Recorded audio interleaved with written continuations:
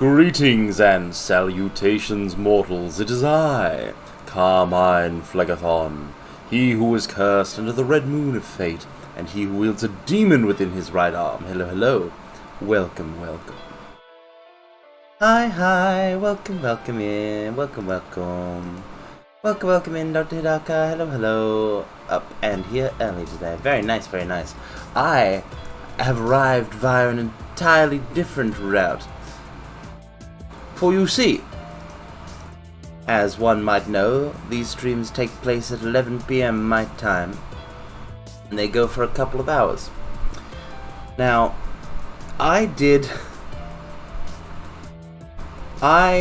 after finishing off yesterday's stream, I went and I did a Yu-Gi-Oh match, Yu-Gi-Oh draft rather, with 4 really excellent VTubers that I was unable to shill at the time on my Discord, because Discord stopped working when we started it, and that was very fun. But basically, I had to wake up at I had my alarm set, and they didn't work. They didn't work. All my usual weekday alarms. I literally woke up at the time we were supposed to start instead of the hour earlier that we were supposed to meet up, and I had my phone in my hand. I was clutching it. And I was like, oh, I see what I've done. I've turned off my alarm in my sleep. But luckily I was able to wake up, and we managed to do it, and we had fun, and that was like 4 hours, 6 hours, something around like that. 4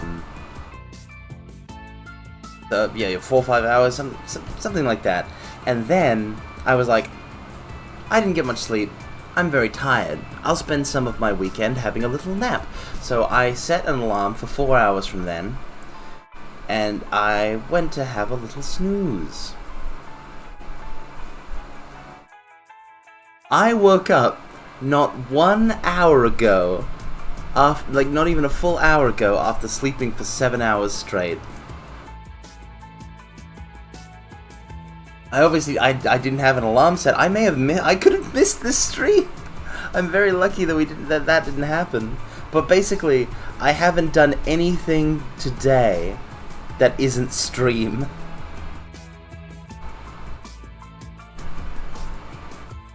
For the most part, it's all been streaming, baby. Ooh.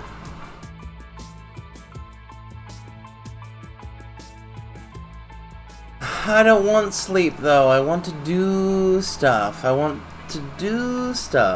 in, Thunderbird Prime channel. Hello. I mean, I am happy that I didn't miss any streams. Streaming stuff is much more important than not streaming stuff. Then do stuff. Yeah, but the thing is, Dr. Hidaka, is that my body is an unruly cur. It requires. It's like, Carmine, give us some sleep, Carmine. Let's just sleep half the day, Carmine. Let's spend all our day sleeping. I'm like, no, I need me time. I need to do stuff, and to think stuff, and to watch stuff, and to play stuff, and all of that nonsense. However, it does put us in a very interesting position. For now, I have only just woke up. I have a family lunch thing tomorrow. And then of course I have tomorrow's stream, and then afterwards I have to go back into a shift in the Hell Mines the following day. I need to sleep at some point, and I don't know when, but I need to sleep at some point tomorrow. But I will not be able to sleep nowish.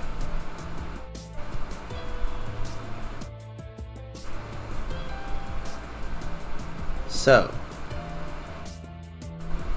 that means that the limiters that are normally in place on my stream time for these streams has been unintentionally removed.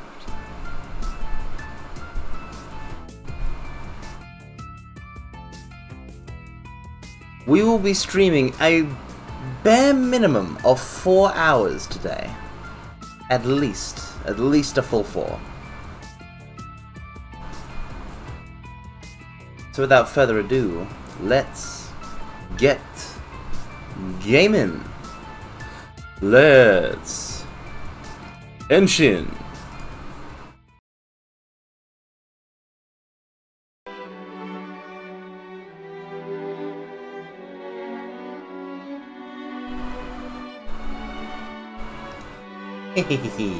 I love Mark's Henshin. I think Kamen Rider Mark has to have my favorite Henshin call, like a favorite spin on it. Axel is up there too with the Shin.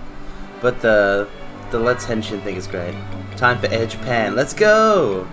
Air Japan sounds like it should be a freaking airline. There probably is one. There probably is an Air Japan airline.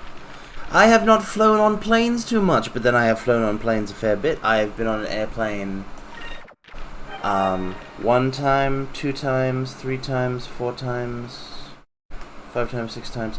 I have been on 8 airplane flights in my life. Because I've needed to fly to a place and fly back 4 times.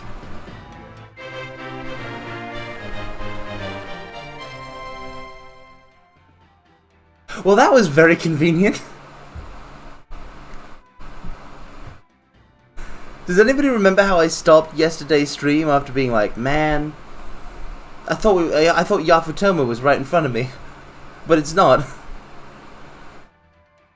It was not even a second's worth of movement in front of me. That's incredible. That's incredible. So the gate was the gate to Yafutoma. Okay.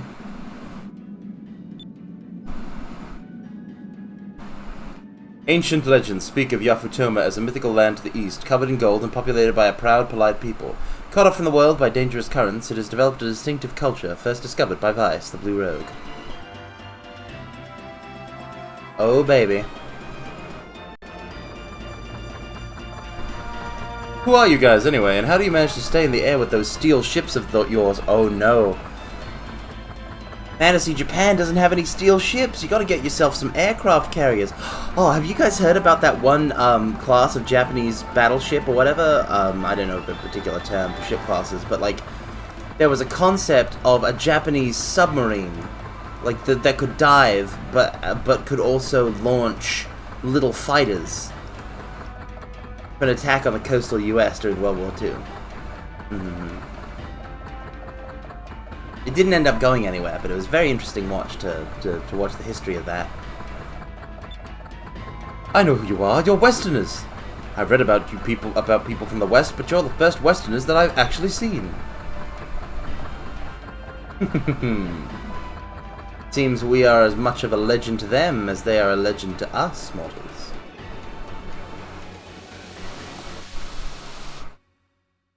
Fantasy Japan. Fantasy Japan. Fantasy Japan.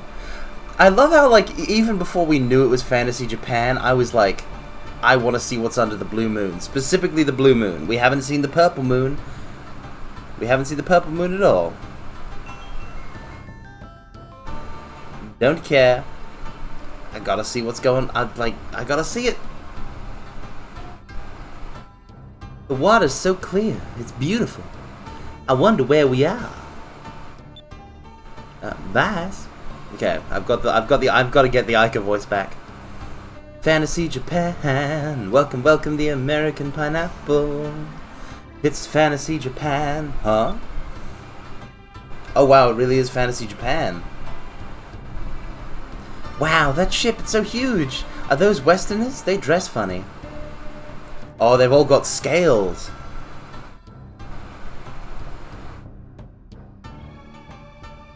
Hey look, their hair isn't black. I wonder what they eat to make their hair that color. My hair... My voice cracked. My hair is really gonna stand out over here. Invaders, why have you come to Yafutoma?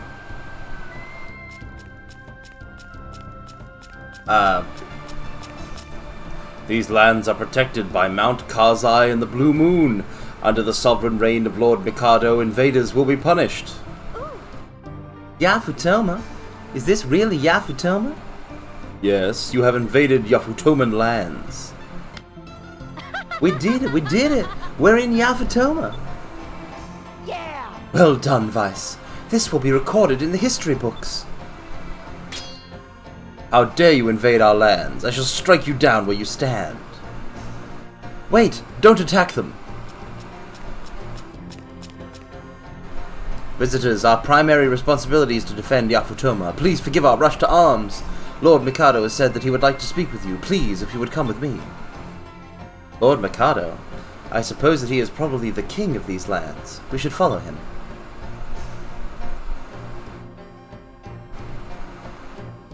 Oh, they've got an emperor! So, you came from the land where the sun sets. Welcome to Yafutoma.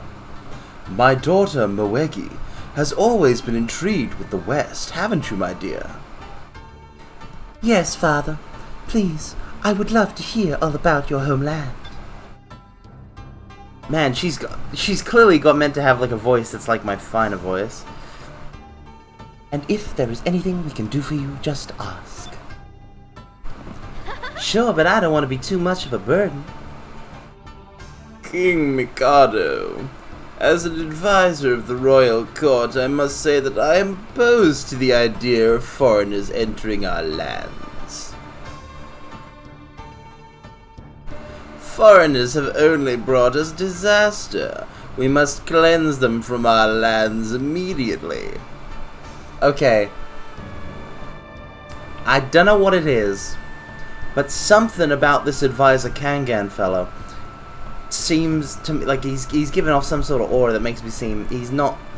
I think he's not entirely on the up and up. I think there might be something off about him. I agree with my father. The Westerners can only bring us trouble. We should dispose of them at once. They are our guests. We must welcome them. And they can teach us a great deal about the West. And there is much we can teach them as well. Villainous? I mean, that's going a bit too far, Dr. Hidaka. I mean, he's an official advisor. I'm sure he's on the up and up. He just has a bit of a vibe to him. But I would like to know why you have traveled to Yafutoma. We're searching for the moon crystals to prevent our enemies from using them to destroy the world. The blue crystal? I think you are referring to the jewel that has the powers of the blue moon. The object that you are searching for lies underneath Mount Kazai. Here in Yafutoma, we refer to the object as the Magosphere. Mount Kazai is considered by our people to be a holy mountain, and deep within that mountain lies an azure-colored jewel. We have come to claim your Nendos. Hand over all the Nendoroids, Fantasy Japan. I want you to clear out Akihabara for me. Our ancestors passed the jewel to the successors of the throne. After the cataclysm, the jewel was sealed inside Mount Kazai. An azure-colored jewel? Vice, that has to be the moon crystal. At one time, Mount Kazai was a volcano, and there is no known way inside. The Magosphere has been lost since the days of the old world. If you were to retrieve it for us, we'd be eternally grateful.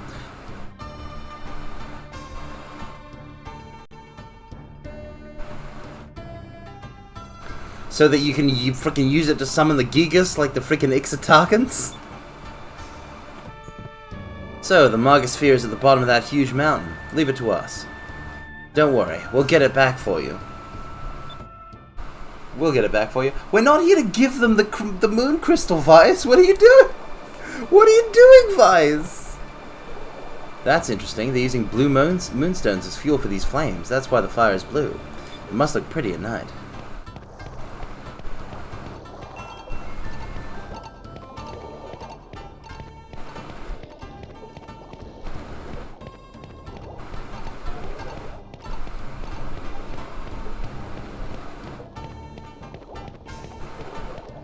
What the? How do I get up? Where's the thing? Is there like a second floor that I need to be on? Okay, there he is. Aha! Got him. Another moonfish for the weird penguin lad. Though we won't... I have no idea how we're going to get back. I don't want to have to go through the Dark Rift again. I'm hoping that we get the technology of those ships. so that we can fly up above. Look! Swans.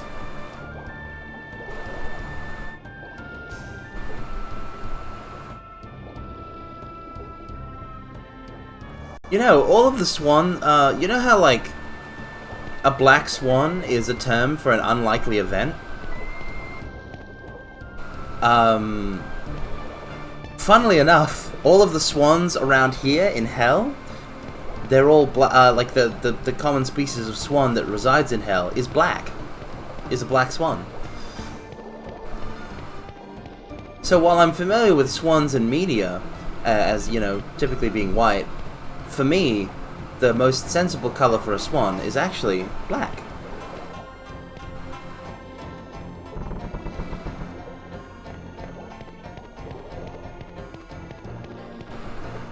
An interesting sculpture. It's a Magatama! That's why it's called the Magasphere! The blue moon crystal's like a Magatama or something, I bet.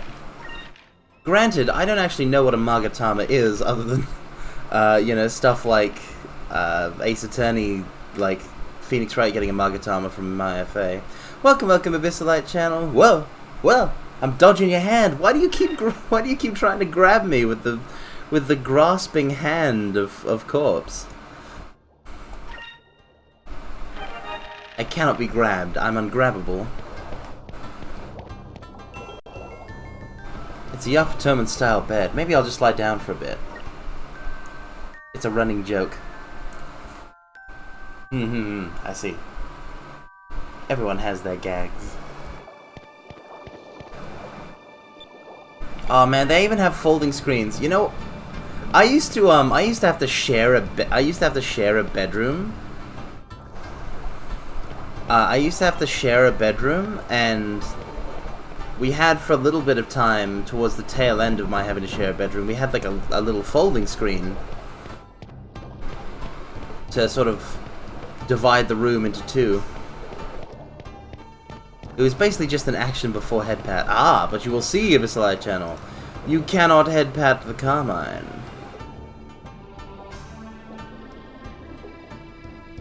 Wait, can't I make that a redeem? Why don't I have that as redeem?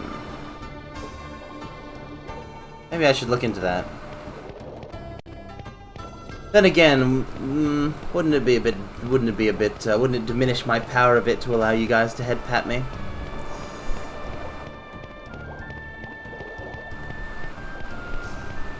I must command fear and respect.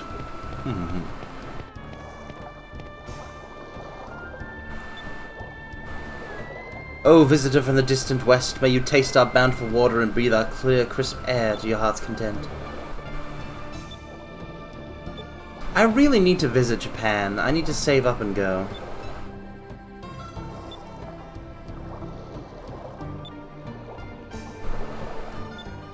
Wow, oh boy, that Yafutoman soldier, he doesn't like us too much.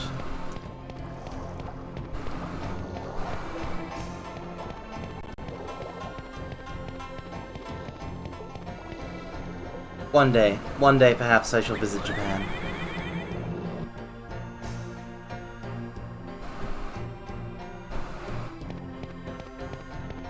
If I hit it big at VTubing and become real big, successful VTuber, I may be able to acquire the amount of funds required to visit Japan. My goodness, it's mimicking you. Don't you go teaching any naughty words now, Vice. Oh man, I didn't even get to. I didn't even look at the other two options. A sculpture of a turtle here. Genbu. Genbu. Genbu.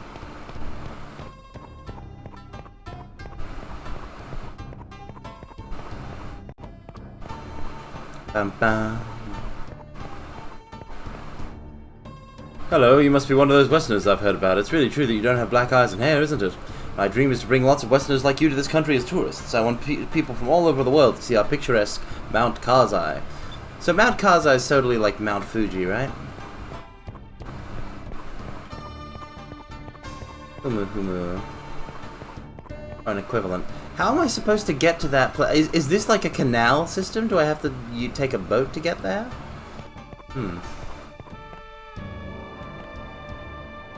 This looks like a game like we have back home, but the game pieces look different. I wonder how you play this game. Ooh, I might be reading too much into it.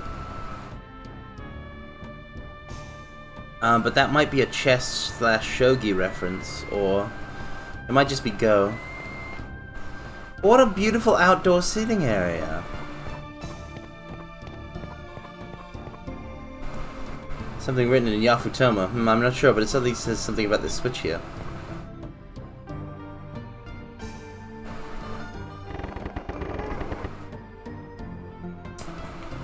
Why would I do that?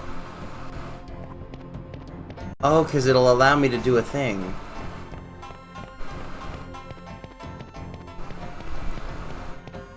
This is a really nice area track. Okay, if I can get a boat, I can sail down and get that chest. You know how to swim, Vice?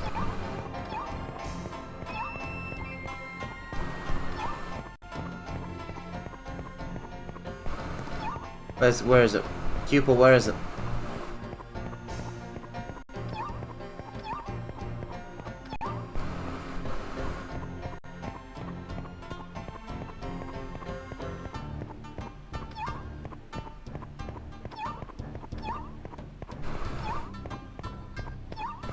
Aha! Cham acquired.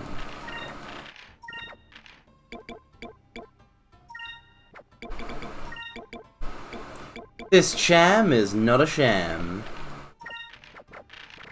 I want to see what lies beyond the Cupel Cutlass.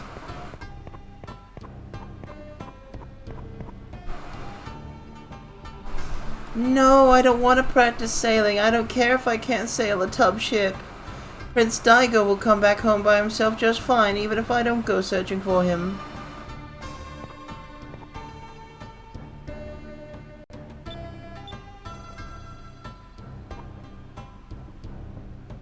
Come on, hurry up and get in. You said you practiced sailing in this tub ship. If you can't even sail a tub ship, you're never going to be able to help search for Prince Daigo. So there is a missing prince. Prince Daigo. Interesting.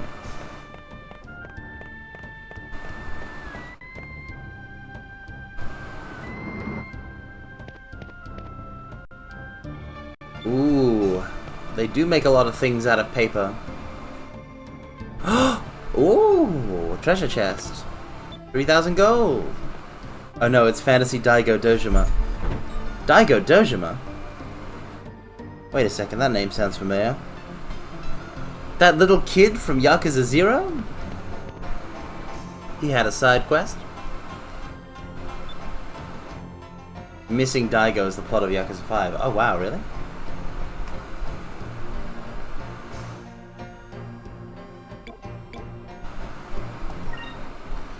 What have you got, Thorn? It might be helpful to have some, okay, some Sacrum crystals. I'm just gonna buy 10 of these. I'm gonna buy 10 Sacralen crystals. I'm gonna buy 10 Rizzlin crystals. Because sometimes you just gotta rizzle them, mortals. Welcome, welcome, Devil-Bladed. Hello, hello. Hi, hi. We're keeping up with Skies of Arcadia. The great wall that surrounds this island was built by our ancestors in order to protect the country. But the great wall isn't what really protects us. What really protects us is the blue winds.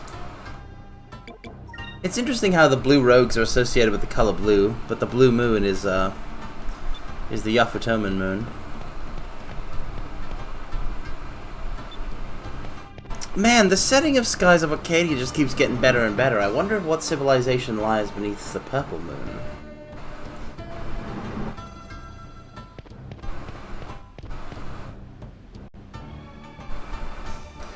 We also gotta get that yellow moon crystal at some point. And also the whale that killed Drachma, the Arc Whale, that's totally the purple Gygus. So why is it, like, it's clearly been on the loose for ages. So who unleashed it, and why? Okay, katana for Vice, katana, katana, katana. Look at that. Katana, kunai, other cool swords and bows and whatnot. There's a kusarigama over there. There's nunchucks, nunchaku.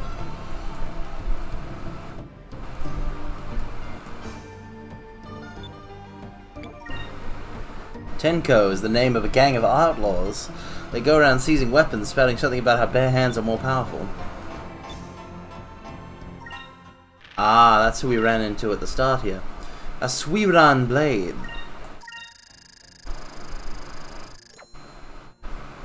Like me a good harpoon. The Yin Wing.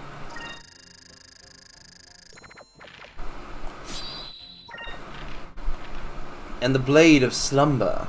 Oh wow, Enrique now has a weapon that can put enemies to sleep. That's pretty nice. Then we want to equip Scale Mail for Vice. Welcome, welcome, Cliff McConaire VT. Hi, hi. How you doing today? Long robe. Equip that to Fina. Oh, it's specifically Fina and Enrique can equip the long robe because they're freaking. Oh, I better sell some stuff.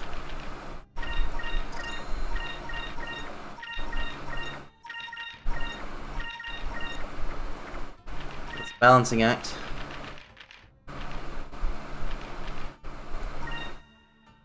A Yafutoman adventurer who earned the nickname Sky King. Wow.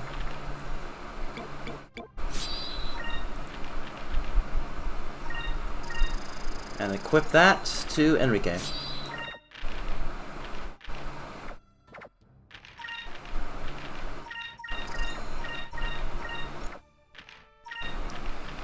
I should sell my old weapons.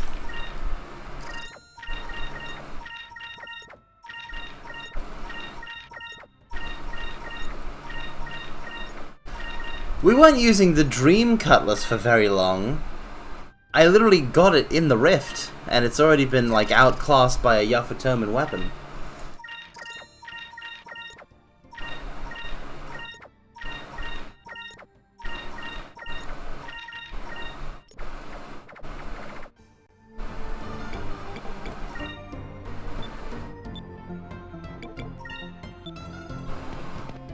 Can I convince those kids to actually... Maybe I have to leave and come back, but those kids, I need them to do that paper tub boat.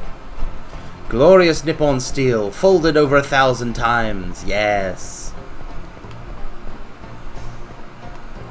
There is nothing a katana cannot cut.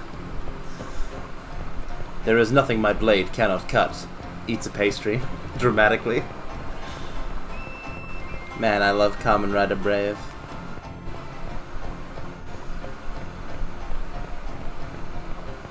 A lost trace of Drachma. No, it's true, Kamiyana. Welcome in, Kamiyana. Welcome, welcome. Alas, we can't cling to the past. We need to let it go. It's what Drachma would have wanted.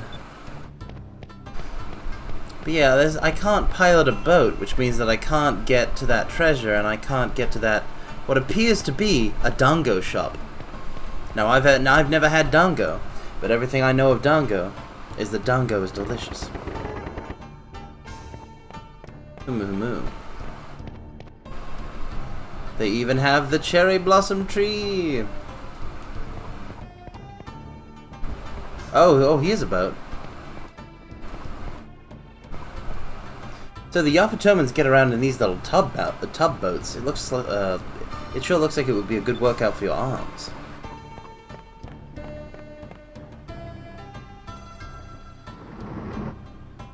Hey, this door isn't meant for customers. If you want to buy something, come around the other side. Okay. So we need to dock this tub boat.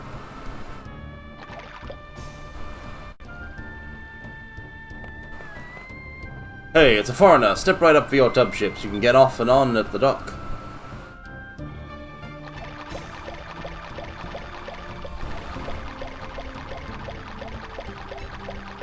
Wow, we actually can just sort of cruise around. I need a dock on the other side. So that I can... Okay, yeah, okay. We'll dock it there. And then do the thing with the switch. Okay, I have to try it. I have to try it.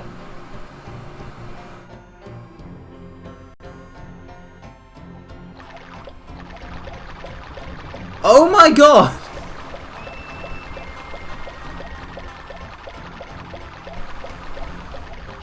Okay.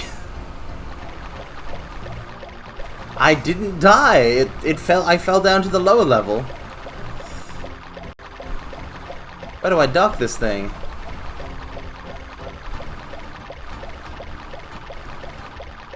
Over there, right? Okay.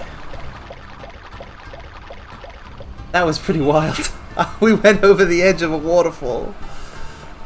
Okay. This is a place I want to fully explore. Princess Mogi has really been down in the dumps lately. I wonder if it's because she's worried about her brother. Goodness me, why am I rattling on to a visitor from abroad who I've only met for the first time? Please pay no attention. Well, thank you for your rattling. It doesn't quite smell like Gloka, and it's green too. It's matcha! It's green tea! Is matcha green tea, or is that a separate thing? I think it's green tea.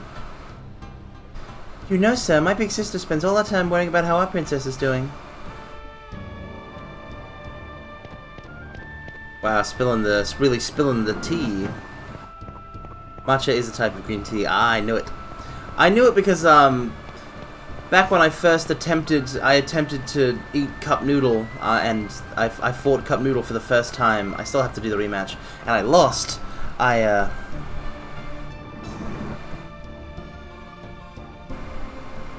got some matcha Kit Kats that they had in the same aisle. Food! Candy inside a small bottle. That reminds me, I really gotta like read or watch Dagashi Kashi. Some kind of cloudy soup.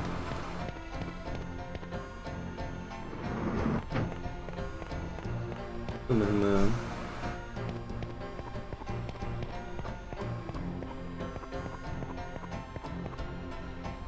These fish look delicious. They look like they've been properly dried, too. Ooh, daikon! It's daikon. Yeah, there's a lot of incredible little touches, Dr. Hidaka. This game is oozing with soul. It looks like Yafutomen is written from top to bottom. I wonder how you're supposed to read it then.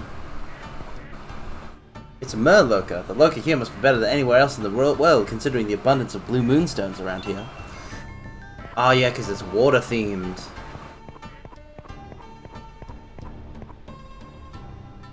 Perfectly smooth lumber of a master craftsman. Oh, you must be the Westerners they're all talking about. I'm Kerala. I'm the best builder in the country. So what do you think of our town? I bet you don't see such fine structures in your country. You're right about that. What a difference between seeing something and only hearing about it. You've really got a fine-looking town here. Haha, do you really think so? Well, it sure warms my heart to hear you say that. Say, maybe I should go back west with you and visit your country. I could probably show you Westerners a thing or two that would really amaze you. Hey, what are you going to do about this place then? It's still under construction. Haha, not to worry. This is my own house. It was getting pretty old, so I decided to remodel. Well, then it's decided. I'll go back with you to your country and build all sorts of things for you. Incidentally, I have a little sister named Urala. You might want to give her a holler too. Oh, we got a Yafutomen on the crew. Let's go. We gotta visit Ixataka. We can probably recruit somebody there.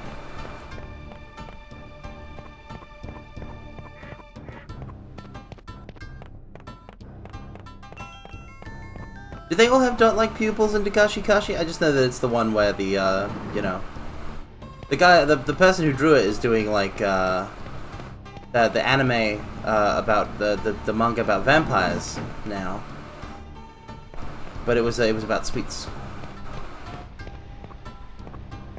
All I remember about Dagashi Kashi. It's a very unique looking style. I know there's like a unique visual style. Oh! What's this? Warp.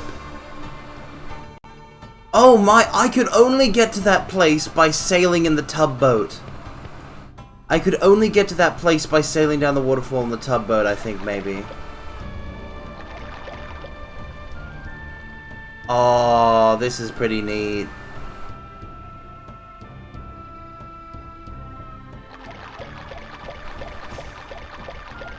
Okay, that's pretty rad.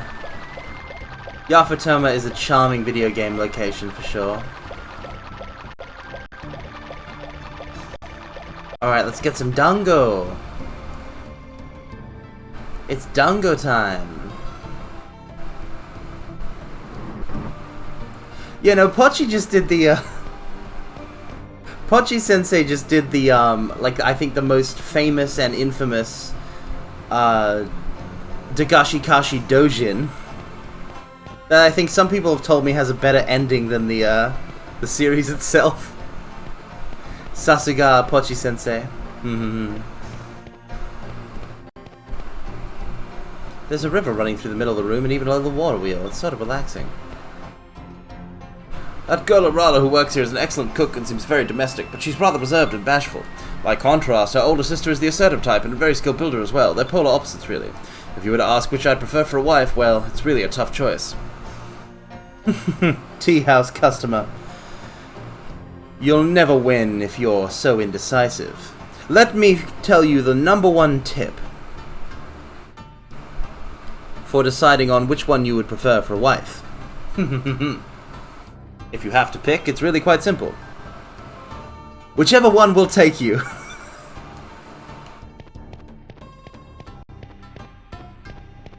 Just take anybody that'd accept you. It's the #1 trick, guaranteed. Pochi-sensei is a treasure of a woman. Yes, absolutely precious, Pochi-sensei. Also, I didn't probably welcome you in, Attenborough 83. You snuck up on me again. You snuck up on me again, Attenborough 83. Welcome in, welcome in. We serve the best tea and dumplings here, and thanks to Arala, we've also got the most popular tea house in town. I don't suppose you Westerners can taste the difference, though. Ah ha ha ha. Alright. Arala, you're working for us now. Oh, please come in. What can I get you? Looks like they have waitresses in Yafutoma, too. Waitress? I'm sorry, we don't have anything like that on hand. You misunderstood. We were talking about you, huh? Oh, I'm sorry. I thought it was what you wanted to order. Don't mention it. We're the ones who should apologize. We're in a bit of a rush right now, but we'll come back some other time, okay? Alright, thank you for coming in. Say, are you by any chance Kerala's little sister? Yes, I am, but why do you ask? I thought so. Actually, Kerala has decided to join the crew of our ship as a builder. We're wondering if you might be interested in joining our crew too. Me, but unlike my sister, I'm not good for much of anything besides cooking. Cooking is a perfectly fine skill to have. How would you like to join our crew as a cook? I'll say, imagine if I had a cook on my crew.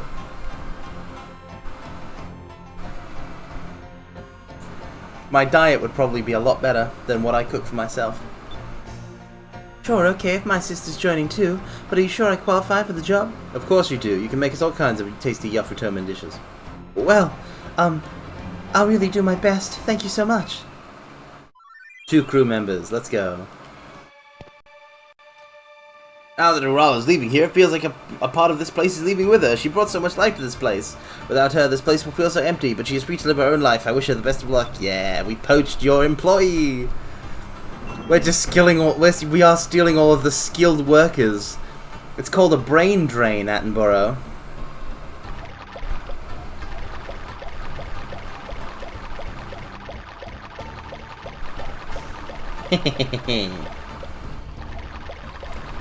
We're poaching all of the high value workers with good CVs for our own purposes. Mwahaha. Private sector domination. Okay, hit the switch.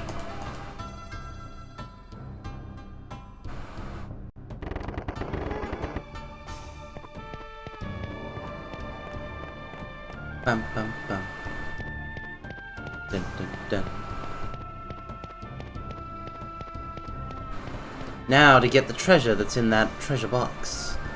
In that takarobako. Isn't just the treasure isn't just the word for treasure chest just the most in Japanese just the most fun to say? Takarobako. I'm probably not saying it right, but like it just seems very fun.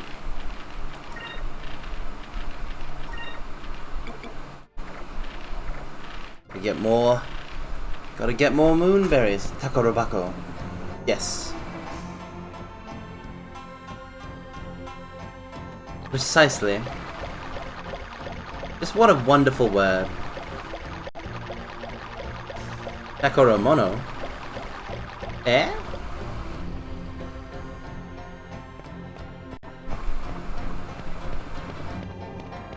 What's that mean?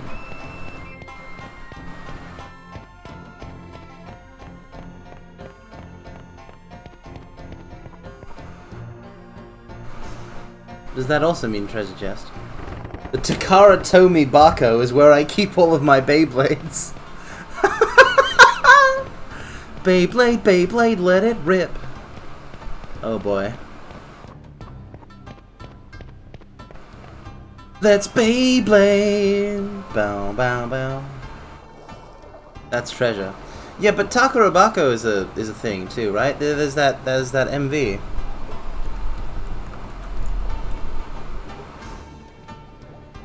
Takarobako is...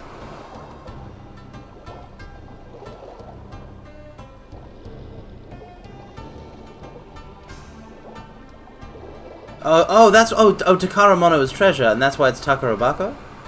Takarobako?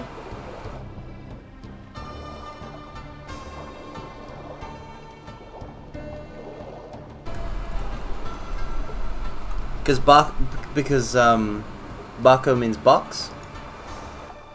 Takarobako is treasure chest specifically. I see, I see.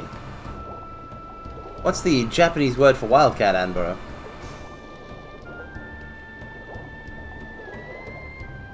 Let's Beyblade! Oh, Yamamaya. Yamamaya! Very nice. Let's Beyblade! Bow, bow, bow! Da da da down, ba ba ba ba bow, ba da da da down, da da da da down. You gotta fall down, hit the ground to get back up again. Let's Beyblade! Bow, bow, bow! I only watched like the first couple arcs of the Beyblade anime. I stopped when they were like in America or whatever, where they were facing the team that had all these wild Beyblade abilities. Let's buy some ship parts! Hako means box, but when it's on the end of something it gets softened to Bako. Oh! You guys are so knowledgeable.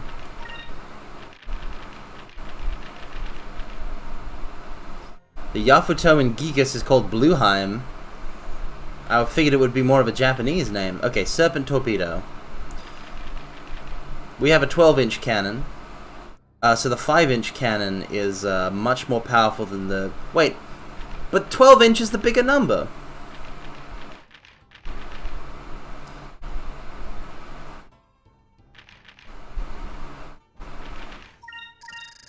One Serpent Torpedo.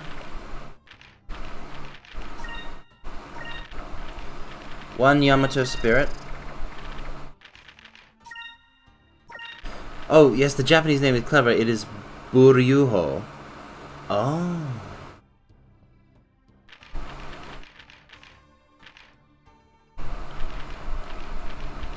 So this one has, they both have SP of 2. This one can be used 3 times. This one can be used 2 times. But this one does more damage. So I want this.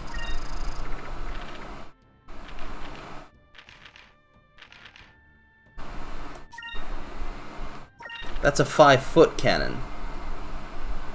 Oh! Oh, so we've changed from 12-inch cannon to 5-foot cannon. Oh.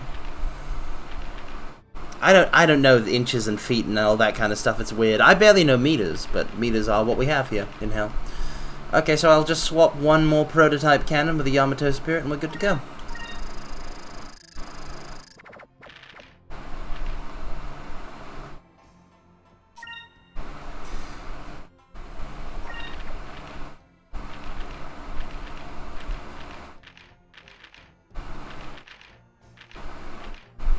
And they have magic defense, and yeah, no, I don't think we need to buy any of those.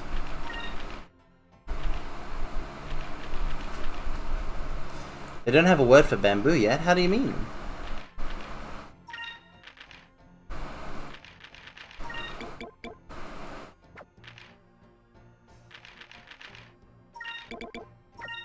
Sell the prototype cannon.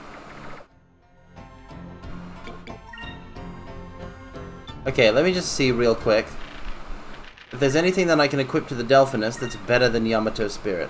A heavy torpedo. No. No, we're kitted out with Yafutoma stuff. They refer to it in the canon description as a cylindrical plant. That's cute. Oh, that's what the cylindrical plant meant. Nicely spotted, Kamayana. Okay, let me just go save on the world map, and then we'll go get escorted to Mount Kazai.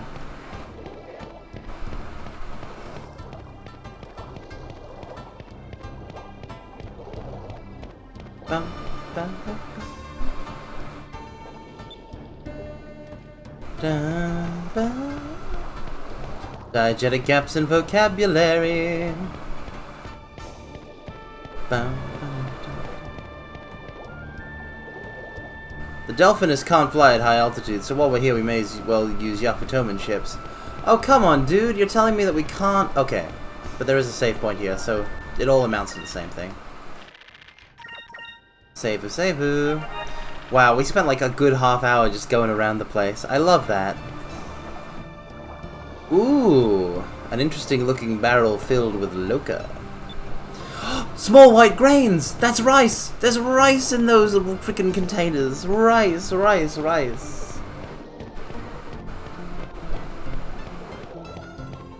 You'll love to see it.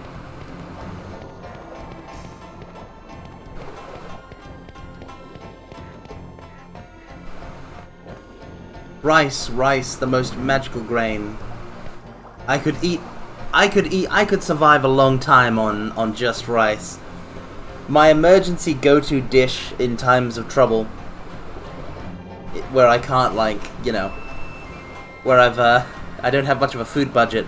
Rice that you salt. You just put salt on the rice and you flavor it with salt. And if I have some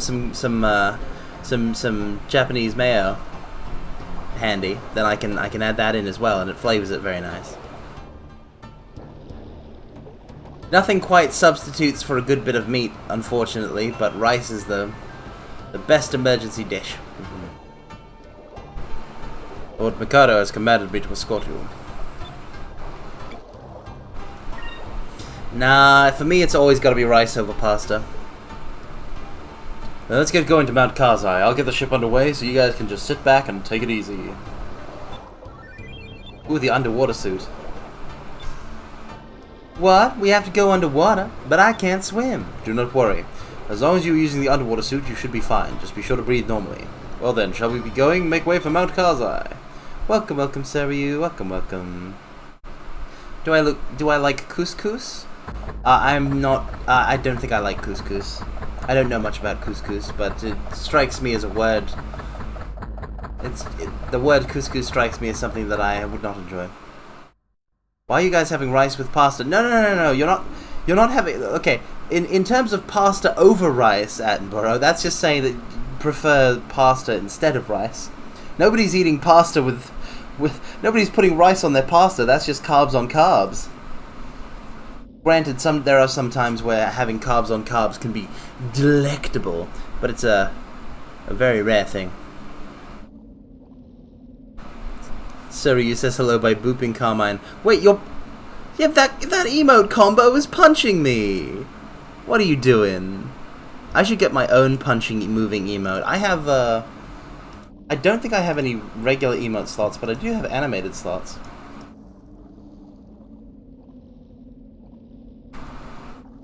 Oh, and I have free emote slots, so I do have more slots as well.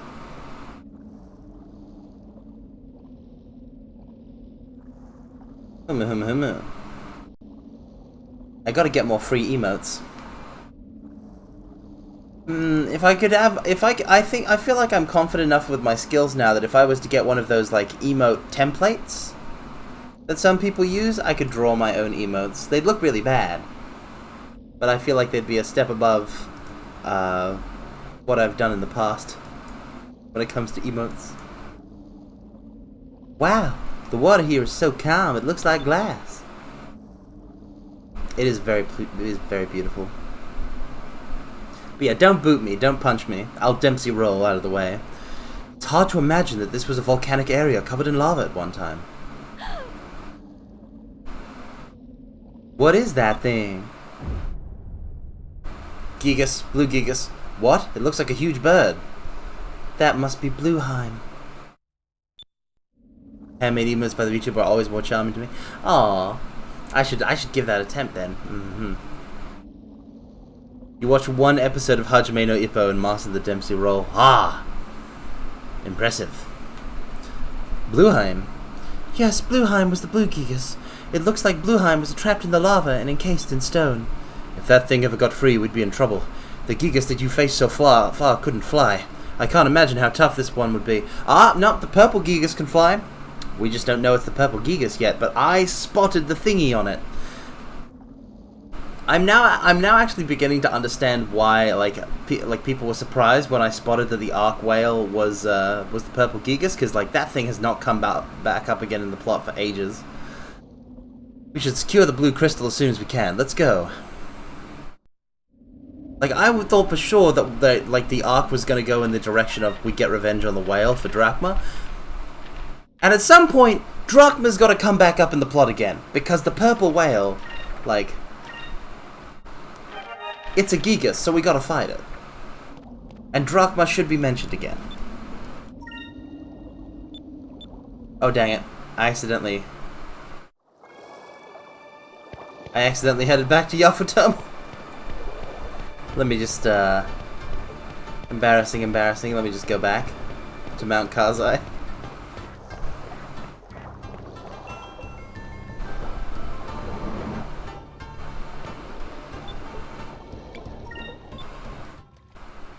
Mount Kazai. Okay. Let's do this dungeon.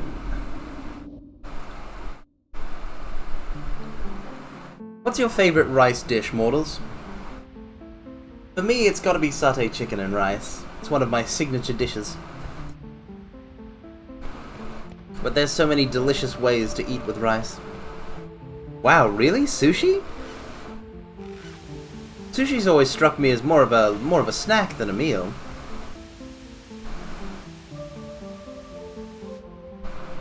But then the only sushi that I like eating is tamago sushi.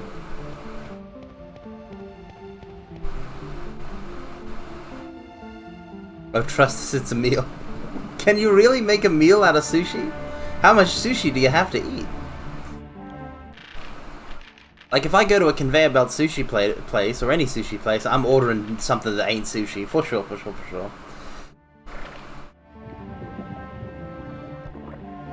Here's the diving suit.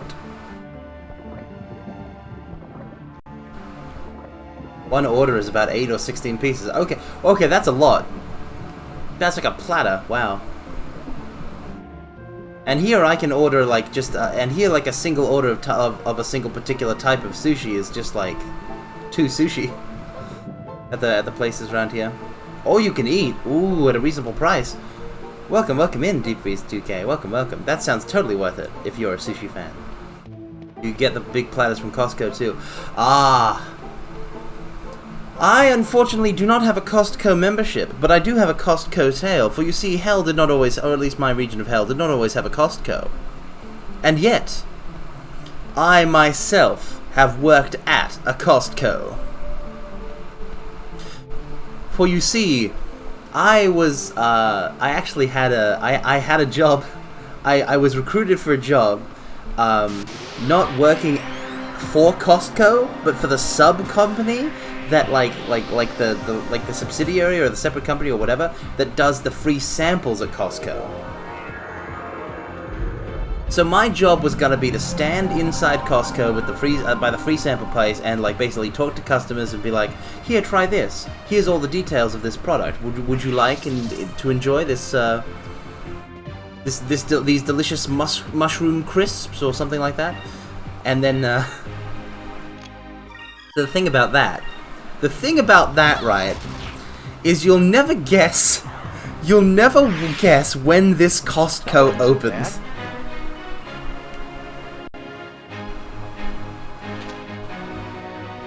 You'll never guess it.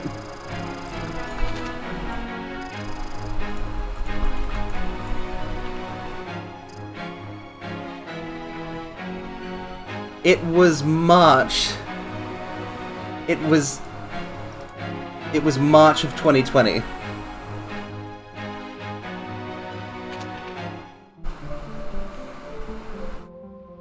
What's this rock? It looks like some sort of switch. So I was getting all ready. I was showing up at the Costco like while they were still setting up the opening. It was gonna do its grand opening, and I was like, you know, I was setting up all like I was learning the trade, and then like just shortly before opening day, it looks like it triggered some sort of water release valve.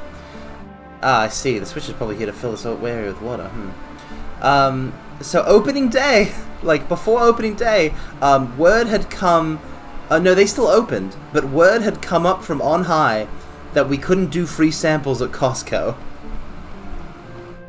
We could not do free samples at Costco, which means that the whole job of what I've been recruited to do no longer existed. However, they still had us for a couple of weeks. So... I have memories of going around, like they had us doing odd jobs. I have memories of going around on the opening day. There was like a line that double stretched around the giant Costco building on opening day, and basically everybody had their trolleys, and I was wiping down trolley handles with disinfectant. And then like on later days, I would either be standing outside by the automated car park to instruct people how the automated car park system worked, because it's just like... You know, you drive in, it scans your number plate. If you're there for a long enough period of time, you gotta pay on your way out. And, like, people didn't fully understand how that worked.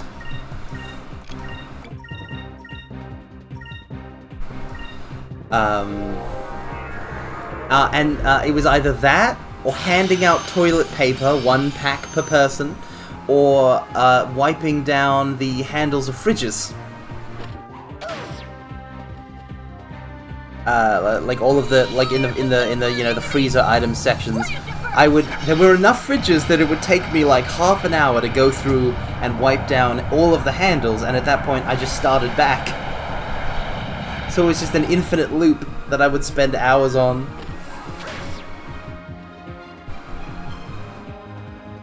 Oh no, the handles were not gross. The handles were not gross. You know, they're just like steel handles. It's just disinfecting them, you know, out of a certain level of perhaps reasonable paranoia regarding people touching things. But the point is that we were just sort of told to do things. We didn't receive any training on it. So like at one point I was like, they asked me to like help out with checkout work, or help out with like checking people's receipts as they left the place, and like I was like, I don't have any training in this. You like this is actual Costco job worker stuff like that they know how to do. But yeah, no, because they needed the jobs, because essentially they needed the work done, they had too much. They didn't have enough jobs because we were doing the jobs that the Costco workers were meant to do. So because we were like part-time and whatnot, they just cut us. That was fun.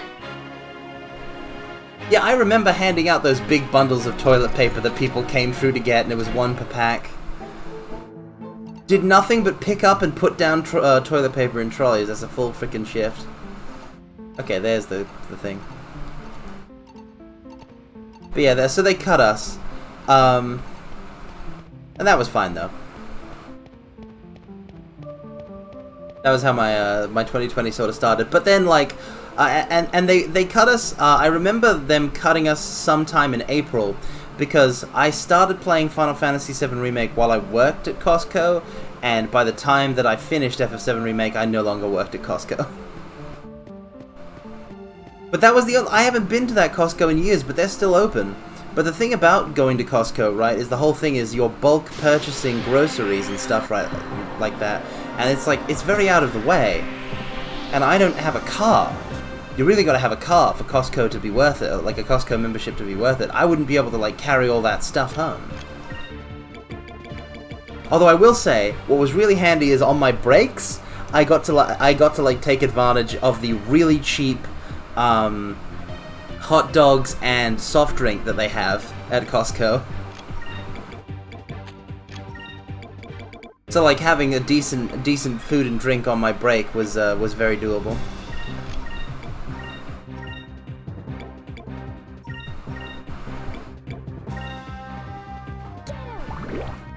Oh yeah, they rocked. Remember your training. I didn't get any training, yes, it was exactly that kind of situation. I actually, okay, fun thing though, part of that was, right, the first time they told us to go outside and the first time they told me to go outside and stand at they told me to go outside and do the car parking job, which was a very fantastic job. I was basically just listening to podcasts in between, because I could have my phone with me. I was basically just listening to podcasts between explaining to cars, like, hey, you gotta pay to get out.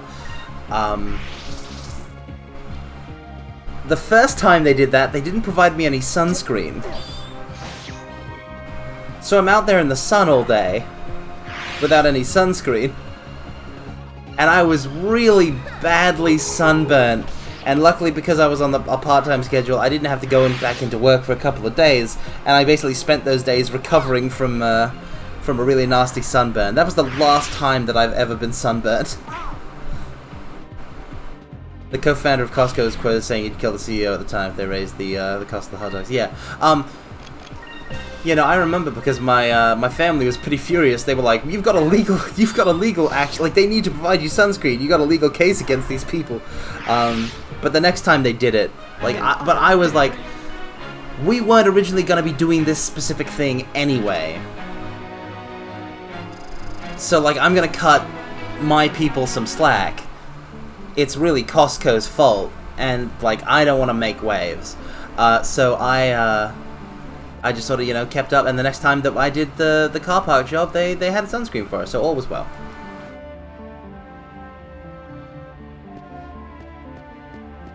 Oh yeah, sometimes I was wiping down, like, counters too, but that was much rarer than the fridge handling. The job was very monotonous, but it wasn't, like, unpleasant or anything. Want me to punch the sun for you? Yes, please, Soryu. The sun is my deepest nemesis. I would like it to stop. I just want the sun to be at a manageable level, you know? I don't want the sun to go out completely or anything, but, like, come on. It doesn't need to be burning so brightly. Kill the sun. That reminds me of a JRPG that, by which I mean like a Japanese tabletop role-playing game that Halbanock showed me one time, where you play as vampires. I'm pretty sure it was Halbanock. Where you play as vampires in a setting. You play as vampire nobility in a setting where, like, vampires rule because Dracula fought the sun and won. Because Count Dracula killed the sun. Which, like Japanese tabletop role-playing game concepts are insane. I love them. Like, there's Giant Allege, there's something called Giant Allege, and the thing about Giant Allege is the whole concept of Giant Allege is it's like a sort of, I don't think it's post-apocalyptic, but I think yeah, okay. So it's set in in a kind of far-off post-apocalyptic Australia, where lawyers engage in mech battles to win legal cases. That's Giant Allege. I'm not making any of that up. That's legit. Do they have mechs in Australia? They might have mechs in Australia. I've never checked. Fire objection missile. Yeah, like the way that Japanese TTRPGs work are very different to something like Dungeons and Dragons. Usually you don't like decide to create a character and you know build a character. It's all done via random dice rolling. So you just sort of play whatever character the game provides you through random chance.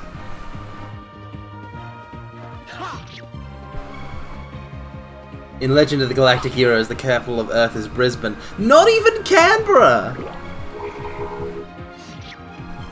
Not even Canberra! The one thing I know about Australia is that they had an entire new state. Oh my god, look at that animation, that's terrible. They built an entire city called Canberra specifically because Melbourne and Sydney were fighting over who would get to be the capital. But it isn't Canberra, Sydney. It isn't Canberra, Sydney, or Melbourne. It's Brisbane. Who's even heard of Brisbane? What a wild choice.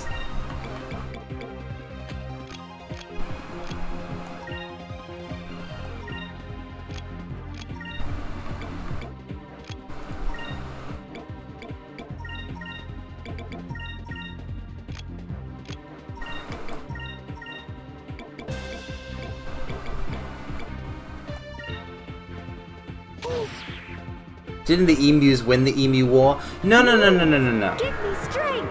It was a draw. Which is basically a loss because they were, they were fighting emus. But there's no way for the emus win. There were no casualties on the, the Australian side of the Emu War. Hey, I've got no horse in that race, double-bladed. Bow, ba, bow.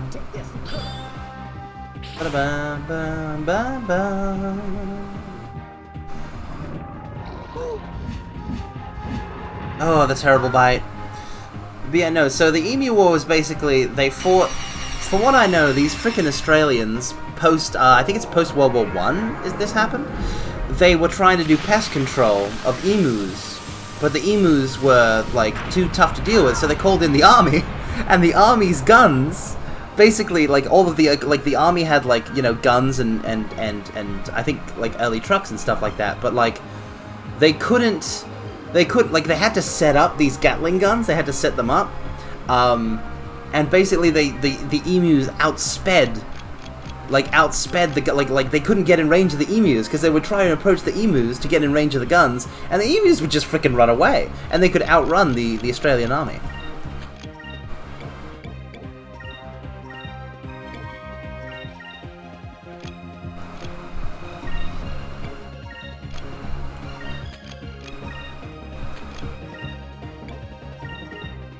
Their skin could actually bounce the bullets too. I don't think that's a thing. I think if you shot an emu would die. For sure. But yeah, so because they could not kill the emus, but because also the emus could not kill the Australians, I would think that you would call the Emu War a draw. Although to be fair, if you're drawing with a frickin' animal, that's pretty much a loss. The bullets seemed to bounce off them. It was reported that one emu was shot 6 times before running off. Yeah, but that seemed to... They probably just, like, I'll resist it, like, they probably took the damage, but then just, like, walked it off because they're emus with extreme emu power.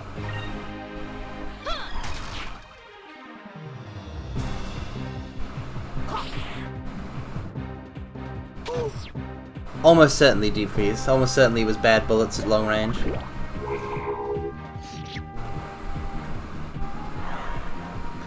I mean, it's hardly the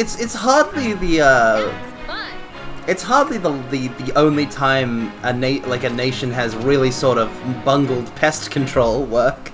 Because the Emu War is just what the news called it. It was essentially a pest control operation. Like, wasn't there something like that in China, where they waged war on on 4 different pests, like locusts and things? Or is that a different thing?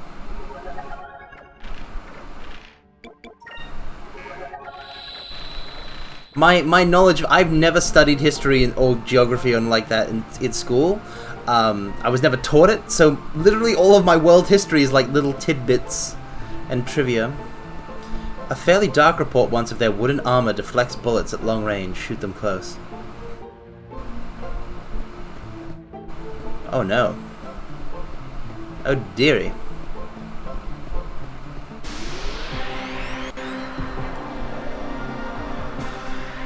But okay, I want to use the Switch here. I want to use the old Nintendo Switch.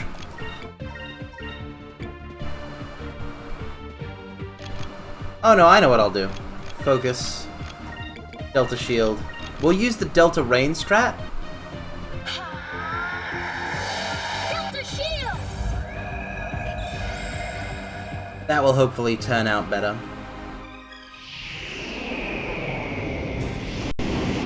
Bum, ba, bum. Dum, dum, dum, dum.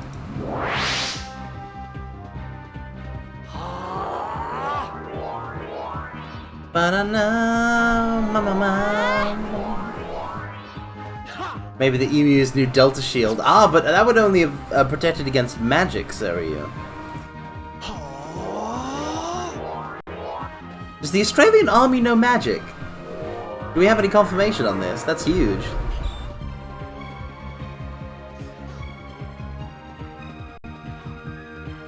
Guns are alchemical magic. No, they're not.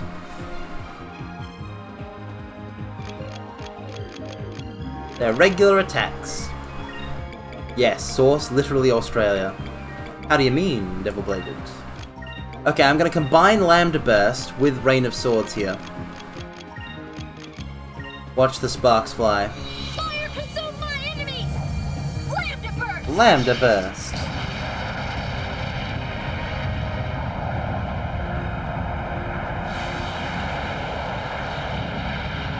Rain of Swords will finish this lot.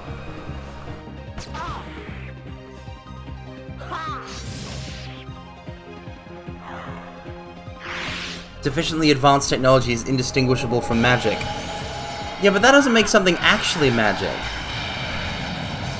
It's the PvE continent at the edge of the map with level 80 small creatures. Carmine is the real world's equivalent to FF8's the island closest to hell.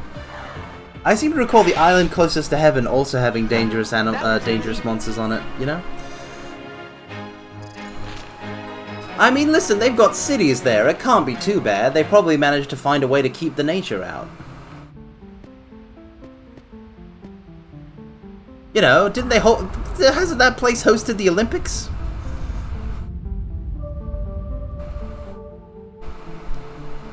Increase the water. The water must increase. Gotta hit all the switches.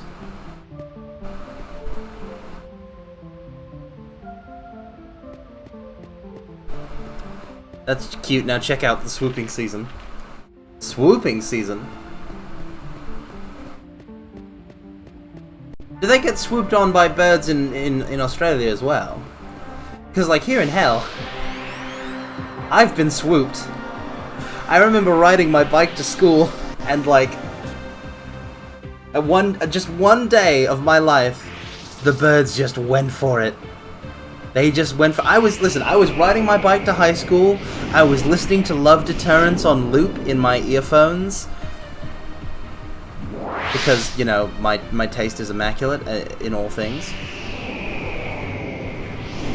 Frickin' ambush. Damn. And I got swooped by birds!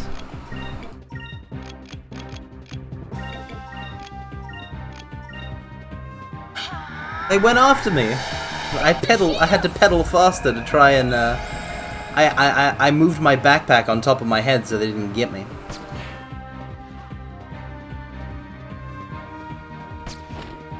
Was only the one time, though. Ah! Rain of Swords!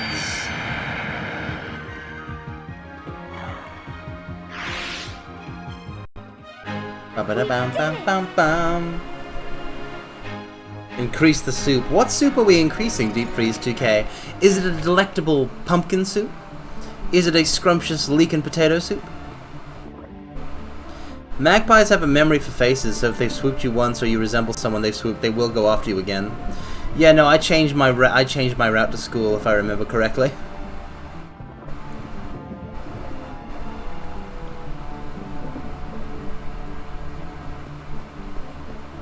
Oh, this is still all land.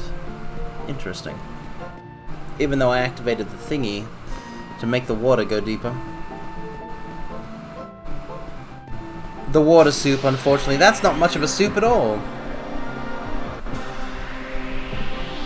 Does the ocean count as a soup? No, it does not. Because it is the ocean. One thing that I do appreciate is if you get ambushed in this game, right?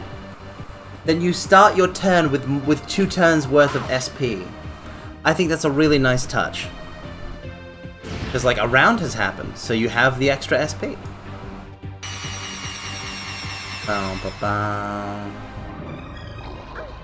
It's a liquid base with meats and veggies. It's too big to be soup.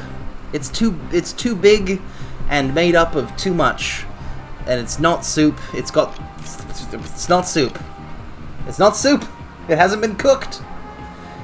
It's not a soup unless you cook it. It's not a soup unless you cook it.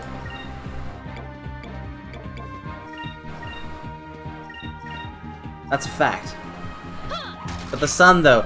The sun does not have enough heat energy to cook. Like, the sun can't even penetrate the entire ocean. Most of the ocean is an inky blackness of despair. Ooh, critical hit. So it hasn't been cooked. Therefore, it's not soup.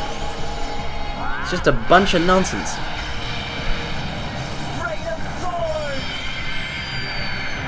Rain of Swords.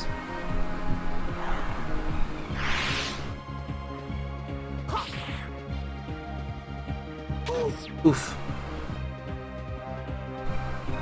No, don't use your terrible bite! No! Fine, no! It's okay, I have a solution for this. No, Enrique! Oof.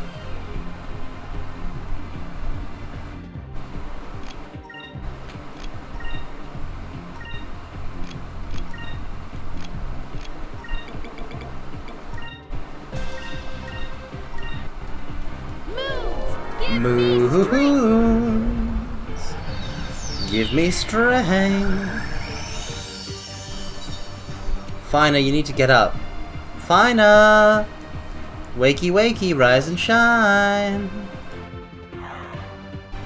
Wakey wakey, eggs and bakey.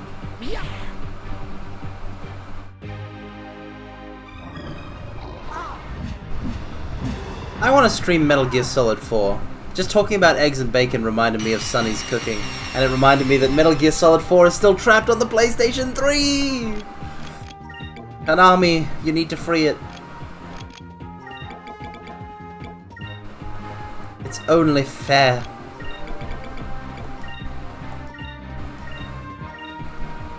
Moons, give me strength. Okay, we got 2 50-50 shots here. That's gotta have worked. No, it's missed. Moons, give me strength. Oh, that worked. Nice.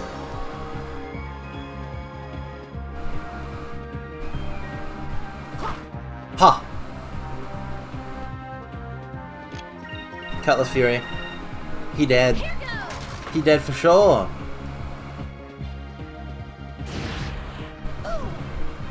I don't know what happened, like, I don't know what it means when their names go, like, purple sometimes. I honestly don't know what that means. I really wish that I'll tell you what I wish I had. I wish I had the manual. The Skies of Arcadia Legends. Game manuals are such a cool thing that don't exist anymore. I remember the days, right? Like coming home from the video game store with a new video game, with Kingdom Hearts 1 or Kingdom Hearts 2, there was a beautiful manual in the box that you'd crack open the box and you could read the manual on the way home. But nowadays, even though I still buy physical games, there's nothing in there but the disc. And sometimes the disc doesn't even have the full game on it. But usually, there's downloads and whatnot, patches and of the day one variety and all that jazz. Okay, I have no idea where the heck I'm supposed to go.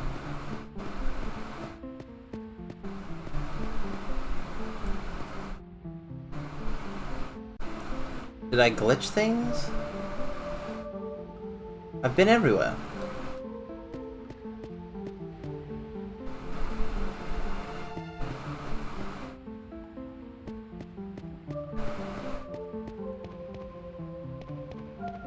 Oh, over here, okay.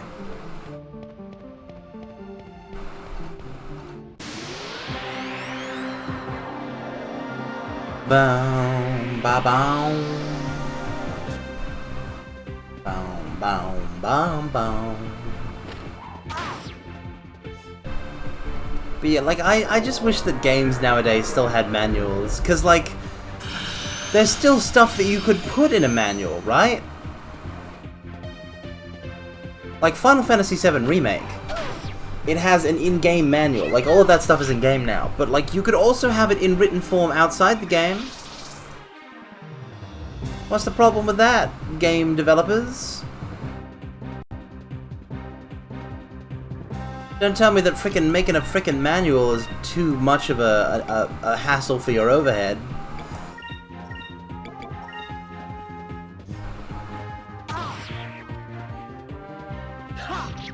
Bum bum bum bum. Da da da da da.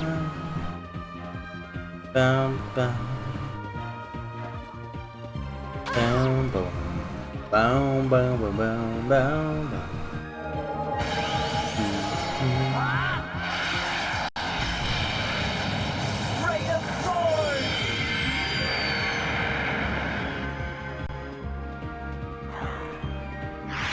I would like my free 1-2 blank pages to say notes again. Oh yes, Kamiyana, Kino, Kino, Kino, Kino. Love that. You can take notes. You can take notes about the game. Oh, Sakuran. There we go. Fine now. She's got it. She has learnt the final green magic. There is no more green magic to learn. Gonna swap that back to silver now. I like how there is there's no sacrilene that can be used on everybody. If you want to hit everybody, you gotta sacrum it. But this is huge. It even costs less than sacrum, which is fantastic. Okay, now that they're both switched to silver, this is gonna go even faster. Cupel learned to morph into a cutlass by watching Vice fight. Cupel Fury! Yeah, nice work, Cupel. This is also a really unique looking dungeon. Pretty fantastic. Boom, boom, boom, boom, boom. Okay, everything's still dry here. Ba-da. I mean, yeah, they'll claim it is when it's not. Remember, like, so they're gonna try and phase out physical games, right? But they're not gonna drop the price. Like, so when I bought my PlayStation 5, I had the option to pay like $100 less and receive the digital version of the PS5, which has no disc drive. No disc drive.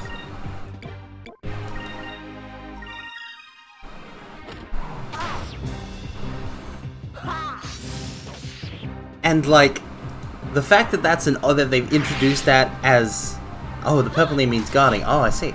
The fact that they've introduced that as an option is very bad.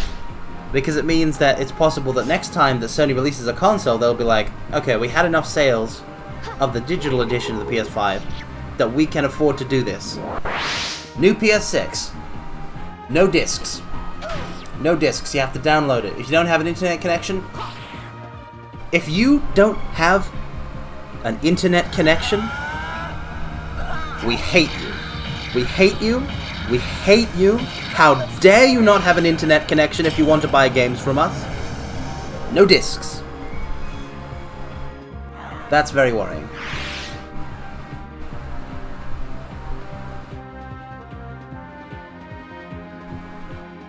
The walk back on the drop in price.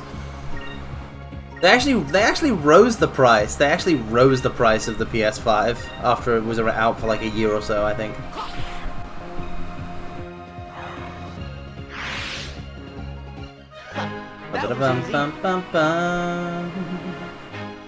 I still think it's amazing. I've had this PlayStation 5 for over a year now. I got it as a joke. I mean, like, I didn't get it as a joke, but like, I got it because of a joke. I had just been paid for that fortnight, and I was in an electronics store for a completely different reason. I think I was just picking up a new set of earphones, and I jokingly was like, "Hey, you got any PlayStation 5s?" As a joke to the cashier, and they were like, "Yeah, I think we just got some in. Let me get somebody from the back." And they had PS5s. They had gotten PS5s in for Black Friday. Yeah, I've had this my PS5 over a year now, and as somebody who had a bunch of PS4 games but no PS4, fantastic deal.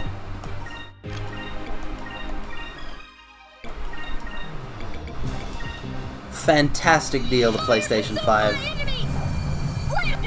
Because it can play all my PS4 games, but also the PS5 games.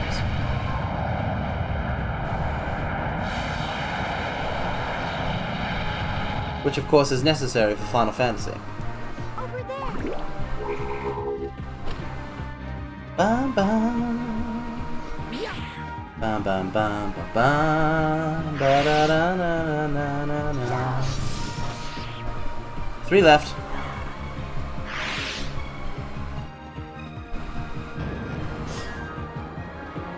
But yeah, I think it'll be really sucky if they completely switch to digital games on something like the PlayStation 6, and video games still cost exactly the same amount, because why would they reduce it? But you've reduced your production costs. You've reduced your production costs massively. And like, we know that you're not passing those savings on to the consumer. Like, that is my hope. I actually am hoping for... I'm hoping for something cynical. I'm hoping that they keep physical game sales around with stuff like that there will be an option for a PS6 with a disc drive, because just to avoid getting called out on the price of games. If they want to raise the price of games again, to avoid getting called out, they keep physical game sales around so they can point to that. An utter victory.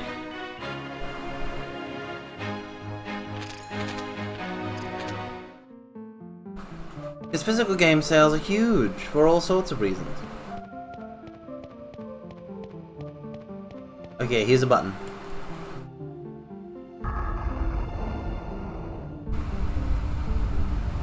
Ooh. The level is now high enough to do that.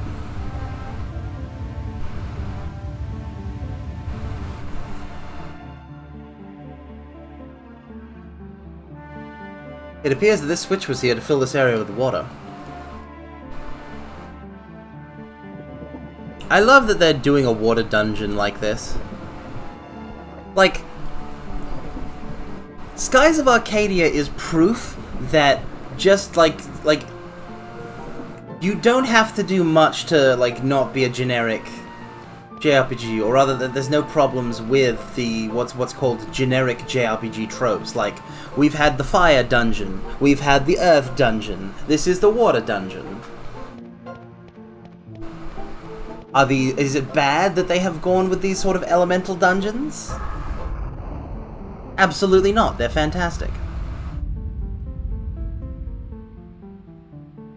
Because they're doing something interesting with it. That's all you have to do.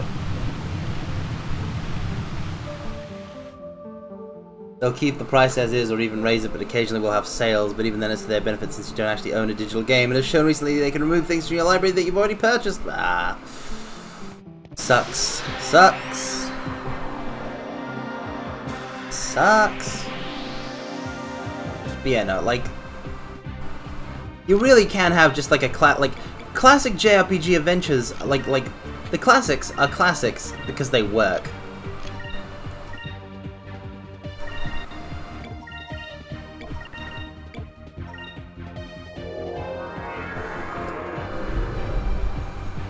Like Final Fantasy 1, I really love Final Fantasy 1. I think it's a great game. I think it's fantastic.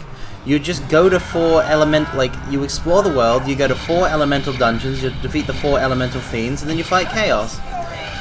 And there's stuff that happens like along the way that means that you're not just doing that. Like there's Astos, and there's the pirates, and there's frickin', you know, you go in here, and then you go in there, and you gotta get the Mirage Tower to go in the Flying Fortress. It's those little details that make each JRPG adventure unique. Like I've been playing Dragon Quest II recently, and Dragon Quest II has felt very different to Final Fantasy 1. And it's been its own interesting adventure. Doesn't quite have as interesting dungeons, but like overall the setting is pretty interesting.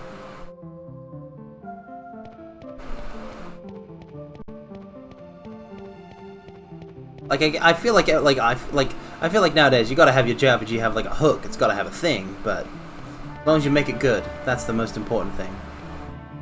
The core of it's just gotta be good. How are things not at the high enough level yet? Oh, I gotta go over there and do that one. I've been bored in elemental dungeons. It's entirely possible to phone in a lava place. Oh, for sure it is, Kamiyana. Do you have any examples? Like the fire not every fire dungeon is as good as Skies of Arcadia. Skies of Arcadia has a fantastic one, but like Mount Gulg is fantastic. I love Mount Gulg.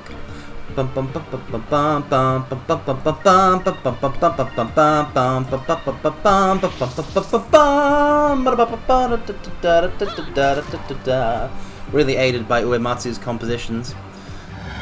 It's hard to avoid element dungeons and make them engaging. I mean, what's elemental exists when you get down to essential foundation. For sure. Like if you design if you design your dungeons to be different enough, then they probably will sort of encroach on.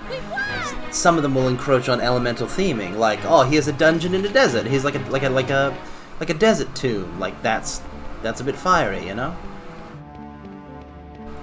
Here's a seaside island cave. It's a bit watery.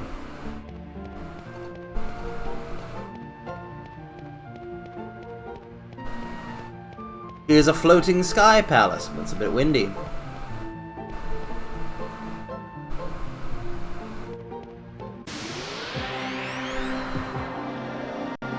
Bow, ba bow.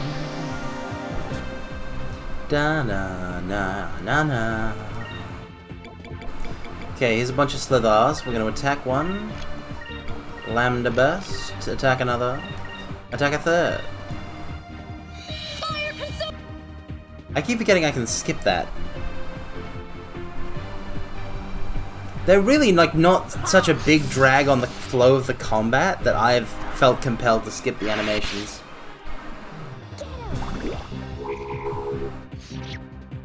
Ah, Fina, she's killing like a champ now.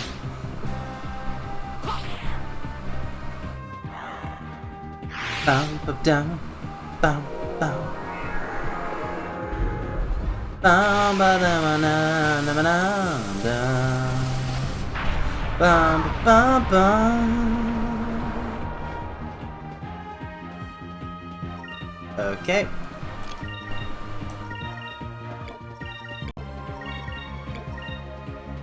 Kill. Kill, kill. Kill, kill.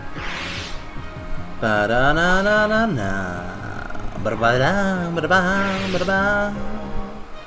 Ba-ba-da-bum-bum-bum-bum. Thank the moons. Okay. So we can go down into the depths of the water here, but let's not for now.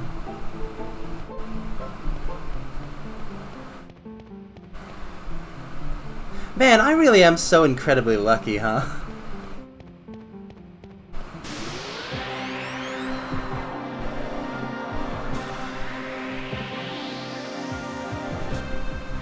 No, I was just thinking, like, I get to play this for the first ever time. Okay, Lambda Burst isn't gonna work here, so let's just try and Cutlass Fury. Let's get one kill, because these things can drop moonberries, and then everyone go for the second. I get to play Skies of Arcadia for the first time, and this game is a fantastic, wonderful JRPG. And I get to share it with all of you. Like, every stream that I've streamed of this, people have come to, like, hang out and talk, and we've talked about a whole bunch of different stuff. Like, we talk about all kinds of weird topics.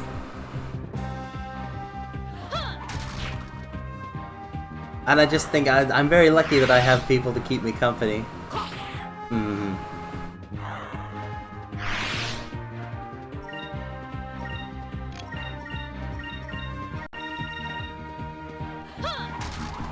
Oh yeah, so many people, Attenborough, have just showed up and just been like, Skies of Arcadia, favorite game, fantastic. And I'm like, yes, yes. Correct. It's been great.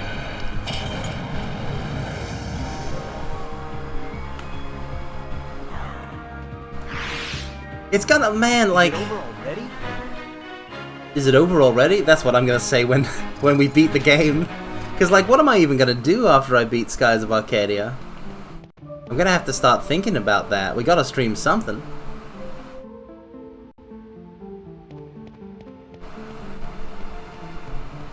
Like, do I become JRPG streamer? Because, like, I've been having a bunch of fun streaming a JRPG. And that, like, people have been enjoying. Which is wild. Yes, I'm... Valkyria Chronicles time. Get back into Yakuza. Yakuza is not a JRPG until you get to 8. There's a lot of Yakuzas I'd have to play beforehand. Okay, let's go after the Galupas first. Valkyria Chronicles time. I actually have Valkyria Chronicles, I'm pretty sure. Let me check. Yeah, I have Valkyria Chronicles. We could stream Valkyria Chronicles. If that's something people would be interested in. It's an action JRPG, huh? Nah, Thunderbird, nah, it's a brawler.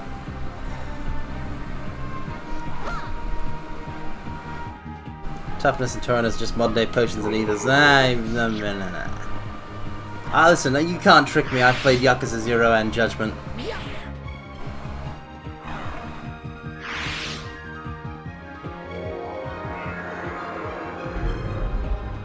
Ba-da-bow, ba-da-bow, ba-da-bow.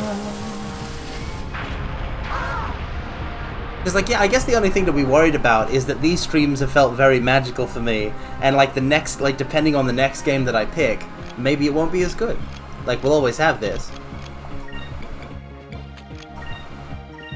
But it just might not. It just might end up not being as good as these streams. But I want every. I want to keep getting. I want to keep having better and better streams. You know.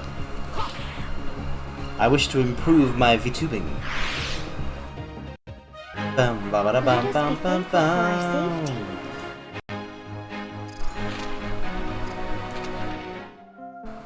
Oh no, Attenborough!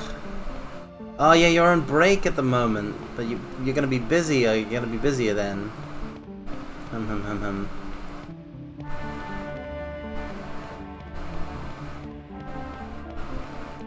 Okay, I've got most of this room mapped out, which was my objective with running all over the place. Now let's go down.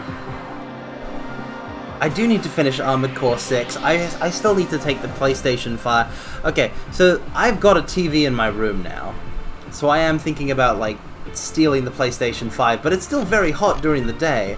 And there's only air conditioning downstairs. So it currently behooves me to keep the PS5 downstairs.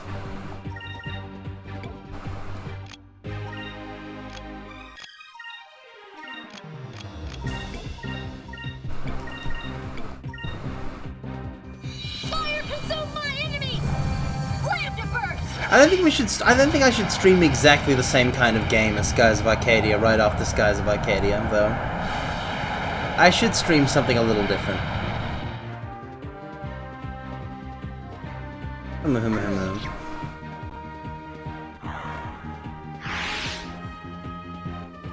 there! Just have mostly evening classes. Oh, I see, I see.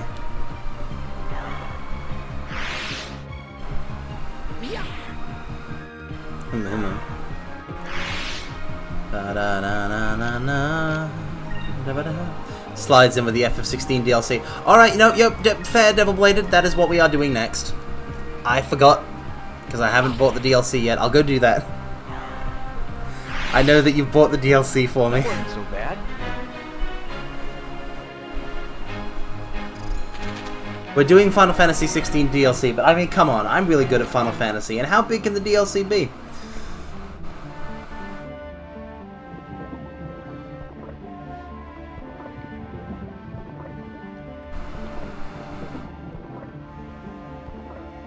They really are using the 3D to the fullest. Like, this kind of dungeon where it's, like, constantly changing floor with the water, like, I could see that being really annoying in a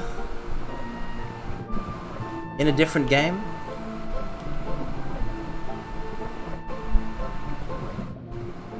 Oh, this is the place that I just was in. This is the underwater version of it, I think.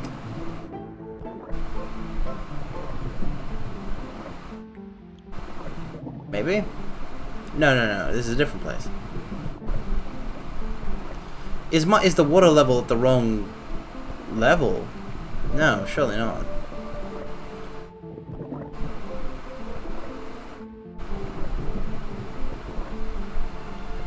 Yeah, the moonwalk is pretty great.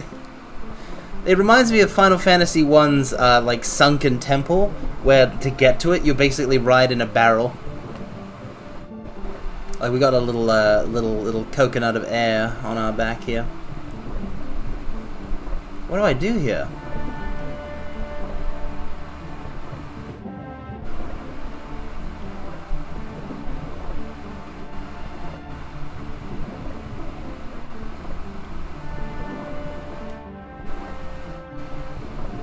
None of this is accessible.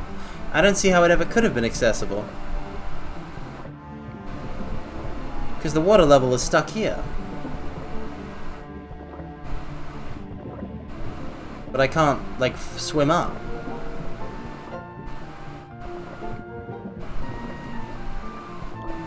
Like, was there ever a point at which I could, like, do anything by going down here?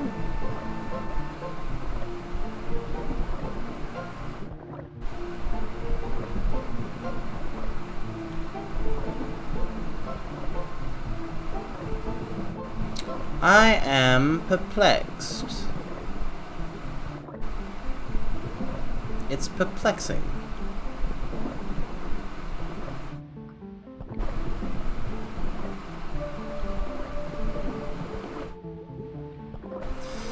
And man, it's been so long since I've controlled Clive. It's hard to... it's weird. Okay, it's incredibly weird to think that it's been like half a year since Final Fantasy 16 came out. I've had like a lot of complicated internal feelings about that game because I love Final Fantasy 16 extremely deeply and I loved playing it, but I had such like huge expectations of it, and the response to the game in various places has been such that I've been like, was it really that good? That I've been like thinking about like my own internal did I judge it accurately? But like, especially in recent days, I've gone back and I've listened to My Star. I've listened to Moongazing and My Star, the two ending songs of FF16. I'm like, yeah, the game rocked. Oh, this is what we're doing. It's a dive! Okay, I just have to remember the shape of the room. Okay. It was good. Like, yeah, it was good, but was it really good? Devil Blade is more accurate. Like, was it all it could be? It could just be like a 7 remake thing where like everybody that I keep seeing people bashing it like all the time. Okay, so anything on the right side, the right hand side, there's this in the middle here. I don't really lose anything for trying. So top left, slightly off, slightly center right, so okay, so top left, top center right. Those are our first 2 targets, top left and top center right. A good old you must think in 3 dimensions water dungeon. It was a billion years ago, but I remember when I did Ocarina of Time, the water temple gave me some real trouble. I'm still so sad. I had a conversation on Twitter the other day with Courier C69 about modern Zelda, where we had like a bit of a debate on Twitter of all places. But basically, I was just like, I'm sad that they're not ever gonna make a Zelda like Ocarina of Time or Wind Waker ever again, because they've said that they're gonna copy Breath of the Wild and Tears of the Kingdom, and you know those games are very popular. So I can see why. But the thing about that is that, like, they weren't like the classic 3D Zelda games. And there's only 5 of those. I've counted. There's only 5 classic 3D Zelda games, and I have never encountered a game like them. So I was sad that they're, like...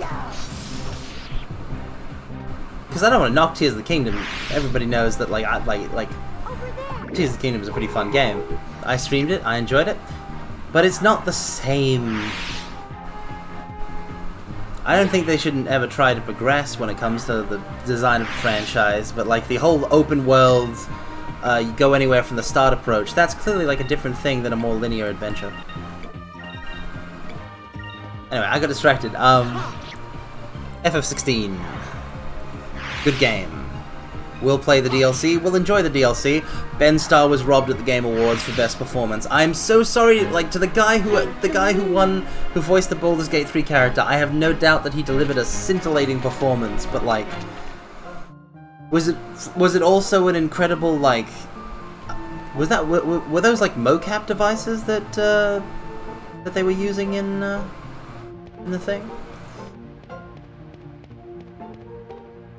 It was something like that. Oh no. I need to do the other one. Oh no, I've landed on it. I've landed on it.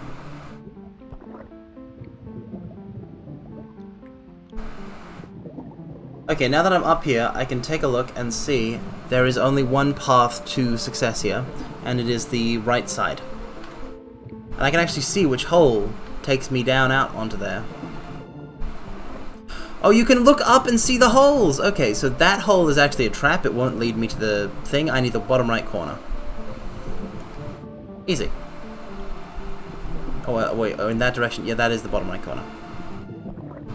On the question of was it the best it could be, that's a moot point. People have some weird expectations, and when it comes to criticism, it turns out people are actually bad at it and can't articulate what it is they don't like, which makes talking about it less than worthless.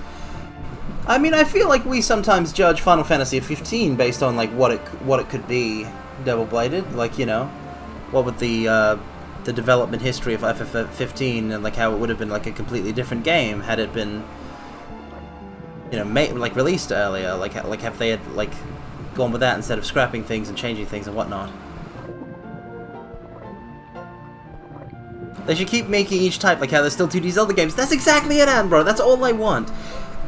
There were like 2 Zelda games post 20, like there were 2 3D Zelda games post 2010, and they were and they were just both the new 3D type. I just want them to make classic 3D Zelda as well, like make them smaller scale. Just make them smaller scale. They don't need to be like huge Tears of the Kingdom-esque adventures. Like just make smaller scale classic 3D while also doing the new thing. That's what I want them to do. It's not what they will do, Edinburgh, but it's what I would really like Nintendo to do. Complaints about how Jill needed to do more advanced, better characterization. Like, I have no idea what the people's problem with Jill is. Like, everybody seems to have, like I've seen criticisms about Jill being a non-character, about how Jill gives Clive her powers, like, even though that was a really great scene.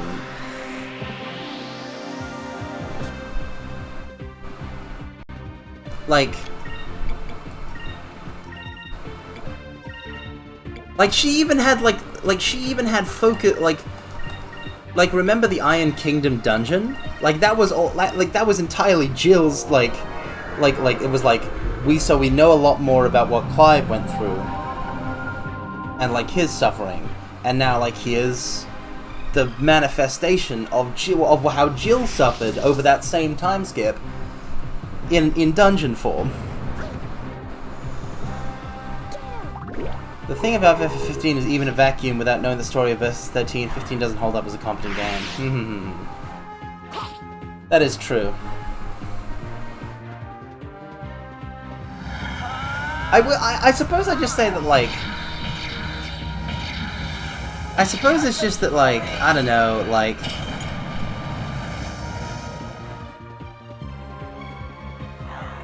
The intro of Final Fantasy XVI was just incredibly, like, the whole Young Clive segment was just incredibly, incredibly good.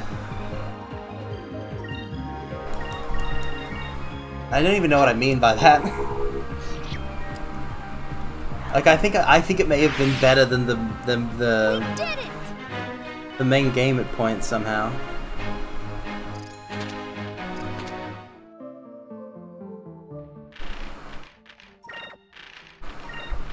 I don't actually have any criticisms of 16. I loved 16.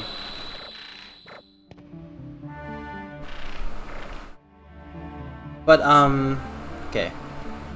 Yeah, bottom right is what I want. What was I gonna say? Ah, here we go. What? How is this not the one? How is this not the one? Where is the one? Where's the one? You gotta be joking me.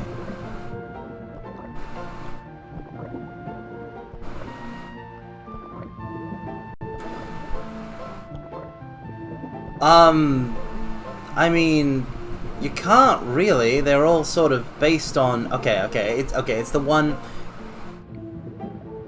It's middle center right. It's middle center right, I've been tricked. I mean, they're all sort of, like, the whole deal is their relationship to Noctis, right? Like, Prompto is Noctis's best friend, and Gladio and Ignis are both, like, sort of, like, raised to serve him. I mean, Iggy likes to cook. Gladio likes to pick random stuff up off the ground, and Prompto likes to take photos.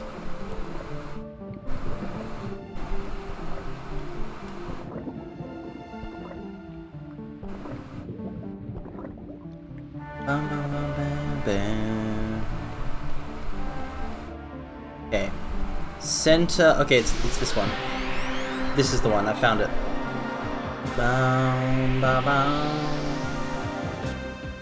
I found the solution.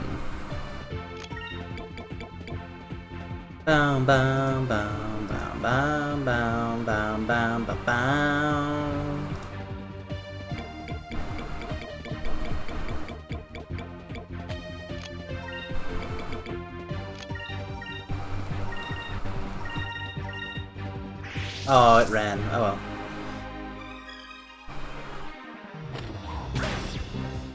Bow, bow.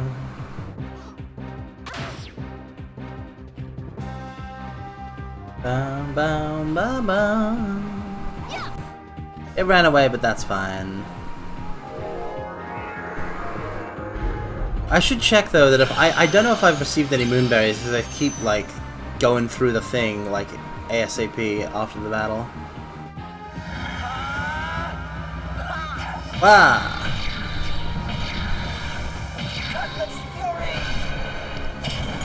Bow, bow, bow, bow, down, down. I still can't believe that I slept 7 hours. I slept until like 10:25, and I stream at 11 p.m. Like, I have... It's still wild that I've done nothing today but, like, do stuff on streams. Still really happy about my performance in the Yu-Gi-Oh! Draft that I was a part of, though. Because we drafted twice, and the first time I sucked. I sucked really hard.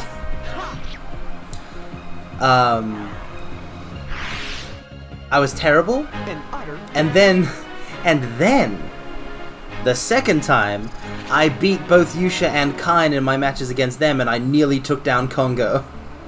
I got really close. Like, Congo had to... He had to draw the one... He drew the one card that could have got him out of that situation. It literally came down to luck. It was wild. And I had a really dramatic turnaround against Kine that was just, like, picture perfect. I really want to go revisit that duel. It turns out that draft is like a fun format. I enjoy the draft format, but draft is even more fun when you have like drafted with that set of cards, so you know what they do. It was also probably the set that we were working with, because it's not like in Magic the Gathering where you know, you're drafting all the red cards, you're drafting all the green cards, you're drafting all the blue cards, etc. What's draft? Ah, Attenborough. Let me explain. So, like a randomized deck? Sort of. So normally, in a lot of the standard card game formats, something like Standard or something, you know, like that, you've already built a deck out of cards that are allowed for that format, under the rules of that format, like Commander or Standard, and you're just sort of using your deck against everyone else's decks, right? But what a draft is, right, is that everybody at the table opens a booster pack. Yes, we are Baseball 7000. I was part of I advertised it a little bit on my Discord. But I was part of a draft today. All I did today was wake up, do the draft on stream, and then go have a nap that turned into a big sleep, and then I woke up and did this stream. Think fast, chocolate. No, don't grab me, Abyssalite. Ah, dodge. You lurked that stream. Oh yeah, you were there, BB. You were there. How cool was I? But yeah, so to explain what a draft is, everybody at the table opens a booster pack. We each choose one card from that pack and then pass it around, you know, clockwise, counterclockwise, to get the set of cards from the next person. Then we pick one card from that, and then we pass them again until that all of the cards of the booster packs have been exhausted. Then we open more packs. So we opened a couple of packs each time until we had a pool of 60 cards. And then, once we had that pool of 60 cards, we cut that down from anywhere from a 60-card deck to a 40-card deck. The second time around, I made sure to cut my thing down to exactly 40 cards. Tried to make full cuts. With, you know, the classic 20 monsters, 10 spells, 10 traps balance of a Yu-Gi-Oh! Deck that I've been advised about, the curve. Just like how in Magic the Gathering you're trying to build a mana curve. But yeah, so everyone's got a deck. So the cool thing about draft, right, is that deck building is part of it, which is why I suck at it. Because you're using the cards that everyone's had access to. So you've also like seen some of the cards that people are using. You've passed on some of the cards that other people are using in their decks. I were in the top 4 coolest VTubers in that stream, Captain. I like being called Captain. Once I get an airship for sure, I will make sure that more of you call me Captain. Once I have completed my transition to airship Captain VTuber. But like there were only 4 VTubers in that stream, Baseball.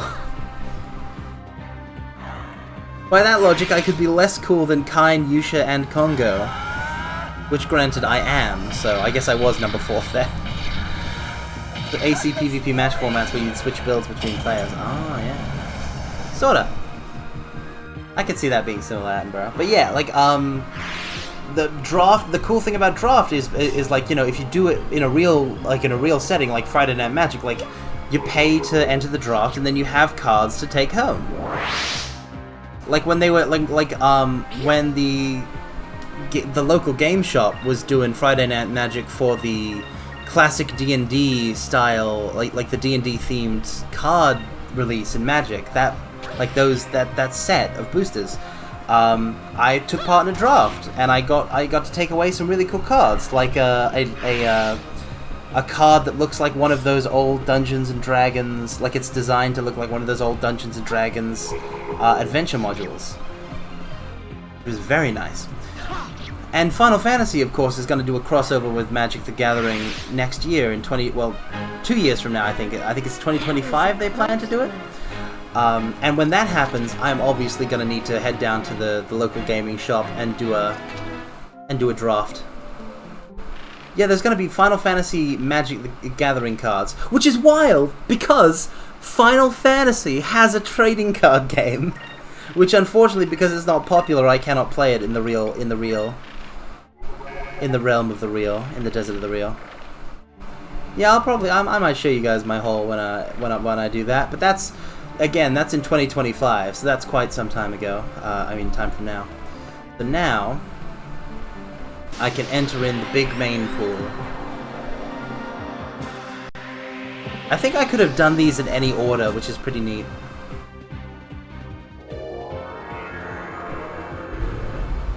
I was killing it. I was killing the baseball. I really turned it around.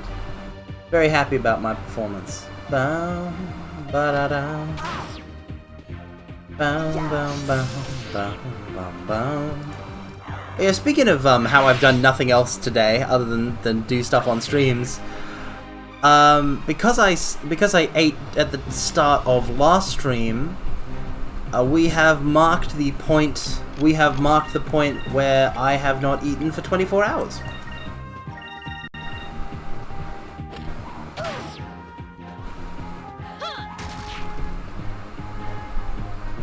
It's been over 24 hours since I had any food in me. If I'm looking for card game suggestions, I got an idea. What's the idea, Baseball? Ooh, what was your breakfast like, Attenborough? Was it full of delicious meats? Was it pancakes? Was it cereal? Was it bacon and eggs? A lovely hash brown? Leftover KFC. Leftover KFC? I don't know about the I don't know how well KFC keeps. Like I'm a big KFC is my fast food of choice, you know. We did it. That may not be the most. They're the only KFC is my fast food of choice purely because they are the only. First of all, they salt their chips really well, which is great. But second of all, they are the only fast food place where the drink is Pepsi and not Coke. Coke Zero is just not that good, but Pepsi Max is great. The breading goes soft easily, but you have an air fryer, good as new. Oh, you refried it! Very nice, Andrew. Yeah, I haven't eaten baseball. Listen, I haven't had the time. I was literally like, I was after the stream, after the draft stream, I was like, I should go make myself some food. And then I was like, nope, I'll make some food when I get up. I'm very tired. I'm gonna go lie down and sleep. And I set an alarm for a nap. I was gonna have like a 3-4 hour nap, and it turned into my big sleep. Surprise, Captain, you're exposing yourself. Baseball, they know that I call them... Listen, Baseball. They know that I call fries chips. Because they're chips here in hell. But also, crisps are also chips here in hell. It's all chips. But I don't want to go too much... every time that I feel like every time that I bring it up, I get destroyed. I like every time that I bring up that what Americans call fries and what British people call crisps are both chips to me. Like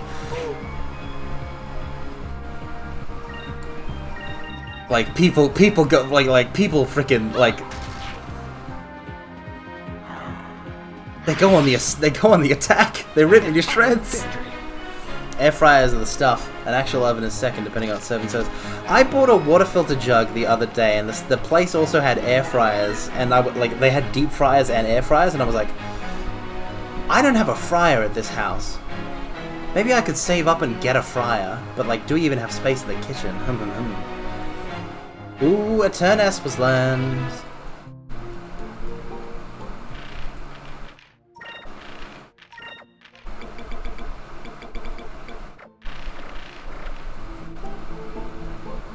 It's basically just a toaster oven. What were you confused about, Amber? Rubs hands together. What are you rubbing? What are you rubbing your hands together for, Double Bladed? I will say that, like, I definitely enjoy working with a. I enjoy, like, back when I had access to a deep fryer, I made I attempted like homemade katsu chicken based on a recipe that I saw on YouTube. And it didn't turn out that bad. And I made it occasionally a couple of times, and it was really great. I actually sort of used part of that knowledge. You might have something to show on Discord, but don't expect it during the stream or today for that matter. Okay, Double Bladed. Oh, we're diving in. We're diving in. We're in the deep. I'm gonna eat after the stream, maybe. Maybe, like maybe baseball. Maybe I'll eat after stream. Maybe. Yeah, looking forward to it, Double Bladed. I actually applied my cooking knowledge recently. There was some chicken that nobody else wanted to eat, and it was going to go bad the next day. So at the last minute, before one of these streams of Skies of Arcadia, I basically was like, okay, it's mission cook time, and I used a like a food processor or just like a I think it was like a NutriBullet or something. I used it to turn bread that we had into breadcrumbs. Then I got some flour, I cracked some egg, and then into a bowl, and then I like got a bowl of. I had breadcrumbs, flour, and egg, and basically I cut the chicken into pieces, coated them with egg, then coated them with flour, and then coated them with breadcrumbs. Do I have a throne equivalent for food? There's got to be something like that, Lamau. Like, I know that you can get like. So other than a direct. Like, funnily enough, I think somebody, like, back when we were streaming Red Dead Redemption last year, somebody actually paid for me to eat that night, which was pretty great. But, like, throne equivalent for food, you mean, like, for groceries? I don't think that they have any.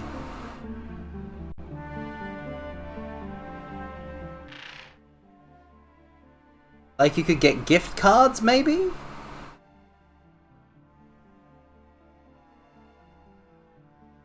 Like that kind of thing, that kind of thing exists, right? That kind of thing exists for American streamers.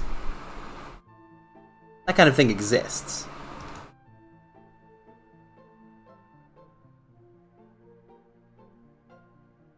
But there's no way that it's available in hell as well.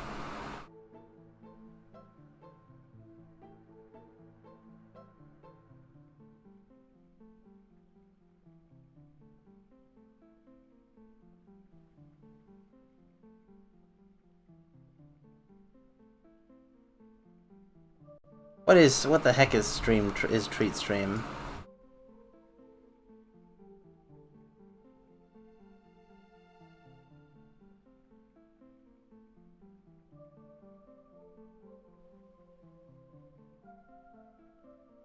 You know they're taking a cut though. Clicking authorize below will allow TreatStream to get a list of all subscribers to your channel and check if a user is subscribed to your channel. Let me check the FAQ, see if it says anything about this.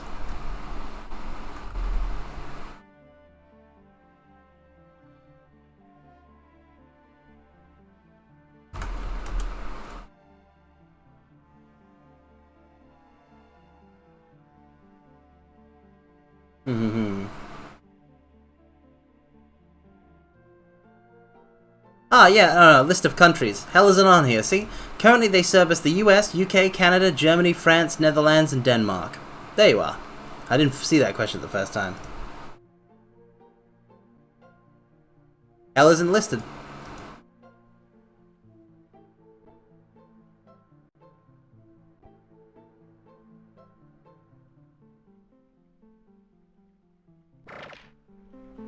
Yeah, the only way that you guys could buy me food, I'm pretty sure, with how things are set up now, is either like a freaking...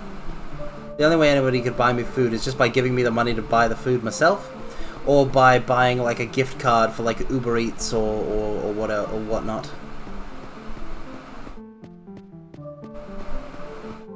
Via like Throne or something. Jam!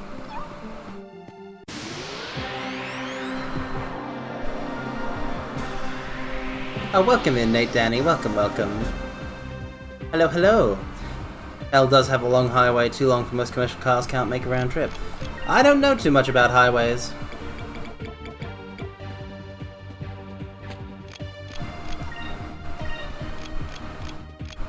After all, I travel the low road. Okay, we're gonna take a turn, all attacking this big guy, and then we're gonna use Rain of Swords. But listen, there's no ready-made food for me to eat after stream, so like, I'd have to make it myself, or order something at like 4 in the morning, 3 in the morning. Well, currently it's only 1 in the morning, but I plan to keep this stream going for some time since I can't sleep at night now because I slept for freaking 7 hours in the afternoon, like a fool. I seem more like a Rock Road guy. I actually don't enjoy Rocky Road that much. As a as a flavor.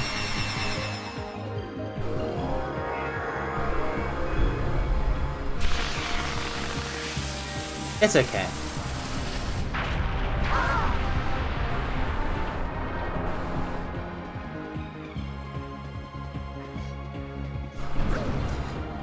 Man, talking about how I haven't eaten in 24 hours has made me hungry. Alas, an occupational hazard of streaming is sometimes talk about food, which sometimes make hungry.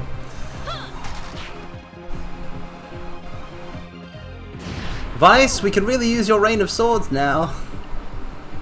There we go. Everyone dead. Bum bum ba ba da bum bum bum bum. But yeah, like a lot of the one of the many reasons that this series of streams have worked, by the way, has been that Skies of Arcadia just has excellent pacing.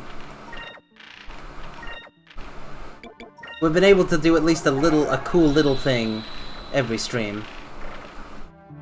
A little cool thing.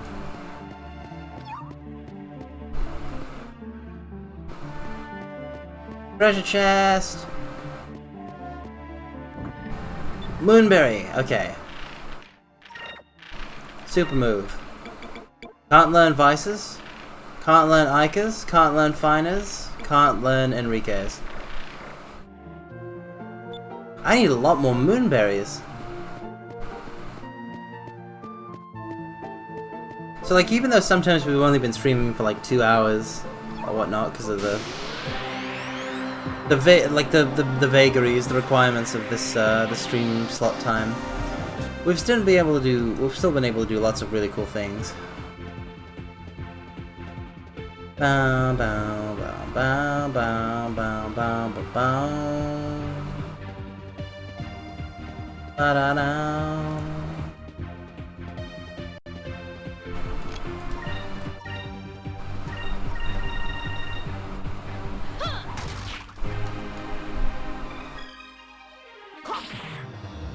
I still am very happy that Enrique is a party member, by the way, because like I called it, and it was true, and he was just as awesome as I thought he was. No, in fact, he was cooler.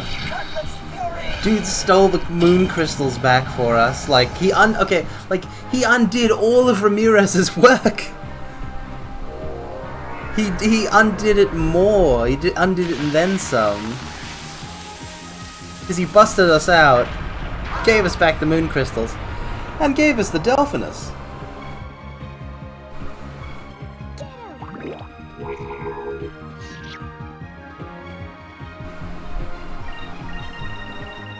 Welcome, welcome, Blue Electron. Hi, hi! Ramirez, ba ba ba. An utter victory.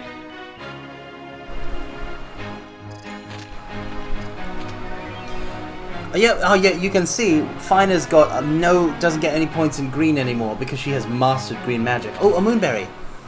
Another moonberry right away.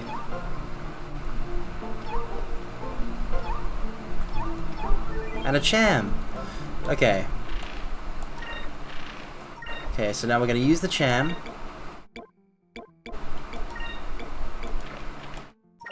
Pupil remains a pupil cutlass. And super move. So we can learn Vices, which unleashes the wrath of the air pirates on a single enemy for devastating damage. Ikers, which summons the powers of the Red Moon to destroy all the enemies on the screen. Finers, which revives, cures all adverse effects, and completely restores all HP of all allies, which could be very used situationally. However, there is something to consider, and that is that Fina is usually the person who is dead if people need reviving. And Enrique. Enrique summons one enemy to the Colosseum to be judged for its crimes. I have to do it. I have to do it. We didn't get to see Gilda's final one. Even if Enrique is temporary, I gotta do it. All the more so if he's temporary. The Judgment. Like, the only final move that we have seen so far is Drachma's. And it was incredibly cool, so I'm imagining this is gonna look wild. Let's use it on the next time we run into one of those big snakes.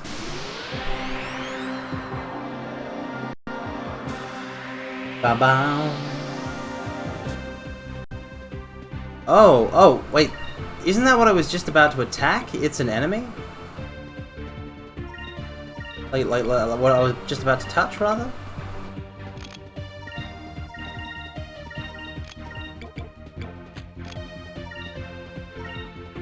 Here goes.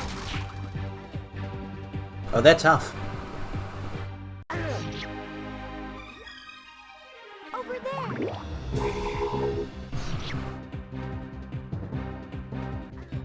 How's my night, early morning? It's going very well. So literally all I've done since last stream is I went to sleep, I woke up, I did a multi-hour Yu-Gi-Oh! Draft stream on Yushikun's stream with a bunch of cool VTubers, with 3 other cool VTubers. Which was a lot of fun, and then I went to sleep after that, and I was gonna have a nap, but I accidentally slept 7 hours, and now we're streaming again, so, and I haven't eaten in 24 hours. What set did we draft? So it was like Duel Monsters era. So it was like Duel Monsters era, like,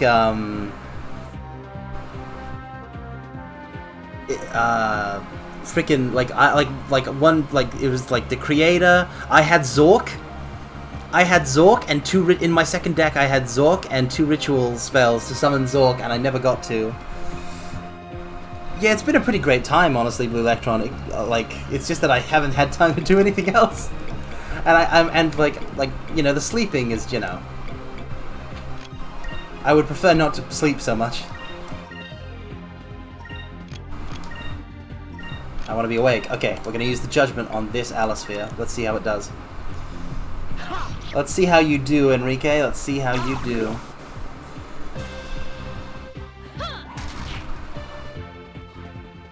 Yeah, it was just like a bunch of old cards. Like Pyramid Turtle was in the mix. Pyramid Turtle. Frickin' Monster Reincarnation, the warrior returning alive. Oh, ooh, the Colosseum. Your trial shall be swift and just. Oh. Oh. What? Now face your punishment.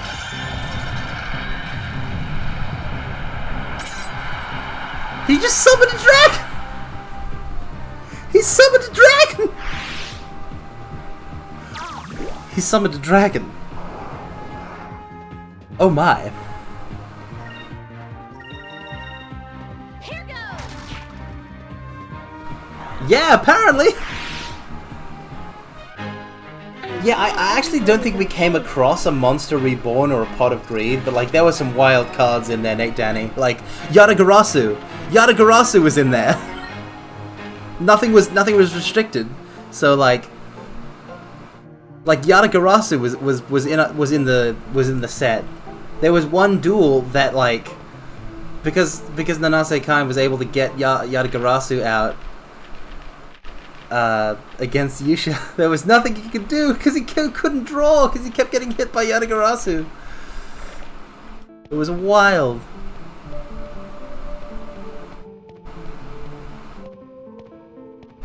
It was a great time. Okay, let me go past this first and see what's in here. Nope, nothing. Hit the thing. Oh, I'm sinking.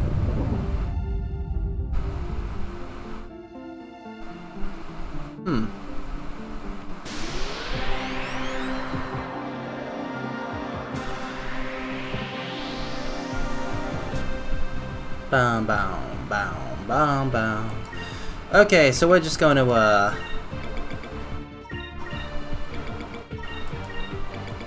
gonna attack the Slither. I'm totally gonna have Enrique use Judgment on the big worm. The big worm is no longer a concern for us.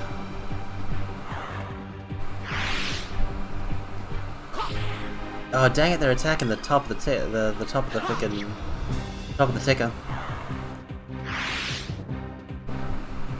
Don't use your terrible bite on me. Fee on thee.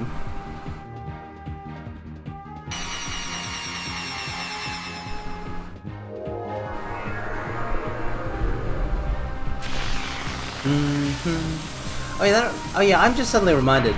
I came across like you know how I said I was buying. I think I said earlier. You know, I noticed some deep fryers while I was buying a water jug, a water filter jug. So at the store, at the like, the place I bought the water filter jug was like a sort of like an everything store, like in that they had, you know, like they had like furniture and clothing and also like kitchen supplies and towels and all this and that. And like on the way out, I noticed they also had nail polish, so I picked up a new color that actually turned out really good. And I also discovered the optimal thing to frickin' to cut and paint your nails to is watching frickin' Sherlock Holmes. I watched The Greek Interpreter while painting my nails. It was awesome.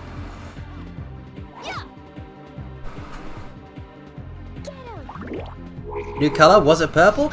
Yeah, how did you know, Blue Electron? Yeah, it's like a lavender kind of color. All of my usual nail polish colors are like green, and I got a pink one for the Barbie movie. The Judgment. Judgmental Decimo. Like, I got a pink one for the Barbie movie when the Barbie movie came out, and I watched the Barbie movie. But like, other than that, most of my nail polishes that I own are like green. So it was really nice to find a really good purple color. It came out really well. Again, Enrique could just sort of summon a dragon. I feel like I sort of talked over a big moment for him. I'm sorry, Enrique. But how did you know it would be purple, Blue Electron? How did you know? That's wild. That was a close one. I love how that animation only plays if it actually was a close one. Like, if somebody's HP was low.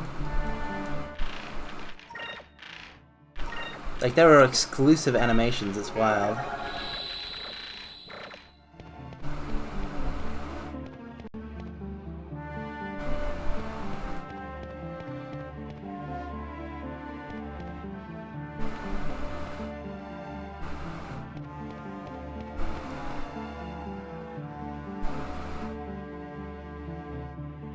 Okay, the path ahead seems clear then. We go this way.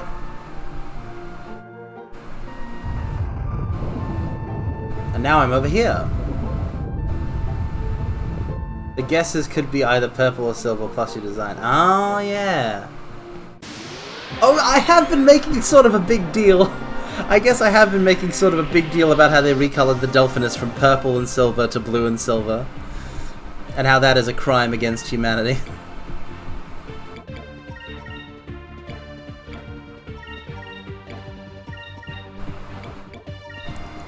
Fair point.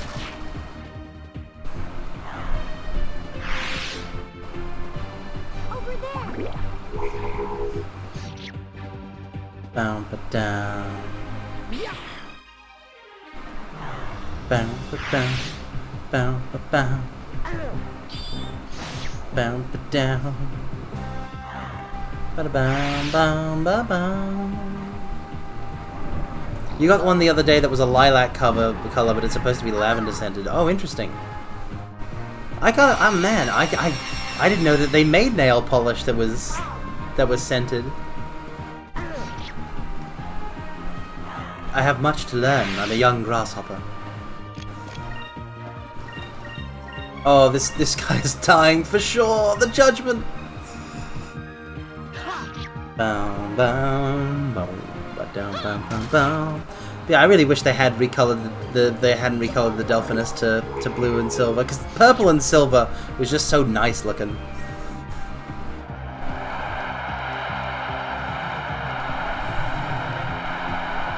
Your trial shall be swift and just. What's really cool, right, is that Enrique is a traitor to Valua, but he is a traitor to Valua because he is loyal to Valua. You know what I mean? Like, you can see in his final move, like, there's Valuan it's the Colosseum in Valua. There's Valuan banners. He draws the symbol of Valua on the ground. An utter victory. Everyone gets the dragon, yes! The dragon shall be applied to all my enemies. But, like, he's loyal. He's loyal to his country, and because he, as a royal, believes in his country, and that it can be better than what it is right now, that is why he is teamed up with us. I hope we can depose Theodora and have. Okay, I gotta change his weapon color now because he has learnt all the yellow magic. Welcome, welcome on Musa Master. Welcome in, welcome in. The ultimate attack spell. It will cause major damage on all enemies in a straight line. Okay, I'll have him learn fire moves now.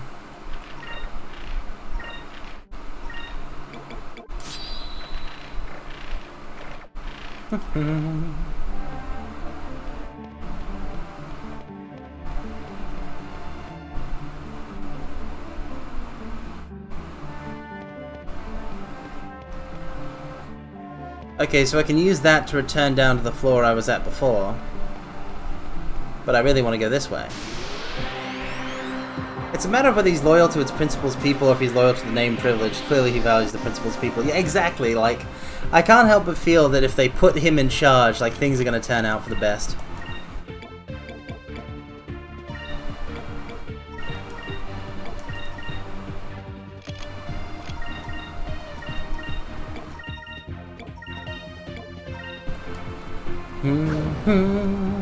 He's just such a great party member.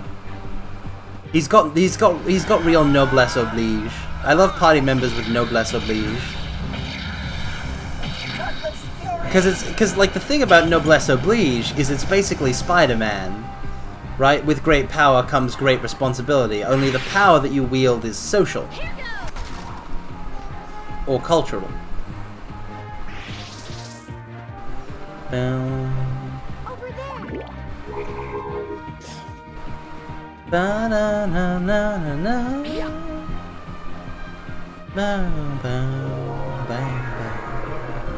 Don't use Pyram, no. The fire! Boom. What the heck are they doing casting fire spells in the water temple? That's pretty wild, I will say. Yeah, we gotta collect more moonberries so we can get the final attacks of everyone else. I still don't, man, I really, like, there just wasn't time to get Gilda's final move. There really wasn't.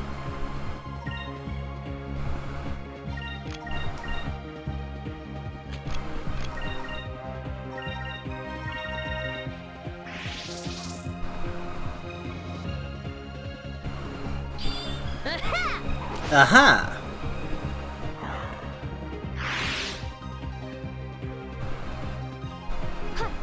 Bow, bada bow. Take this, you cur. Get bent. Bam, ba ba da bam, bam, bam, bam. Bam, bam, bam, bam, bam.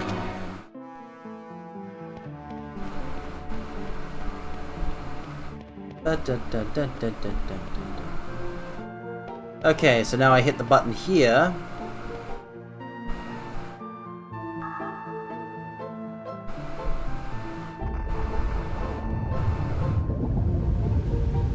And this rises up.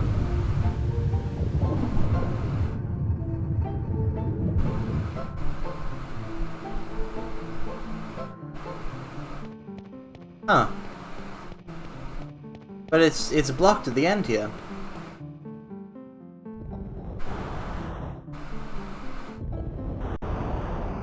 Oh no!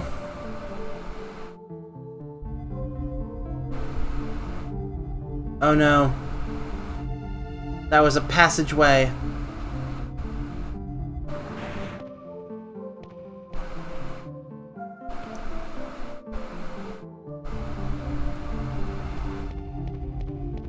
I'm a dummy. I didn't see what was behind the other passageway. Oh no. I've missed something. Because I didn't realize that that was a door the first time I came across one of them. Aika's final move couldn't be called Lamb Sauce. It's got to have a Greek letter in it. That's how all of her moves activate. Okay, we're just gonna kill these guys. Gonna kill them. Just gonna kill them all. Kill them all. Kill them all. Kill them all. Kill them all.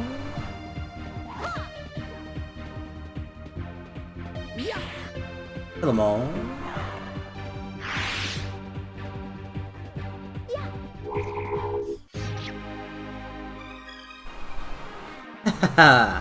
You gotta wake up early. You gotta wake up real early in the morning to get one over on old Carmine Phlegathon, Nate Danny. I'm simply too good.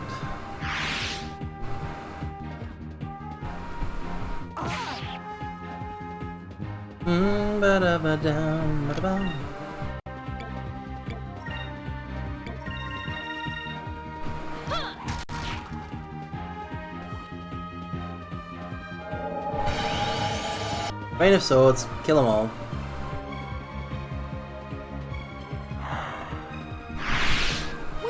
I love how much of a staple Rain of Swords and Lambda Burst have been. Pretty fantastic. Okay, what happens if I do this? The room on the other side of this door is probably filled with the water was poured in before. Oh. Okay. Oh, noon is like midnight for night shifters. Oh, that's wild. Okay, save point, save point, save point's coming. I just have to hope I didn't miss anything important when it came to navigating the dungeon. I hope that I've acquitted myself well. Now, a sacrum for the party. 2 sacrums. We've got 14 magic points. We used just under half of our full magic for this dungeon. Gonna save on a second slot. And... wow, just look at that. We were in this dungeon for an hour and a half. This was a big one. This was a doozy.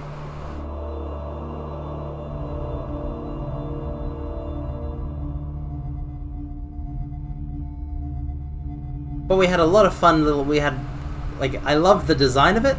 Like, this is a very nice dungeon. It was very atmospheric. Had cool mechanics, and I loved the talks that we had about all kinds of stuff while we were in it. So, does anybody want to guess how the freaking Gigas is going to get summoned? Because, like, Valua isn't even over here. They can't be over here. Genbu! Like, the Yakutomans are going to use that freaking... that Gigas for ill or something. Oh boy. We might even have... it might be a double dungeon situation, like Ixataka.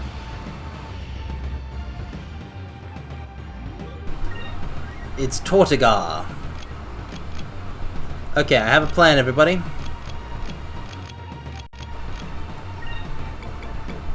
Purple has seemed to work really good, so I'm going to switch this to... Welcome, welcome, old man diabetes. Hello, hello. Human is turtle. A quote from Corone. To that, I add my own quoting of the great Duke, of the great doggo. Small, small turtle house. Small, small turtle house. Okay. Focus, focus. Focus. Switch that to purple and... focus. What will Tortigar do?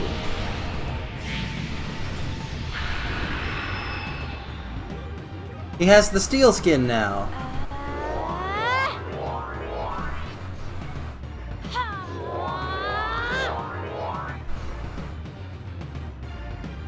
He's fast, I should cast quicker.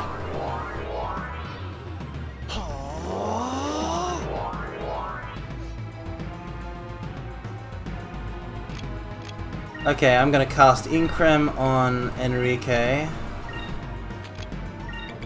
I'm gonna cast Quicker. I'm gonna use Lunar Blessing, and we're going to do a regular attack to see how the steel skin holds up.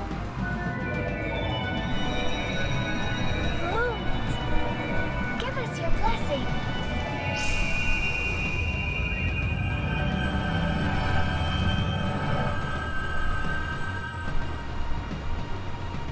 It drank from a Capri Sun and became liquid metally. Is it buffing? Like, okay, it's done. It's coated with a steel skin again. Is it just that like every time it uses steel skin for the rest of that turn, we can't do any damage to it? Because that might be troubling. Then again, if we have Quicker. Moons, give me strength. So apparently buffs in this game do not run out. So if I buff early, like early is the time to buff. I knew it!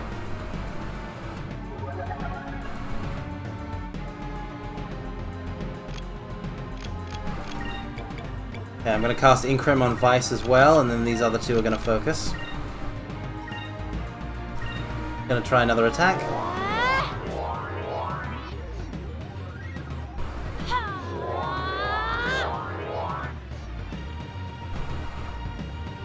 Critical hits. That did damage. Fainting gets rid of buffs. Yeah. Buffs will leave if you die, but they won't run out on based on time. So as long as I can keep my team alive, they will stay buffed. Oh, it can heal itself fully!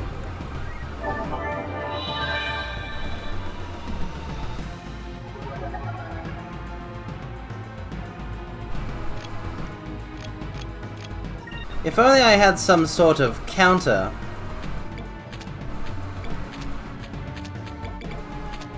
Silenis.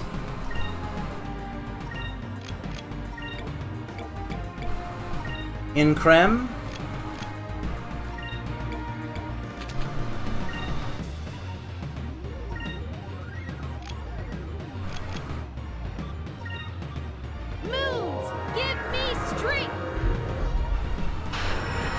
Okay, entire party is speed buffed, and now they're about to all be attack buffed.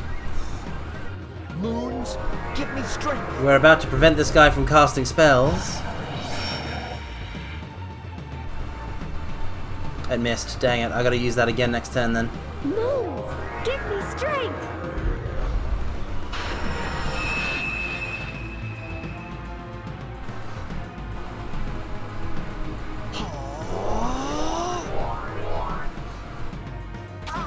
Oh no, it attacked! Oh my god! They stoned Vice! Oh my god, does that get rid of buffs as well?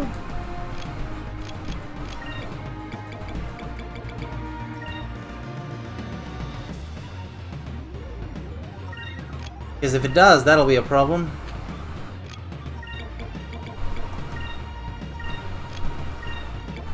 The Judgment. Moons, give me strength. based and speed buffed. Curia! Okay, he's back in it. He's back in it. He's back in it to win it. Vice is back in the game. Give me strength. We're also going to try another Silenus. That one also missed. You can still cast spells. You can full heal. The Judgment!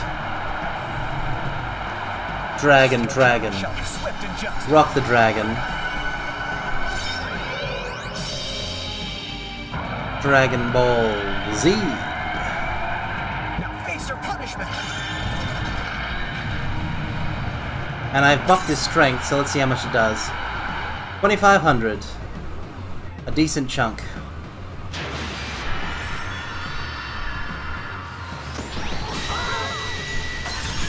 Oh, I've never seen DBZ. They had a Dragonverse turtle? That's very nice. Oh my god, it totally does! Okay, being petrified does remove buffs. Okay. That's a problem. And the guy can cast Sacraluen! Can Silenus seriously not work?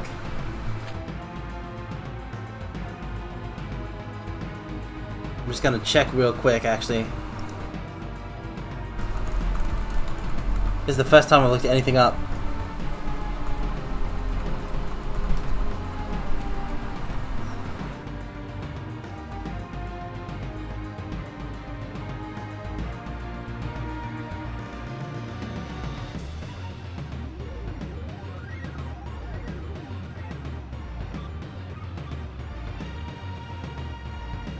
Okay, so I can't stop him from using Sacraluen. That's all I need to know. I'm not going to read anything else about the strategy here.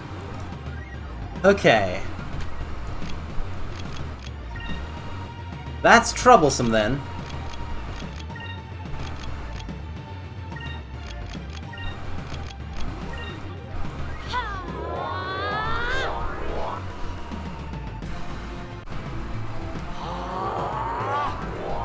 Oh boy.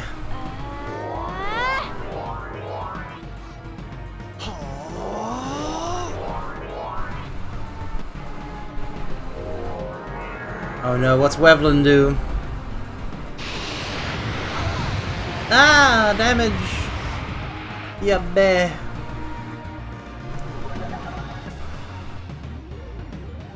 Yeah, so I'm not gonna rebuff just for Vice, but...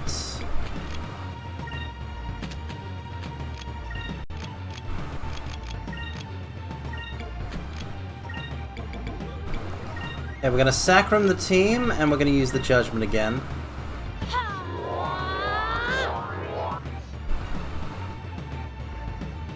Because the Judgment does a good chunk.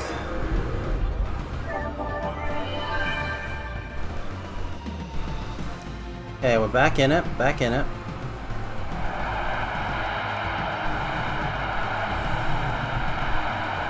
Your trial shall be swift and just. Okay, we need like 5 hits of the Judgment.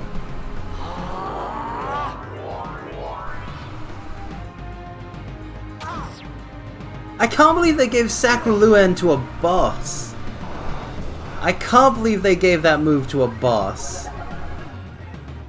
And Vice is now petrified again. Just gonna cast Curia on him. Fine is gonna focus, and then the Judgment. Moons, give me strength.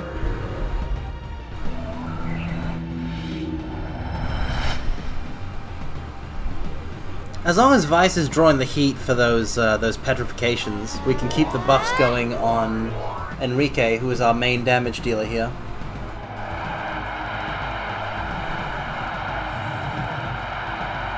Your trial shall be swift and just. Swift, just. Also, it will involve being executed by a dragon. Now face your punishment.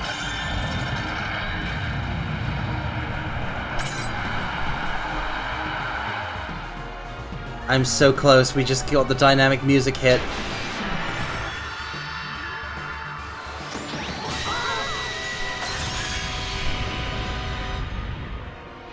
That's okay. It's okay. Watch this. Vice is going to focus. And Ike is going to focus. And Fine is going to use Sacraluen on Vice. And Enrique is going to focus. Enrique has some real Dion energy. Yes! Nobles, I really wish Dion had been like more of a major party member of Devil Bladed, because like, Noble Dragoon, what's not to love? What's not to love?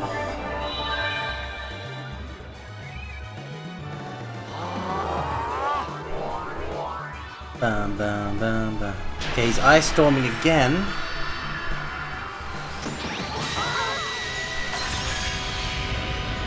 Yikes. Okay. Fine is the only one that needs immediate medical care, so I'll have her use an item. Vice is going to focus, Ike is going to focus. Fina will use a Sacra's crystal on herself. Enrique will use the judgment. And if all goes well, I should be able to use the judgment next turn and win. As long as this time, as long as the boss does not use Sacraluen this time, we've got it. We're in the clear. It all depends on what action he takes this turn. Oh, it's so close. Oh, it's so close, but it could all go in an instant. Yep, we won. Winner, winner, chicken dinner.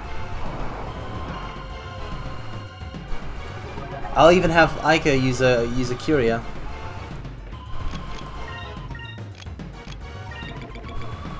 She'll go first because she's the fastest. And Enrique will use the judgment. Moons, give me strength.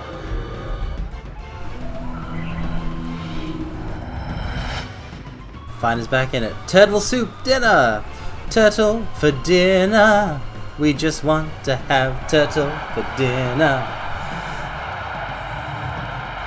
And we're not going to skip this one because he's earned it. Look at that. Beautiful. Look at our beautiful boy, mortals! Look at him earning his keep! Look at this boy, like, oh man. He's overcome his seasickness with cool dragon attack. Let's go. Enrique, arc, Enrique, arc, Enrique, sweep. Let us be thankful for our safety. Enrique is the only guy who did any damage to the boss this time in this fight. That's wild. Alright, it's just purple and silver, but I'll swap him back to red for the next fight.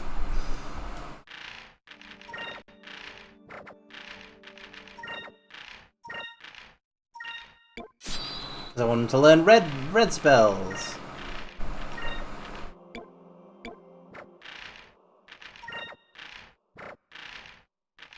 Common Enrique win. He takes the W every time. Okay, so we're through to the other side. What's beyond it?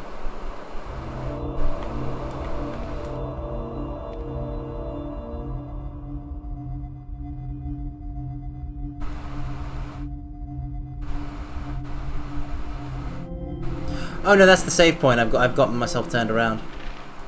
Well, we might as well save.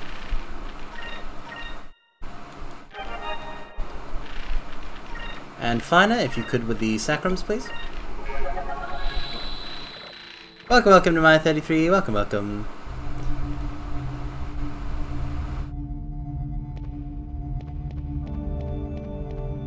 Mortals don't know what is on the other side. Ah, clever, clever. Just the other side of the door is what we're concerned about. The other side of the planes of existence is another matter entirely. Oh, there it is! Blue crystal, let's go. So, this is the blue crystal. We finally found it.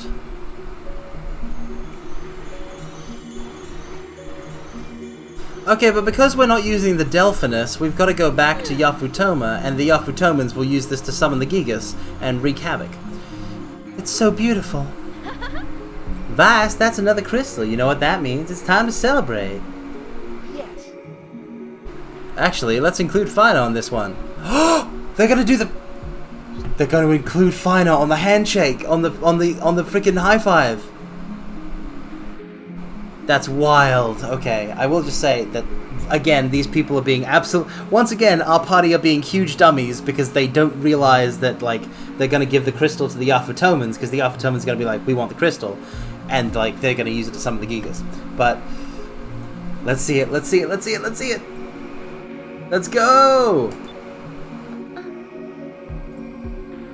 What? But I don't know what to do. Oh, don't worry about it. Just give it a try. Oh, this is gonna be so choice. Watch this. Yay! Oh my god! Heck yeah! Let's go. Kawaii, kawaii, kawaii. Very cute. The blue moon crystal.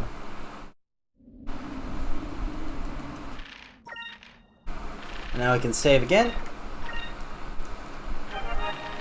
Well, time to fight a Gigas. Enrique just in the corner watching. He's too new. Fina had to like collect 2 crystals with them before she could be included in the celebration. Head back to Yafutoma.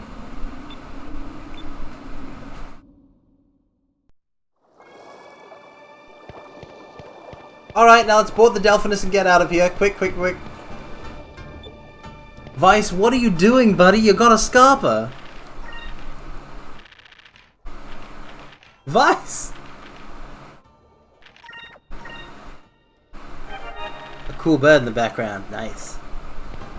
Vice, you fool! Vice is blue and Ika's red is incomplete without Fina's white, and together they are America. That's an interesting, that's an interesting concept. Although I will say, isn't it kind of weird, like, red, blue, and white, like, that combination of colors is also, you know, the French flag, the English flag, like the flag of the UK, like, that's all uses that color combination. What about it is inherently American? They could be French.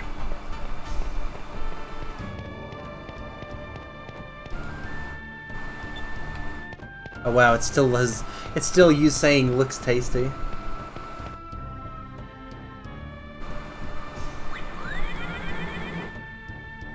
Yeah, but the USA is awesome. Yeah,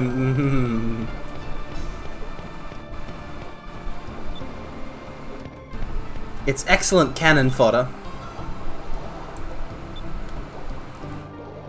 Yep, it's the Magasphere.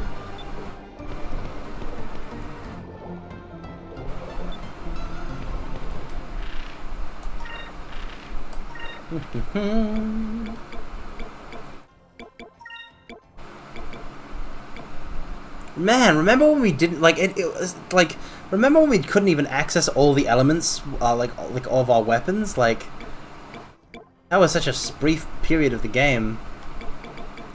Yeah, now we have the green crystal and the red crystal and the blue crystal. We're now Vice the Daring, and nothing bad will come of bringing the... Like, Vice is literally bringing the frickin' Magasphere to the Emperor. You have done exceptionally well. No one in Yafutoma has seen the Magasphere since the days of old. You are the first to make it back alive from the depths of Mount Kazai. How can I repay you for risking your lives to recover it? Well, as we mentioned earlier, we were wondering if it would be alright if we borrowed it. But it is the symbol of royal succession. How can it be the symbol of royal succession if you're the royal and you succeeded and nobody has ever had it since the frickin' cataclysm? I would like to keep it in my possession at least while you remain in Yafutoma. Sure. Symbol of royal succession, huh? That makes sense why they want to keep it. Moegi, you're Lord Mikado's daughter, right? So does that make you the successor to the throne? Oh, I get it. We gotta find their missing prince and give the prince, like, bring the prince back so he can ascend to the throne using the blue stone, and then we can take the blue stone. The blue crystal. Well, thank you for retrieving the Magosphere. Let us begin the preparations for the feast. Make yourself at home and enjoy the festivities. Alright, that's more like it. I can't wait to taste the gourmet cooking of Yafutoma. We would be honored to join you, especially Aika. Princess. Enrique's noble senses are tingling! You handed the Blue Moon Crystal over to Lord Mikado, and nothing bad will come of it.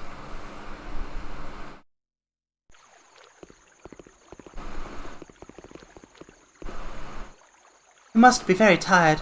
You are welcome to stay in the royal guest house tonight. Thank you for escorting us. That was some of the best food I've ever had. And for some reason, I pictured those eating sticks to be much bigger. It took me a while to get used to them, though. Did Aika learn how to use chopsticks in one frickin' dinner in one evening? I can't use chopsticks, and I've tried many times throughout my life. What the heck? I'm happy that you enjoyed yourselves. So, the Westerners do have a sense of taste after all. I came here to personally thank you for retrieving the Magosphere. I will be sure and take care of it when it is passed on to me as soon as Moegi and I are married. Oh, only a guy can rule. So unless we recover the prince, Moegi will ascend, but Muraji, who will marry Moegi, will be the new emperor.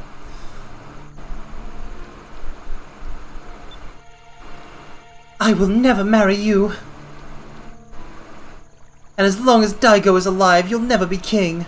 Have you forgotten that Prince Daigo has been exiled for treason? He's not missing, he was exiled? Just use your fingers. Use my fingers for what, Devil-Bladed? I find it very unlikely that a traitor would ever become king. Moegi? Okay, that's it. Huh? Enrique? I don't know your motives, but this is not how a nobleman treats a lady. Enrique! If you insist on insulting her, then you will have to deal with me. Oh, for mastering chopsticks, I see. I don't get fed by mortals, I feed myself, I use fork and knife. You think you can push me around just because you got the Magosphere back? I'm going to tell my father on you. Wow. Wow. Muraji, listen to me very closely. Kill yourself. Now. End your miserable existence. Because you just talked mad smack, the smack of a complete villain, and now immediately, like, you meet the slightest amount of opposition, and now you're going to go tell your father. You're a coward. You live in fear. Your entire life will be in fear, because you are a coward, and that is what you are. It would be better for you to end your existence now, so that you won't have to suffer the constant pain of being alive after we thwart all of your schemes. You little insect. Die! Sorry, I got a little bit heated there. Sometimes characters just, some characters just set me off a little bit. Ooh, imagine if Prince Enrique, imagine if, like, Moegi is Enrique's love interest. Prince Enrique, I'm terribly sorry. I'm sorry you felt that you had to defend me like that. I didn't mean to put you in that position. No, that's quite alright. Where I come from, we have codes of honor and how a lady such as yourself should be treated. Well, honestly, not many people follow that code anymore. Prince Enrique. But Muraji spoke of an exiled prince. Do you know what he was talking about? It is nothing. If you'll excuse me, I will be returning to my quarters. Pleasant dreams.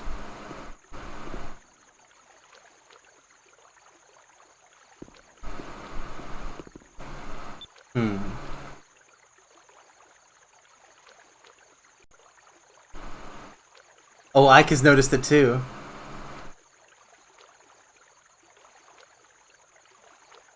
Look at their faces!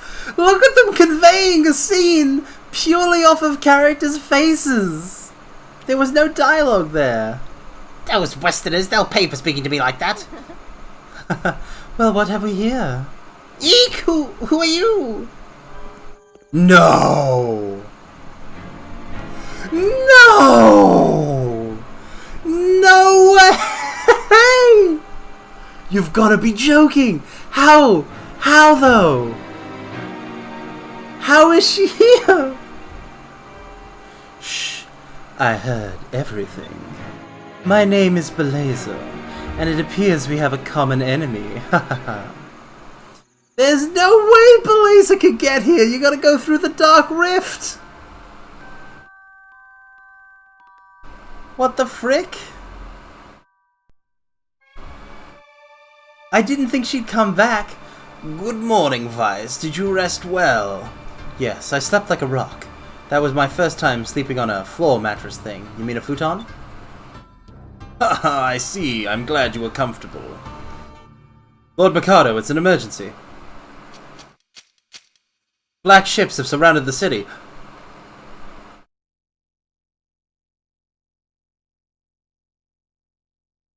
That's one hell of a reference. And what appears to be their flagship is attempting to dock in our harbor. What? Black ships. Oh no. Open up the country. Stop having it be closed. I bet it's the Armada. Vice, let's hurry back to the port. Listen, Belazer, we destroyed you once, we'll destroy you again. Father! Yes, I know.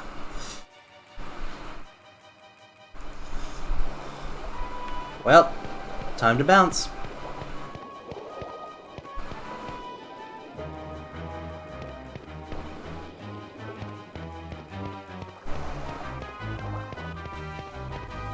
Harry-san, Open the country. You could hear it coming a mile away, really. I mean, like, I didn't realize, like, I really, okay, Attenborough, I seriously thought that the only problems here would be internal Yafutoman problems, because I didn't think that the Armada could make it through the Dark Rift, which is the only way to get in here.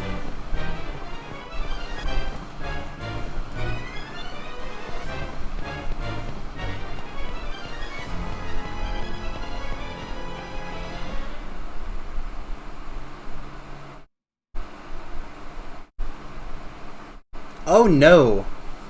Wait. No. It's also got they've also got Vigoro.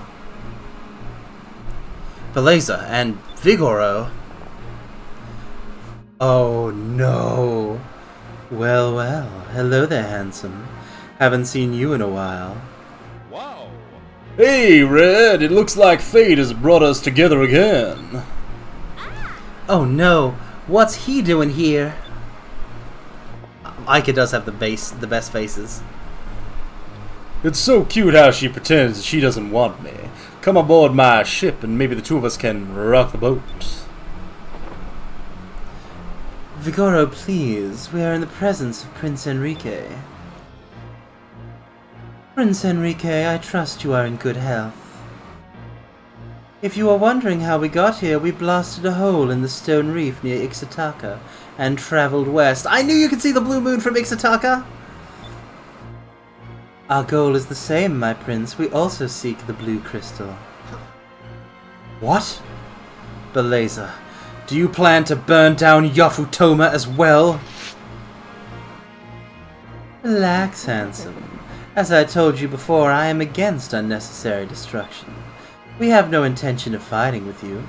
We are merely planning to dock and speak with the king of these lands. You're wasting your time. King Mikado is an honorable man. There's no way he would strike a deal with the Valuan Armada. We'll see about that. Everyone has their limits, their codes, their morals. But everyone also has a weakness. If you find that weakness and exploit it, those limits, codes, and morals seem to fade away. I'd love to chat longer, but I have an appointment with the king. Stay out of our way. Oh, she blew him a kiss and winked! See you around, handsome. They get a lot of mileage out of those repeatable voice lines. Vice, shouldn't we stop them? Wait and see what happens. Sorry, but there's nothing we can do right now. There's no way we can take on all these soldiers. We can't even get to the Delphinus right now. Belazer and Vigoro are here as Imperial representatives. Attacking them during a diplomatic meeting would make us criminals. Let's return to our quarters. There we will wait until they have concluded their talks. Enrique has a... He's keeping his head, as per usual. Aren't we pirates? Yes, but we also have Enrique. Also, if we become criminals here, we'll be in a bad diplomatic situation with the Yafutomans. It'll only strengthen their desire to team up with Valua. No, I will never let the Valuans occupy Yafutoma. But, King Mikado, you do realize that your country's pitiful army wouldn't last a day against the Armada. To prevent unnecessary bloodshed, I recommend that you surrender. We will never surrender. We will never hand Yafutoma over to a band of bloodthirsty warlords like yourselves. We are protected by the Blue Moon.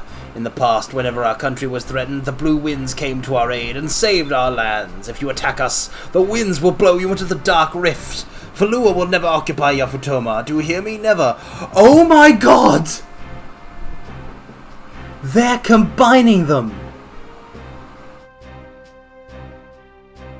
The black ships are the ships from the west that opened Japan, that forced Japan to open its borders. But the blue winds are the two storms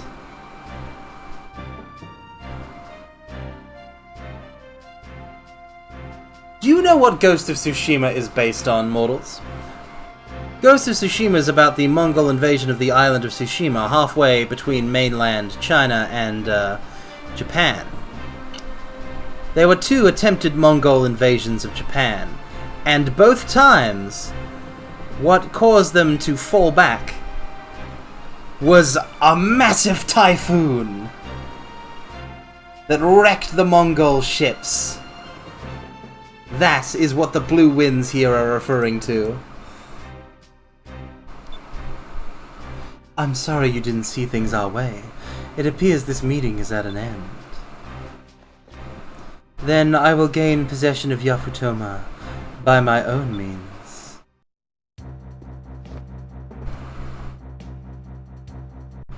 It's a treachery! It's a treachery! What sort of treachery is this?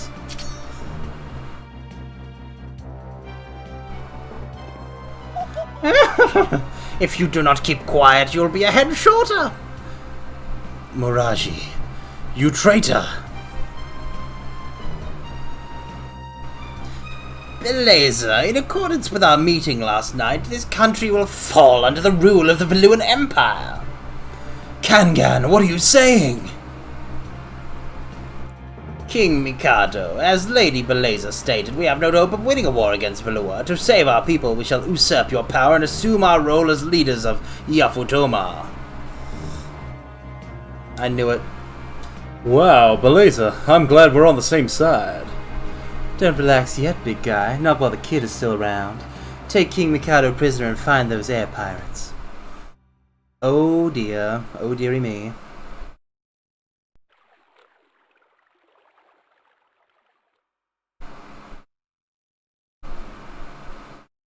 It seems like they've been talking forever.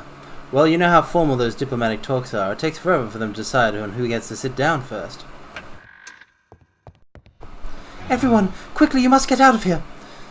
Princess Moegi, what happened? Kangan and Miraji have betrayed us. My father has been taken prisoner. It was Belazer's doing. What? Belazer. It figures. She probably met with those 2 before the meeting and had the whole thing planned out. Vice, what should we do? We gotta save Lord Mikado. What do you think? We have to go rescue the king. That's impossible. Enemy soldiers have already taken the palace. We have no time. Quickly, follow me. Oh man, I missed that. Man, I misstepped there, but it's fine. You can't get them all right. We can escape from the palace this way. Hurry. We gotta find the exiled prince. I bet that's what we gotta do.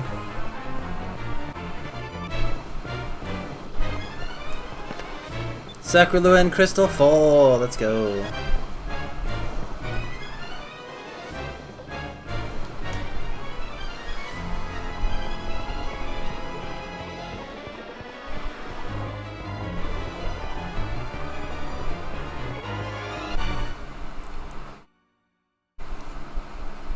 We gotta sneak back onto the Delphinus somehow.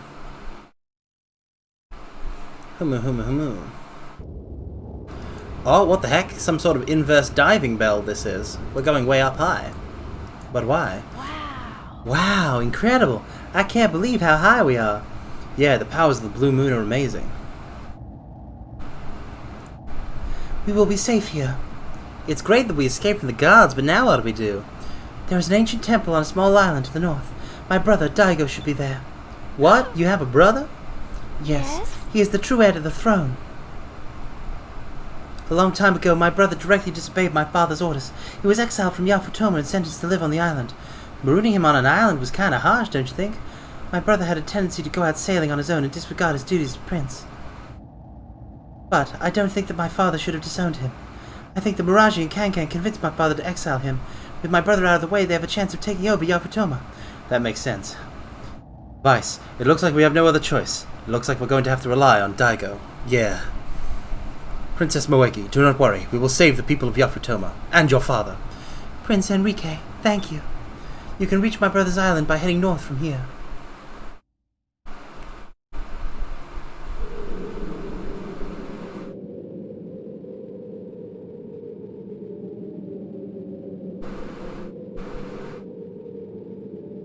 Alrighty, let's head up. This will be a sort of a mini dungeon, I imagine, or even just like a full dungeon. Save. Save. But I have all my MP back, so I have nothing to fear.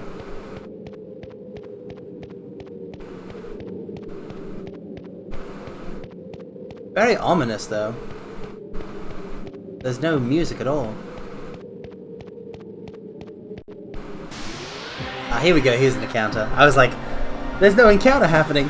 Is this seriously just a place to walk through? But nah, we have enemies. Wah! Tenko! I thought the Tenko didn't use weapons. Here goes.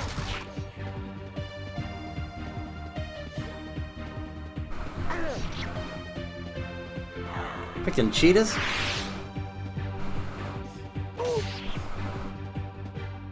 Wow, you can even see the weapons they're using being made, like having moonstones. That's pretty rad. Bow, bow, down, down, down. Bada bow, bow, bow, bow.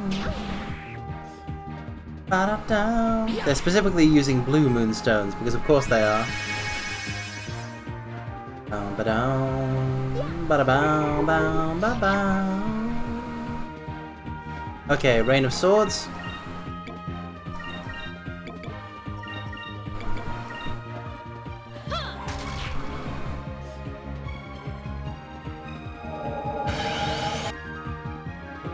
Clearing things out. Get him. Get him. Oh, he's still kicking, Enrique's got a... Oh no, he's using a Sakros Crystal. That's a full heal.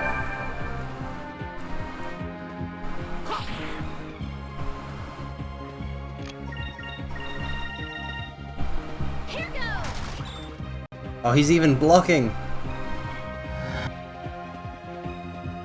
Ah, but we got him. Somehow, like, the HP values in this game for both us and the enemies feel really right to me. Like, they feel really on point. Ah, we have Rizzalim. Ike has learned Rizzalim.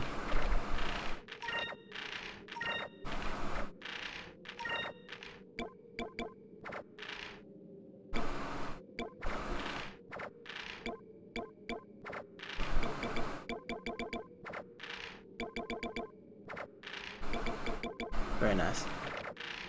Have I tried filling the SP bar yet? I've had the SP bar at absolute max before. It just seems to make a special kind of noise and then, you know, it's at max. Is there something else to it, Kamiyana?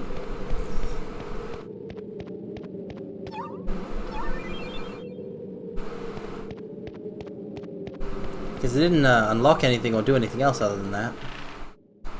What the fact that it makes the noise is fun.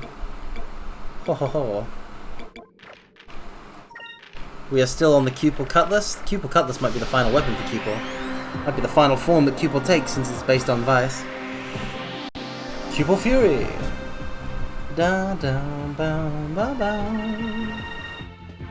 Attack. We're gonna kill at least one of the Tenkos. Bow bow ba da da.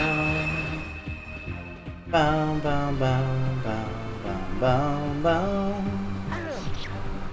Bow ba bow bow ba bow. Here goes.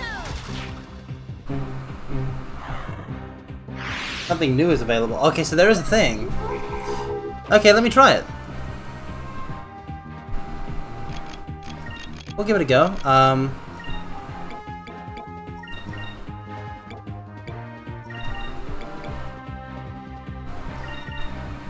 So we'll make sure to kill, like, take things down to 1 Tenko, and then we'll take SP to max. But there's something available apparently.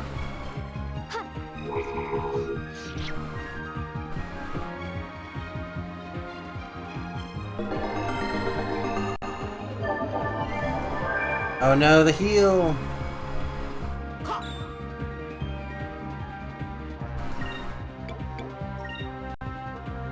Okay, I'll just have Aika attack and then everyone else focus on this Tenko. Wow, Vice gets to go before Aika. Vina gets to go before Aika. I guess focuses are done really quick.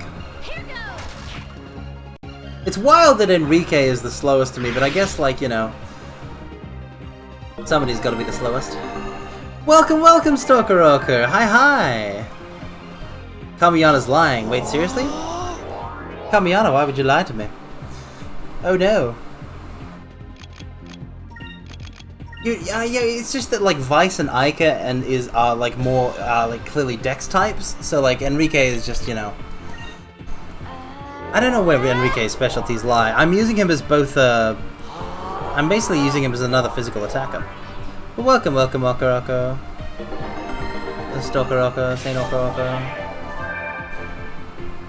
Oka. How you doing?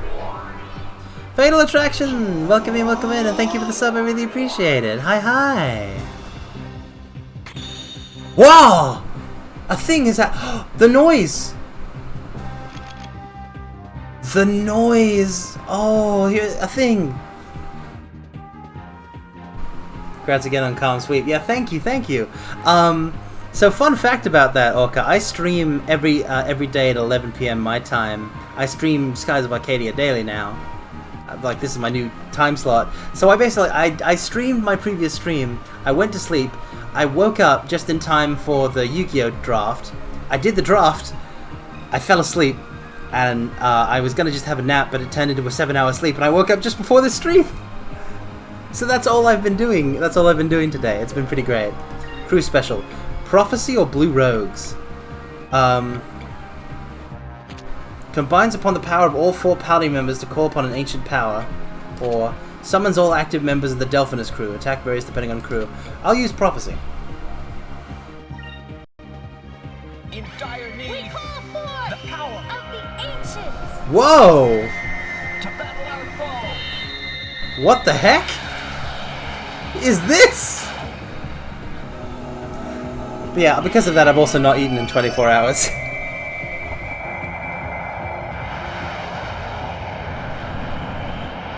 What is this move? I'm summoning Meteor! Did I just drop a moon on one guy? Eat this. Orca, I can't eat a bit. A bit is digital. What is this? The world ends with you? When did Joshua show up here? Just have a bit of it. Oh, very funny, Orca. Very witty. The most killed guy ever. The other one, yeah, like, I'm gonna be able to use all the blue rogues. That's what we'll do with the next fight. We're gonna fight more Tenko. And I'll kill all but one. And then once they're down to 1, I'm gonna charge it up and we're gonna see what the Delphinus crew can do. What the heck? Why is Twitch talking in my chat? What the? Devil Bladed, what the heck is that? Cheer 1000 with an extra 200 bits added. Bonus bits unlocked, we added 100 more bits. So isn't that like... Okay, so okay, that's 100 and 100. What the heck is happening? There's a badge for that? I don't know how any of this works! Free $2, baby. Oh, hold on a second. If that's $2, then the 1,000 bits is like $10. That's a lot. Thank you, Devil Bladed. I really appreciate that. Enjoy the badge thingamajig. Also, we're suddenly on a hype train? It's telling me a hype train is happening. Oh, it's because bits were used. Oh. Whole last Macca's run. I could do with that, I suppose. Keep it going, chat. Carmine will be able to afford food this stream. That's not how it works. I just got my Twitch payout. I usually don't meet the threshold in 1 month. I'll get this Macca's run in 2 months. In February.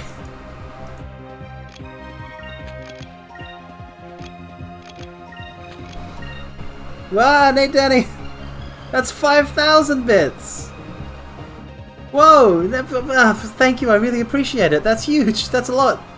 And Twitch added more. What's going on? I don't understand. Like, subs I understand, but bits... Wow, Kamiana, thank you for the sub. I really appreciate it. What's happening? What's happening?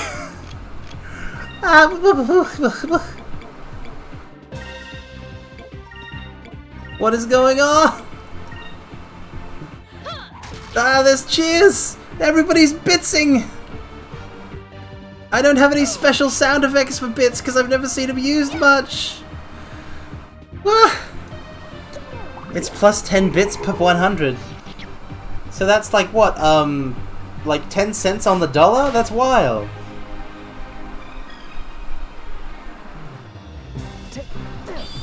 What? I don't know what's going on right now, but a hype train is happening.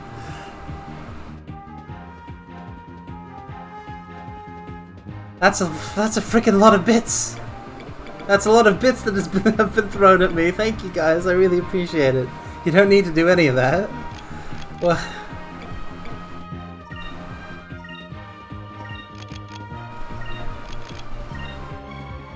I don't work that hard. I'm just a silly guy who streams on the internet. Thank you, everybody. I freaking don't deserve it, you sillies. I haven't earned this at all. You fools! You fools! My scheme has worked. I have tricked you all into supporting me. Oh no, I accidentally killed the guy. Thanks to the critical hit. I have tricked you all into supporting me out of the goodness of your own hearts. No, but seriously, I don't deserve this. Thank you all so much. Ah!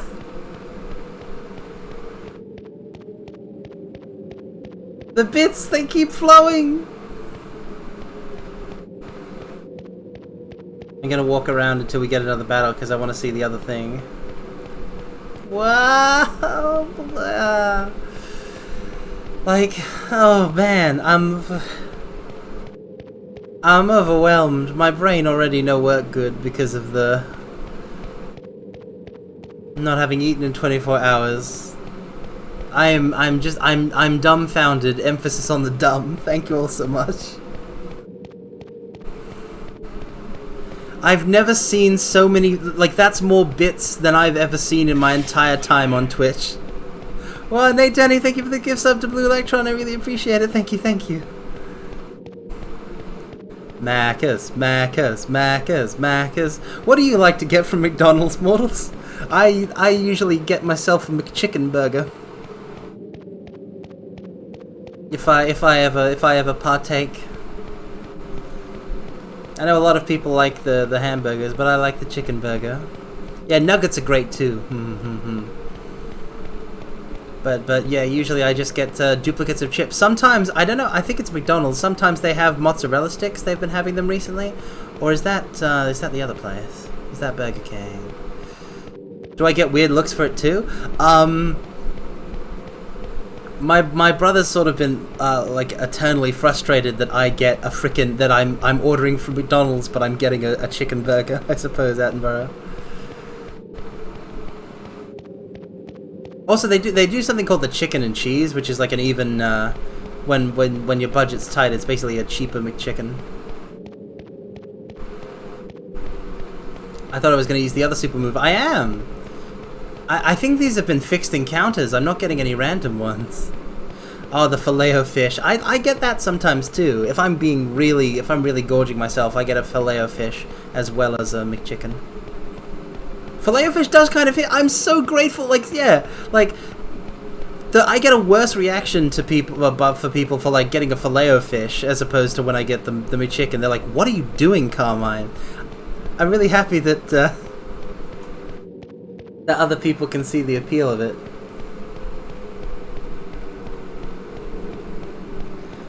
Wow. Thank you, everybody. Thank you all so much. I'm very touched. Filet-O-Fish definitely gets people tilted, right?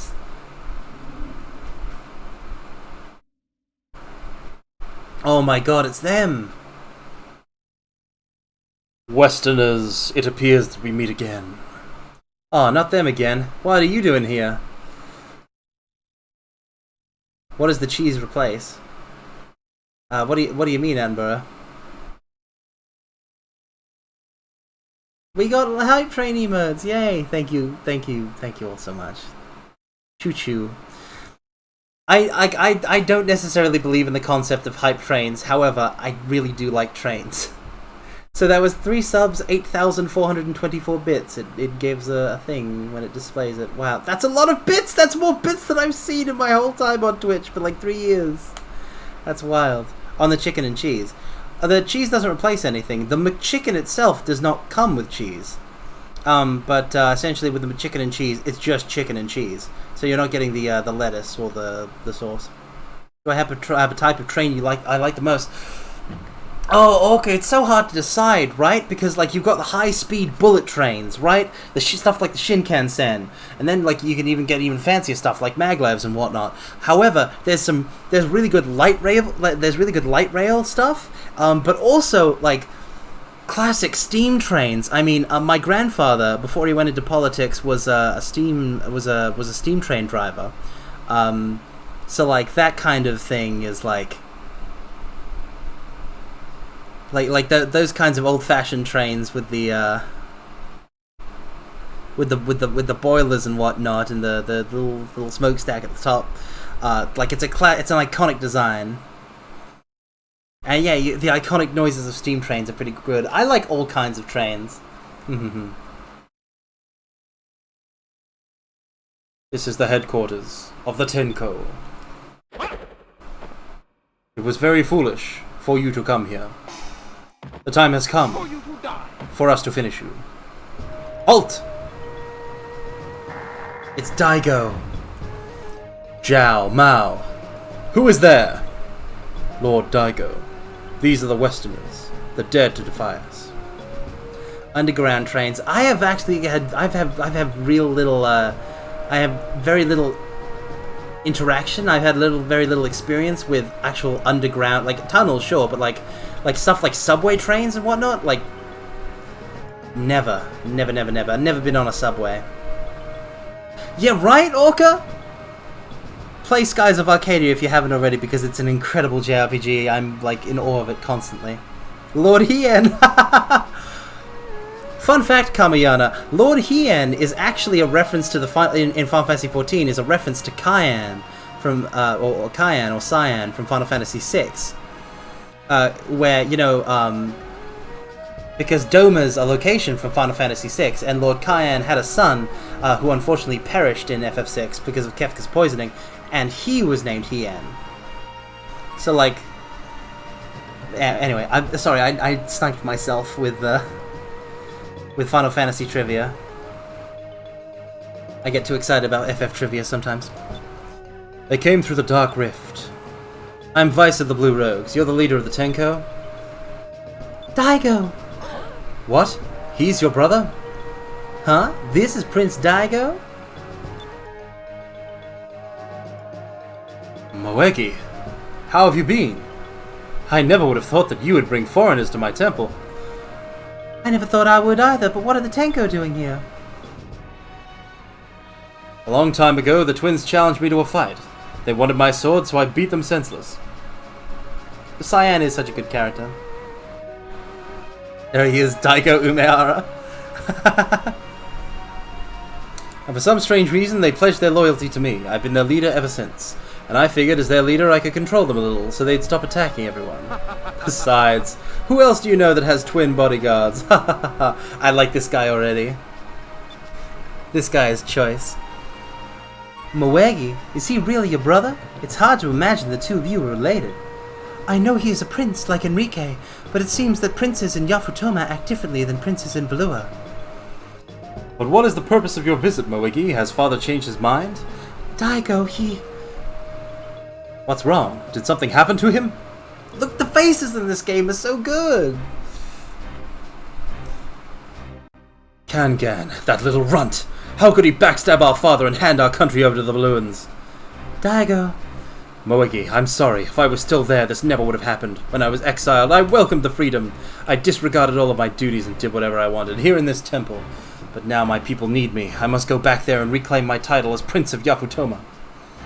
Vice, I can't thank you enough for saving my sister. Now I must get ready for battle. I will fight against Valua and give Yafutoma back to the people. I would be honored if you'd fight alongside me. Heh, of course. Of course we'll help. We share the same enemy. Excellent. We will fight together and reclaim Yafutoma and the Magasphere. Fleet battle, come on, let's go, let's go. Also, Lord Enrique, I heard you defended my sister from Miraji. My family thanks you for your bravery. I did only what is expected of a gentleman. Think nothing of it. And, Prince Daigo, I know how you feel. I too have been exiled from my lands. I wish to change the views of my country by changing the world around it. And that is why I wish to aid you, from one exiled prince to another. Enrique's so cool, I'm swooning! Also, the fleet that you are about to face, the Armada, was sent here by my mother, Empress Theodora. As a Valuan prince, it is my duty to stop them. This is not only your battle, it is mine as well. I understand. I will gladly accept your aid. Prince Enrique, you are a very noble man, much more noble than I. If a man such as yourself were to be at my sister's side, I would sleep well at night. Oh my god!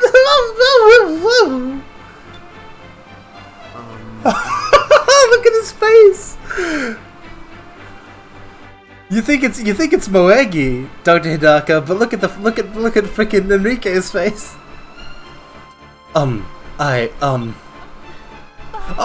Oh, they're both blushing! Ooh! Romance, romance, romance, make it happen! Come on, give Enrique his love interest. Let's go! Kya Hazukashi! Daigo. And from the looks of it, the two of you wouldn't mind either. Daigo, you devil! I love you, dude!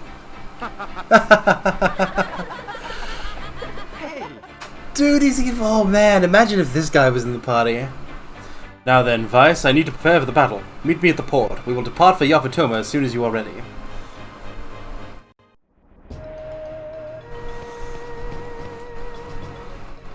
Oh my, that's so awesome. Battle, battle. Aha! Moonfish.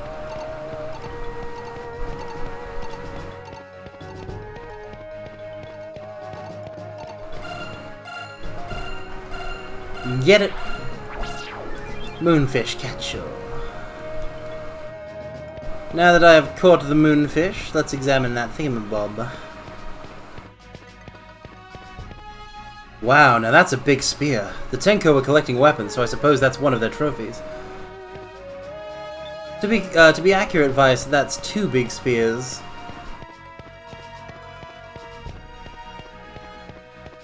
3 big spears. 5 big spears total. That's more than enough spears for the whole party. Now, if only we had a party member that used spears. Okay, is anybody else... Okay, so this track, this background track that we're listening to right now, it's got a sound that goes... Ba-dow! It sounds so... I think it's supposed to be like a bird's cry. It's gonna happen again. Keep an ear out for it. But does anybody else think it sounds like the Game Boy Color startup sound effect? This is our headquarters, where our leader, Lord Daigo, resides. When preparing battles, Lord Daigo gathers all the Tenko here. All the Tenko will assemble.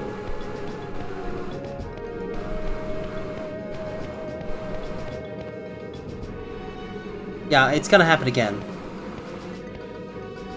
It sounds a little bit like it. I don't think it's a one-to-one. But it reminds me of it. Yeah, battle. We haven't had a decent fight in a long time. The Armada, I don't know who they think they are, but they learned not to underestimate us. I love how freaking evil all the Tenko look.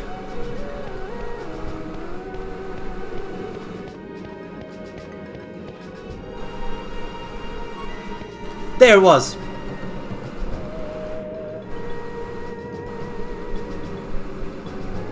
Did anybody hear it? Yeah, right? It sounds a little bit like it. I played a lot on the Game Boy Color as a kid, so that noise is burned into my brain. I say I played a lot on the Game Boy Color, but the only game I played was the Gen 1 Pokemon games. Hamacho, Kiki! Is it just me, or does this look like the frickin' bird duck thing from the place? We, the Tenko, are citizens of Yafutoma. No matter how long you live away from it, you never forget your love for your country. Aww. Like, that sounds like they look like they might be from the species that the duck that we keep giving the moonfish to. Interesting, interesting.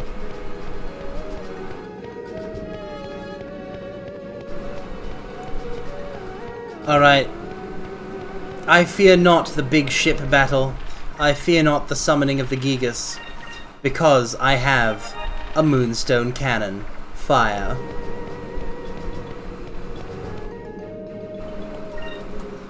Fleet battle, fleet battle, fleet battle, let's go! Right, Orca? This is the GameCube port, but like... the visuals are just insane. And apparently, okay, so like the soundtrack that you're hearing is like the one bad thing about the GameCube port. The one bad thing about the GameCube port is that the sound quality is worsened. So like,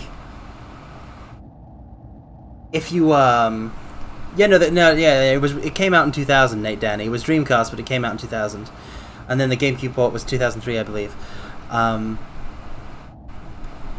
But like this, like the soundtrack of like the original soundtrack, if you listen to it, you can hear the difference, and it's wild just how good the soundtrack is. Yeah, the visuals seem to look to be about the same. They didn't change the visuals. I didn't know if they did. So I just wanted to specify that this is specifically the 2003 re-release on the GameCube. Hey, you can't expect to fight in that ship. Come ride with me on my ship. Daigo, you legend. All ships, prepare for battle. We must take back Yafutoma. Tenko! I love how... okay. I really love how these ships have, like, wind... like, they have fin things that resemble oars. Like, they resemble rowing ships because they've got fins that look like oars, but they're not oars because you wouldn't have oars on an airship. It's very nice. Very clever. Our scouts have reported that the Armada and the Yafutoman fleets are patrolling Kazai Lake. Vice, your ship is also patrolling with the Armada. Now it's personal. They took our ship! I understand your frustration. If we can get your ship back, we can win this battle. The Tenko will distract the Armada from the front and keep them distracted. They will attack them from the front. While they're keeping the Armada busy, I want you to get the Delphinus back. Without the Delphinus, we don't stand a chance. Sounds like a plan. Oh yeah, then... Orca, you will love this game then, because it's all just airships. There's airships of every different type. Like, all of the different admirals have different personal airships. Like, there was one that was like a submarine. with a freaking crane arm. We used to we had like before like, oh, you haven't seen the Delphinus yet. We have a ship. Okay, we're gonna go get it back, and you're gonna see it. And it's gonna be like, oh boy. I was incoherent when I first acquired it. All right, men, get ready. Let's show them what the Tenko can do. Like, like Orca, I am doing a soft because this game has had such an impact on me. I am doing a soft reboot. I'm doing a soft, yeah, like a soft reboot, as an airship captain VTuber. I'm going to acquire an airship. I will become Sky's tuber. Like that's how good this this game makes airships. Like it reawakened my passion for airships in such a big way. Haha. Looks like our pirate friends want some action. Things just got a little more interesting. I'm coming for you, Red. Soon you'll be all mine.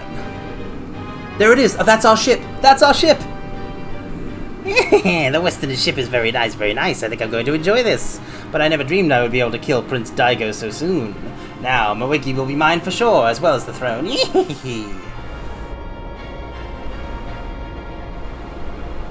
I'm sorry, handsome. I didn't want to have to fight you. But for Valua and Lord Galcian, I must. Tenko ship straight ahead. They're in range of our cannons. Are we boarding it? Yeah! Admiral, we're going to take our ship back! Alright, everyone, listen up. This is it. If we win this battle, we will rule the East. Let them feel the power of the Valuan Armada. Fire at will. Boarding actions, boarding actions, boarding actions. Pretty woman. Yeah, the really cool thing about this Pretty Woman, Orca, is that we have fought her before. Like, she's reoccurring. She's pretty and she's evil. The deadliest of all combinations. Okay, this is straight up an actual fleet battle. Let's go! Large-scale fleet battle scene, yeah! Okay. So far the battle's even, we're more maneuverable, but we can't seem to break their lines. You gotta play this, Olga. Like, you would love this. Vice, keep an eye out for your ship. It's got to be around here somewhere. Alright, everyone, be ready for action. When we find the Delphinus, let's take it back. Air pirate style. I love how this is the first, like, offensive boarding action that we've done since the start of the game. Where the game literally opened with us doing an offensive boarding action against the freaking Valuan pirates.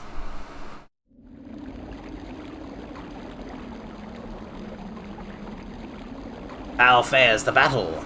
My lord, the Tenko are all swarming all around the Valuans, but the Armada is holding their position. We seem to be at a stalemate. Yeah, very well. It is time for us to join the battle and end this once and for all. Oh no, he's going to do it. He's gonna do it. The game is basically what is the coolest thing that could possibly happen at this point, and then it does. Yeah, also, Orca, it's not just airships, there are also kaiju. We can't break their lines and our ships are taking serious damage. I don't think we can take much more of this. I'm going to give the signal to retreat. Today, Valua has won. My lord, a ship fitting the description of Captain Vice's ship is heading our way. What? Are you sure? Yes, my lord, I'm positive it's the Delphinus. Daigo, if you can get us close to the Delphinus, we can take it back and win this thing. We're air pirates, remember? We do this stuff all the time. All you have to do is get us close. I see. Okay, Vice, you got it. Bam, bam, bam, bam. Oh yeah, welcome, Biscuit BT. Welcome. You can only lurk. I'm sorry, Biscuit. I'm sorry that we're streaming at the same time, but also you should focus on your stream instead of freaking showing up to mine. You're streaming right now. I plan on watching your stream after I finish up mine, because VLR is great. Wow! We're going to have to jump to the deck. Welcome, Raiders. It is I, Carmine Phlegathon, the most cursed and powerful of all VTubers. He who was cursed under the red moon of fate, and he who wields a demon within his right arm. Hello. Welcome. Welcome, Raiders. Welcome. Hi. He also likes nuggets. Shut the Orca now! What a thing to add. Sort of undercutting my might there. Welcome, Val. Val, what were you streaming? What were you up to? Tell me all about it. Was it fun? Oh, welcome everyone in. Welcome, Horatio the Duck. Hello. You were reading. What were you reading, though? Huh? What were you reading? It's okay. I got you, Fina. Ooh, romantic. I'll be right behind you.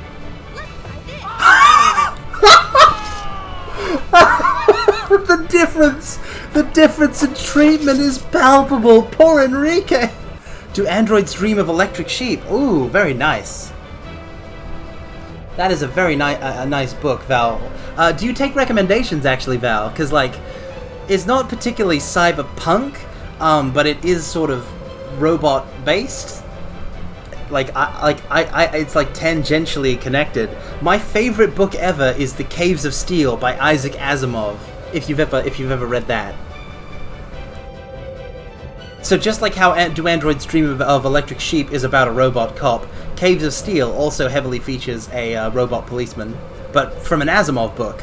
Oh man! If you don't know of Asimov, or rather, if you do know of Asimov but you haven't read his books, I hugely recommend all of Asimov's books. I, Robot, Caves of Steel, The Naked Sun, The Robots of Dawn. That's the Elijah Bailey trilogy. It's like an Asimov detective story, but he's also done Foundation. He's done the Foundation series. Yeah, I know that there's a movie called I, Robot, but it has nothing to do with the book I, Robot. The book I, Robot is just a collection of short stories set in the same... Like, all of Asimov's works are set in the same universe of a future Earth. It's totally different. There's nothing to do with the books. Basically, like, it jumps around the timeline to deal with the laws of robotics, because Asimov invented the laws of robotics. If you've ever heard of, the first law, a robot cannot harm a human or through an action allow a human to come to harm. Second law, a robot must obey the commands of humans. Third law, a robot must defend its own existence. I'm not phrasing exactly, but yeah, that kind of thing. Like a robot can't allow itself to be destroyed. That's the third law. And basically, like, iRobot introduces those laws, and then it shows them in action, and then displays edge cases, and like all this kind of like, what happens if a robot is psychic? Like, that's one of the iRobot stories. What happens if a robot can read your mind, and considers emotional harm a violation of the first law?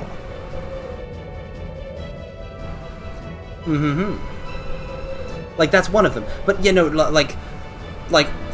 anyone who's at all interested in like really good sci-fi fiction, Isaac Asimov's work, the Elijah Bailey, iRobot, the Elijah Bailey trilogy, the Foundation series, just fantastic books.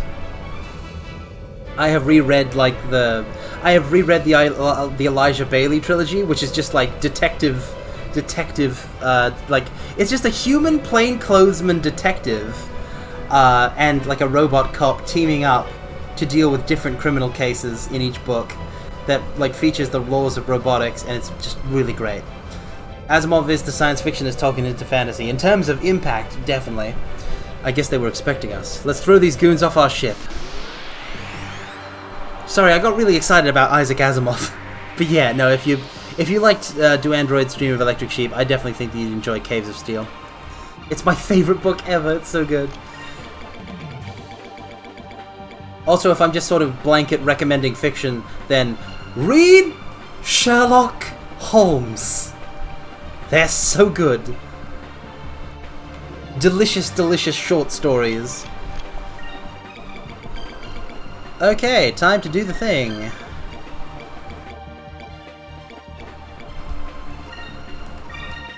Attack. The other full SP thing works really well in context here. Wait, really? I can actually use it? I figured that because the Delphinus is currently occupied, I can't use it. Sherlock is short stories? You never know. Yeah. Like, there are some full-length novels, Orca. But, essentially, with the Sherlock Holmes stories, they were initially published in the Strand magazine as short stories. So sort of how a manga magazine has like multiple different manga in it, like the Strand magazine was a sort of similar deal, but with writings. So basically, like you can read through a Sherlock Holmes tale in like a single session. That's what made it so beautiful. Like, that's what makes the Granada television adaptation so beautifully done, is that they take about 40 minutes of time. It's 40 minutes of Jeremy Brett being an absolute incredible actor, and that's enough time to fully and deeply cover, like, and even expand on the tale of the particular book. So usually, like with the Jeremy Brett adaptations, the Granada television Sherlock Holmes adaptations, they will have like a scene that takes place before the actual book starts, because usually the story starts, because usually it starts with you know, the client is introduced to Sherlock and Watson, and then they tell their tale. So basically, part of that is adapted into a stinger for like the start of the story in the Granada TV adaptations. It's really fantastic. But yeah, Holmes, Poirot, they're short story detectives. They're short fiction detectives.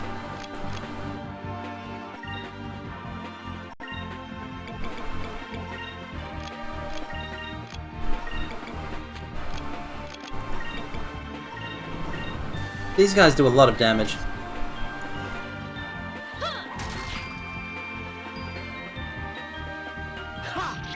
Oh boy. You can read any book in one session with enough dedication. Yes, but you can read a Sherlock Holmes story in one session comfortably. Move! Give me strength!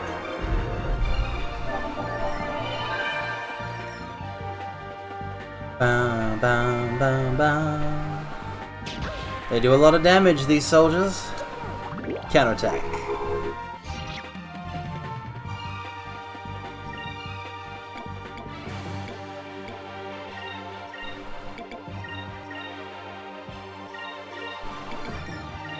Get him.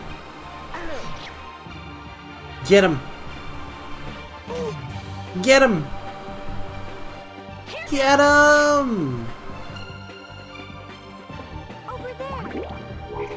I love how, like, because we're doing a boarding action onto our own ship, we're fighting on the battle arena that we fight in for, like, every random encounter out in the skies.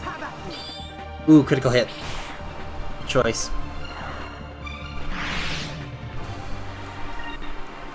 Okay, everyone focus. Actually, Fina, you can use a Sacraluin on yourself. Oh, no, just the Sacras will do.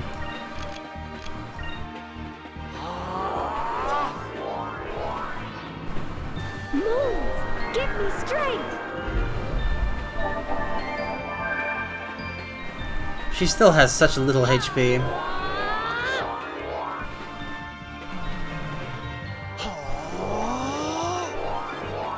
Okay, it's not gonna be enough.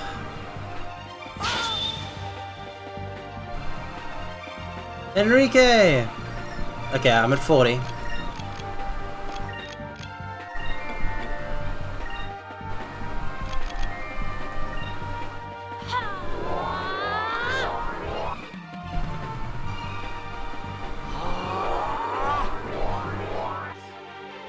Sacrum. Give me strength! Okay, well, let's see if I can do the other full SP move. I didn't even notice that, like, it was a thing that we could do until, like, I was told about it. I really went, like, man, that's the kind of thing that, like, I wish I knew. Oh, yep. Crew Specialist. I can do Blue Rogues. Let's see it. Let's do it. Let's see what it does. Welcome, welcome, Red Burning Dragon. Welcome, welcome. The land of the Blue Moon goes very high up at the moment. I'm about to see this for the first time. Lawrence! This is what he gets paid for. Yo, it's the waitress! Marco! Is he attacking with his snot? This is so Kino. Oh hey, it's Polly.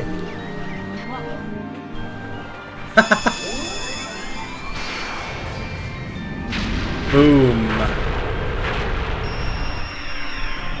Oh, we get healed as well.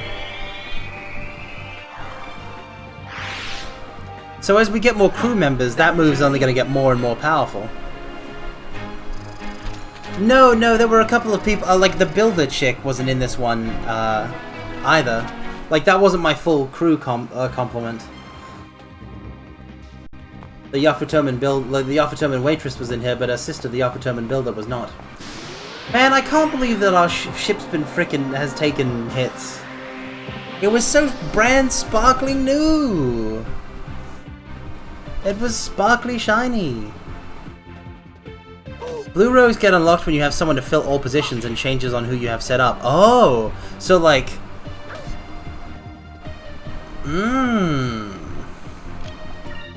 Interesting. I gotta learn more about crew management. Rain of Swords.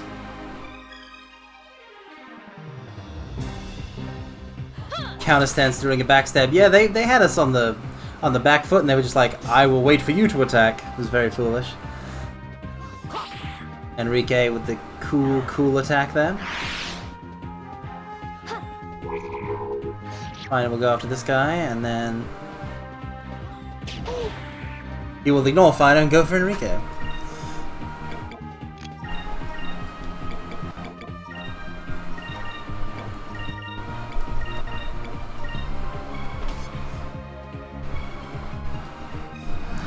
Cutlass Fury, you're dead.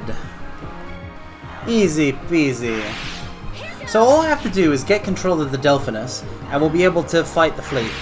But also, more importantly, they're going to summon the Blue Gigas, and we need to fight that. We've got to fight the Kaiju.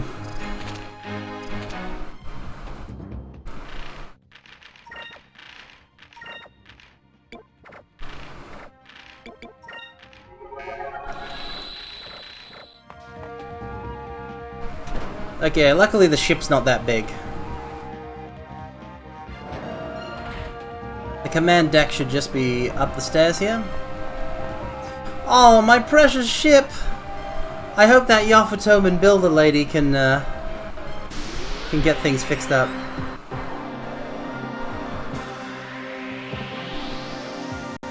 Boom, boom, boom, boom, boom. They dented our whip! Why is whip a term for a vehicle? Attack. Get bent.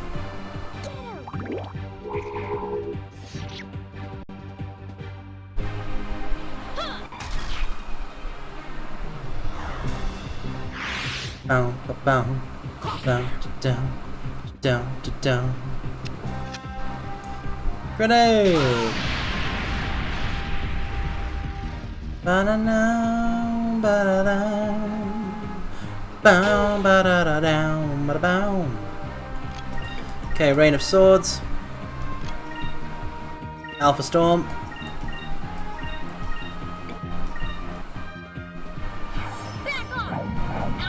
Oh, it came from from horseback or carriages even. I see.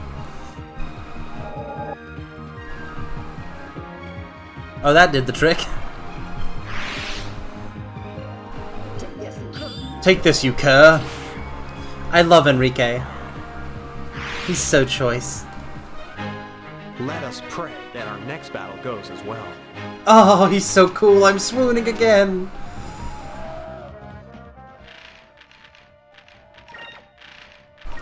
Wow.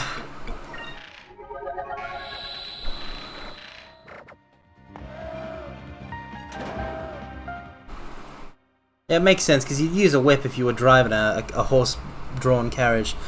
Muraji, we'll be taking back our ship now. Oh man, they even swapped the flags in there. I gotta redo it. Do you think I'm afraid of you? You aren't so tough. Hey, kid, remember when I told you to kill yourself? You could do it very easily now if you just jumped off. Why, you fools, just standing there, get them! You betray those that trust you, and needlessly endanger the lives of innocent people, all for your own personal gain. For the honor of Princess Moegi, and for the people of Yafutoma, I will strike you down! Face my blade, coward! Oh my god, I'm swooning. Ah! I mean, Nate Danny, you say that, but Sega's doing new Jet Set Radio, which I think people would have thought was equally impossible, so, you know, never say never. Okay. Attack the soldier.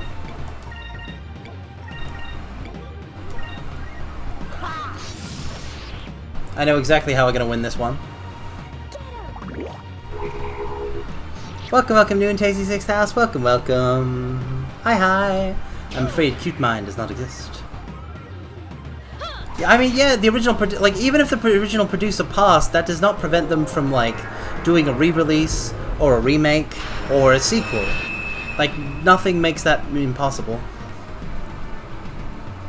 The Power Surge is remastering a lot of games. Some people are saying that they are new games, and some people are saying that they are remasters. Which one is it?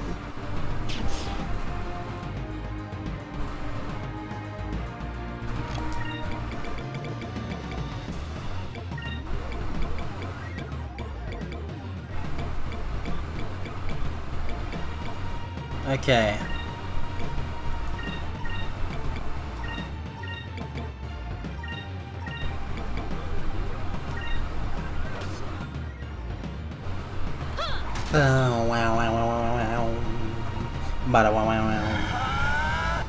Okay, I'm just going to kill everyone and then, like, I'm gonna charge up Enrique and he's just gonna use the judgment on Miraji. How dare you cast your speedy magics? You cur. I will cast my own speedy magic then.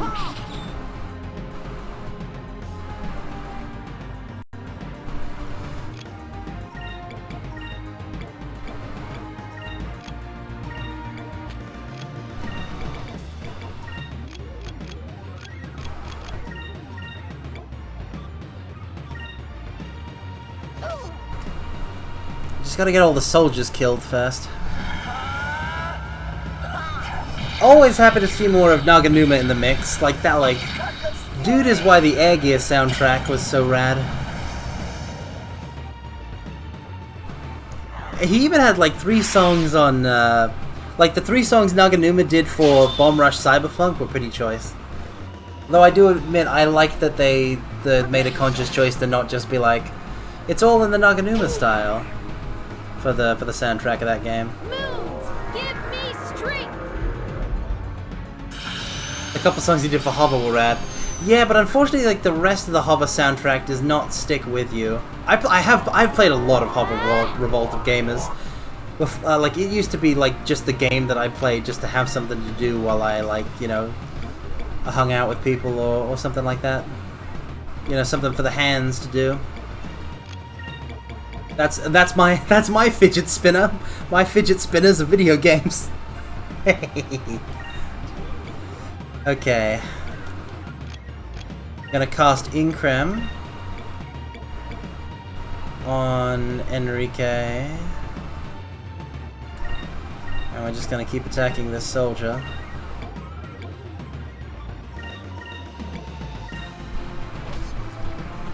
Naganuma's a memester? I can imagine him being a bit of a memester. Not the Wevlem. Moons, give me strength. Moons, do the thing.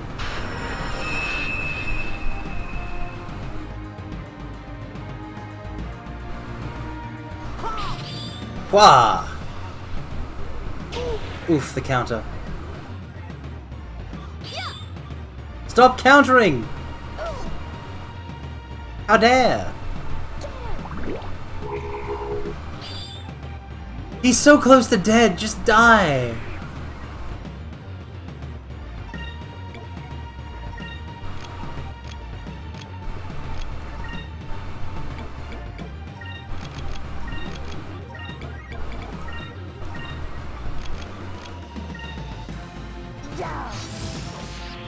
More Air Gear anime. Yeah, there's so much of the manga that has not been adapted. Like, there's so much more of Oh Great's insanity that is in that manga. Like, it would be real. What would be really fun is if they were to if they were to keep animating Air Gear and they were to get to the part where President Obama, possesses the brain of a Japanese teenage girl and goes roller skating.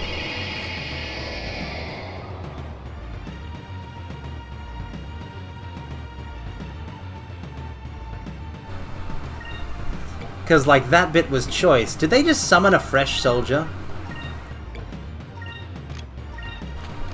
I think they did. I think he did. Alrighty, time to use the judgment on Miraji. Say what? Yeah, there's a part of Air Gear where President Obama, like, possesses, like, the body of the teenage girl that's on the Kogurasamaru, and he goes skating with Ikki and the gang while he explains the law that he's there to explain. Now face your punishment. It's my second favorite appearance of Obama in manga. Oh, that's so much damage! You're so fricked, Miraji! You're so doomed!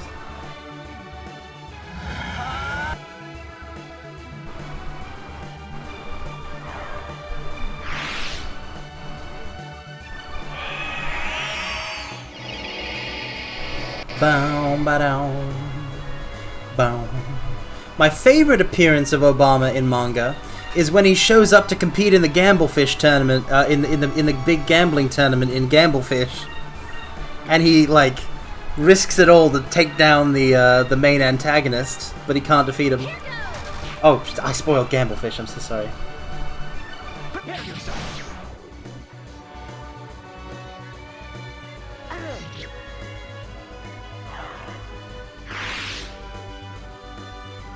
Imagine if Fina takes out Miraji right now. Close. Oh, he's healing! With Sakras! 1000 HP! That ain't nothing to sneeze at. It will not be enough. The judgment!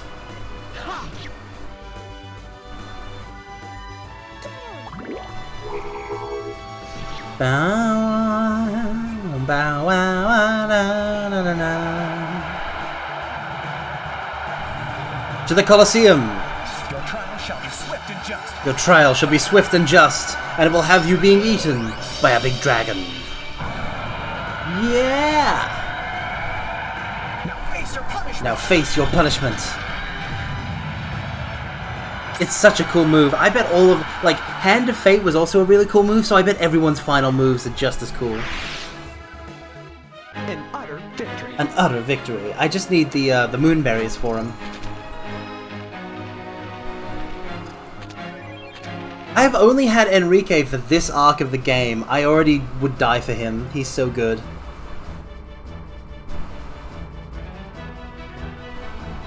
Help! Look at that expression. I'll give you back your ship. Please, just spare my life. Please, let me live.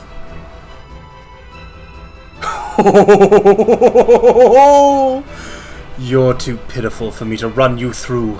I'll spare you, but you'll pay for all of your treachery. Literally saying you're, like, not worth killing. When's Drachma coming back anyway? Baseball. Drachma's probably dead he probably died when we lost the little Jack. Alright, we got the Delphinus back. Now, let's even the odds. Like, Gilda might come back, but not Drachma. There's a ship coming in from the starboard side. It's coming in fast. Yeah, Grandpa Drachma's dead. Oh, Vigoro's the Draco. There's something about it that disgusts me. Oh, it's because that ship. It's the Draco. It's Vigoro's ship. Talk about trying to compensate. That guy's got a complex. The Armada is being led by Beleza and Vigoro. If we can take out their ships, the rest of them will fall. Our next target, the Draco. Oh, let's go. Let's go. What? Okay, you know what they should. You know what they should do? Skies of Arcadia anime, because that'd be pretty great. Hey Vice, my cannon's bigger than yours, haha. Now feel the destructive power of my ship, the Draco. Oh dear.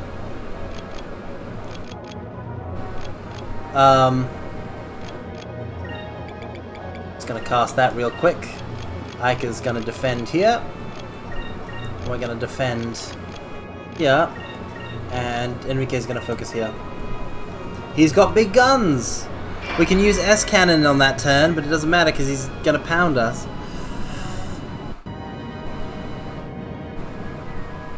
The Draco cannon. It's a ballistic shell! Woo! Did you see that casing ejection? It was massive!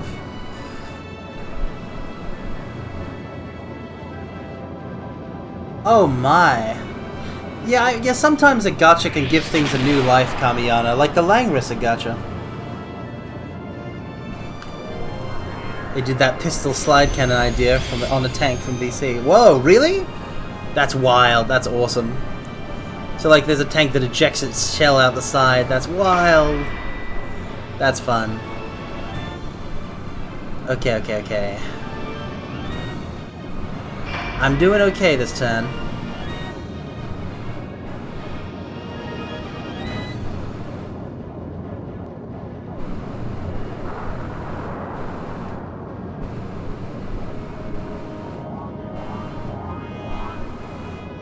I would have to earn 9 SP in order to be able to do the freaking moon cannon next turn. I don't think I'll have that. Now this is more like it. A face-to-face confrontation. This is how real men should fight. Oh, no, I can do it. Okay, so, Moonstone cannon fire. Guard on this turn. And 2 focuses.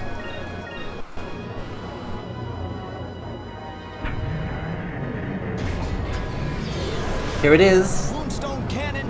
Fire! S-cannon, baby!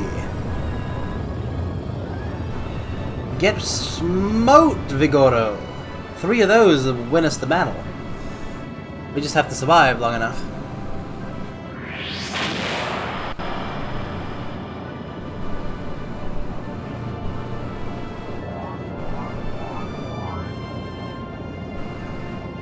Oh, you're focusing? You freaking suck, dude. I'm also focusing though. Mwahaha.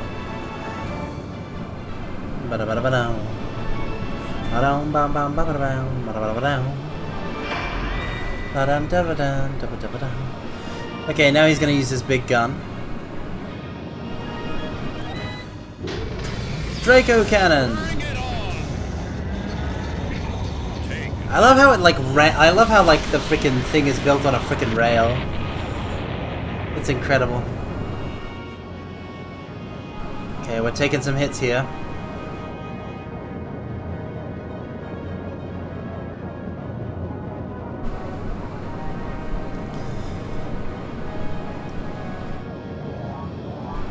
We'll be able to use the S cannon next turn as well, and then the turn after that. Wow, I knew the Delphinus was powerful, but damn, that thing's strong. But that'll make my victory all the sweeter. I will prove that I'm the strongest man in the world. S cannon fire. Ica will guard on this turn. Focus twice.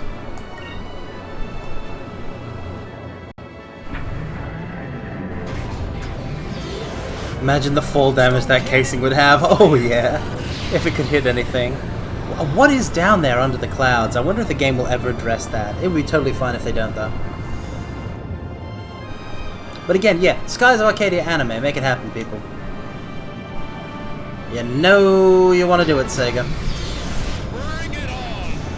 There's the Draco cannon. It's Drakening. Oh boy.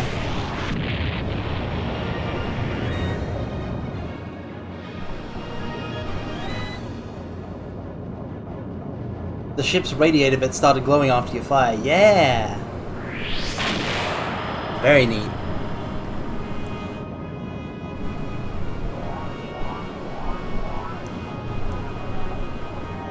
It's a nice touch. Oh, I'm sorry, I'm yawning. Oh, how am I yawning? I slept for 7 hours without meaning to.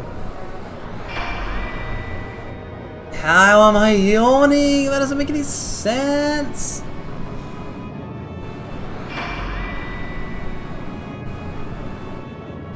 fire your big stupid cannon again, Vigoro.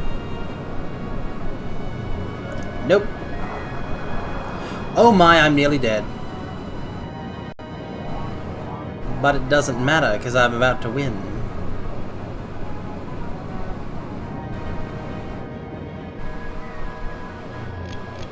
Behold! My strategy totally paid off.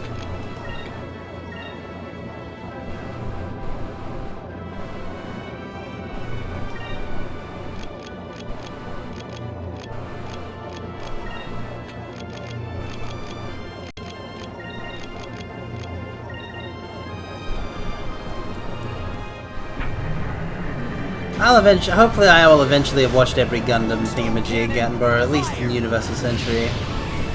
I think F91 is UC, right? Crew is a good option, Kerala. Oh, I forgot that I had new crew, Kamiyana. But look! I literally just engaged in a no-heal slugfest with Vigoro of just firing big cannons against each other, and we won. I beat him at his own game. The real problem is going to be beating Belazer when I'm starting on basically no HP. I think it's a fun handicap. I don't believe it. They survived my Vigoro cannon. Belazer.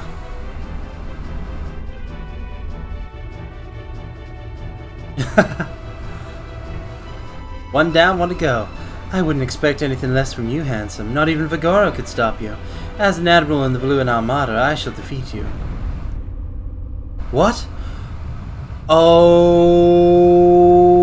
no! Welcome, Daedric Prince of Comfort. Welcome. Hi. It's the Blue Winds of the Blue Gigas. Ah, Vice, look! They Blue Gigased it. Oh dear. Oh no. Here comes the kaiju.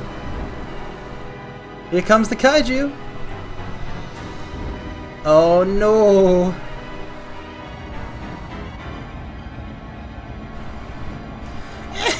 Soon I shall be rid of both the Westerners and the Tenko. Go, Blue High, blow them out of the sky. This is why Valua trying to get the crystals is so dumb, because other people will have the crystals and use them. If they hadn't been going after the crystals wouldn't, if they just let well enough alone, Blueheim would not be destroying the Blue and Armada right now.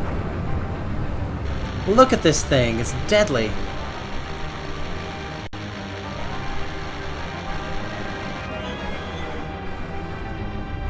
Good news, bad news. What's the good news, Red Burning Dragon?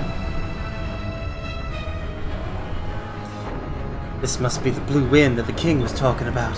The winds are too strong. Our ships are losing control. We can't hold our formations. If this keeps up, all of our ships will be destroyed. I didn't want to do this, but we have no choice. All ships retreat. Welcome, Ruku. These designs are just chef's kiss. It's Blueheim. We might be able to take him on with the Delphinus. I really hope so. It doesn't look like we have much of a choice. Alright everyone, let's go. It's up to us.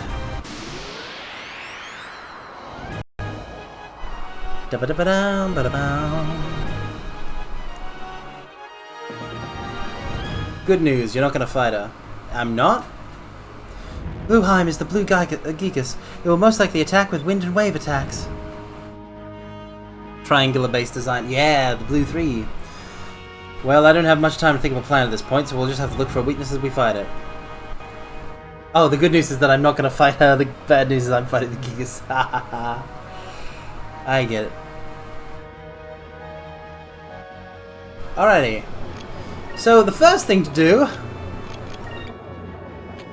is,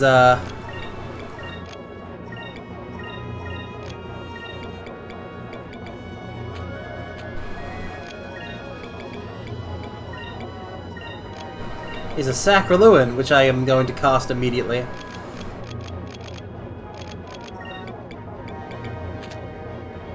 Using Crew Command, she will replenish your ship's HP to full. Sacraluan should do the same thing, but that's pretty rad that she can do that.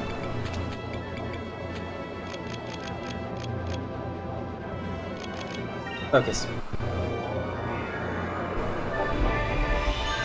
Sacralan.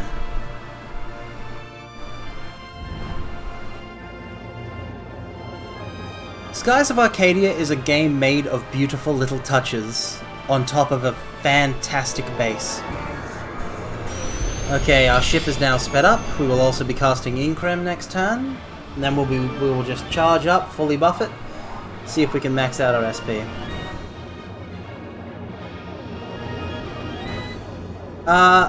Somebody said that was a hoax in the chat, Blue Electron, but that turned out to be a hoax.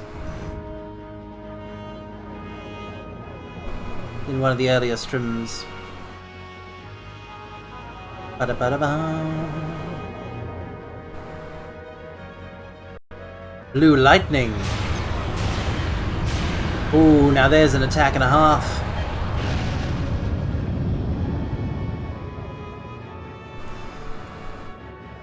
Ah, we'll be fine.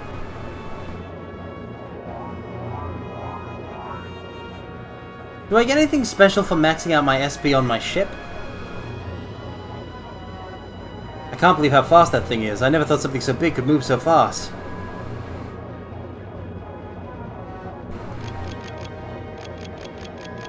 Oh yeah, we'll definitely want to focus up here.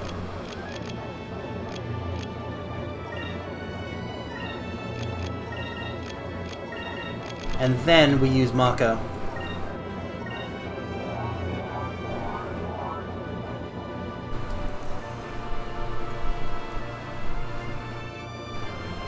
Oh, I didn't cast Increm!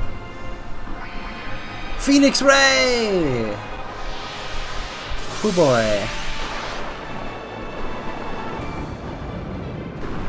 Oh dear. These really seem more like electric attacks.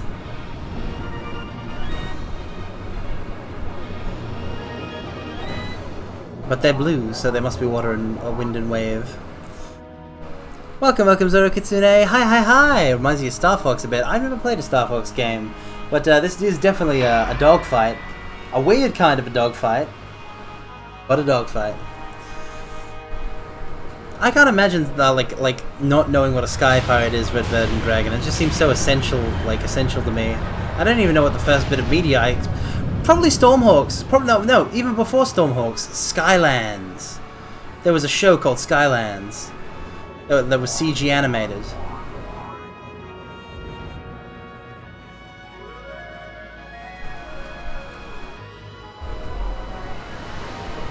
All right, Marco, do you think? I should have 60 next turn, that means. Ah, the Phoenix Ray!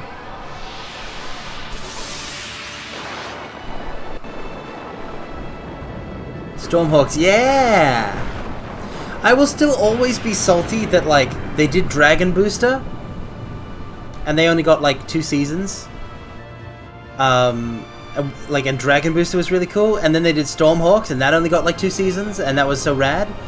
And then they do frickin' Slug Terror, and Slug Terror gets several seasons and like more seasons and a movie. Like Slug Terror was the most popular thing those guys did. Frickin' Slug Terror. What number does this one have? This is the Giga's number 3. Because blue is the 3rd element, apparently.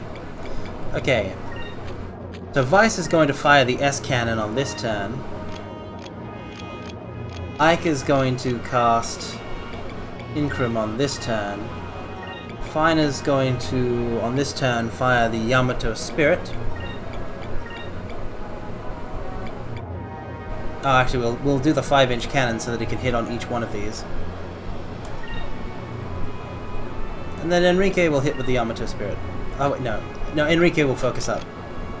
So that we can use another S-Cannon next turn. I mean symbolically. 3, Edinburgh? How do you mean? Well, like, what are you asking? Welcome, Deckers of Deckers. Welcome. Slug was cool, but Hawks is amazing. Yeah, like, I don't think Slug Terror is a bad show, but just, like... There's nothing about Slug Terror that, and its success that could not, have been done by Dragon Booster or Stormhawks, and they just had cooler concept. The game you have begged Sega to put on Steam for 18 years. It's a fantastic game, Dirkus of Dirkus. The modern gaming audience really deserves to have a more easier time finding and playing this, because it's just fantastic. What are you guys talking about? Oh, so there's a TV show. Moonstone Cannon Fire. There was a TV show called Stormhawks, which was really rad. I think the makers were Canadian. Oh, we deal a serious blow there. Let's go.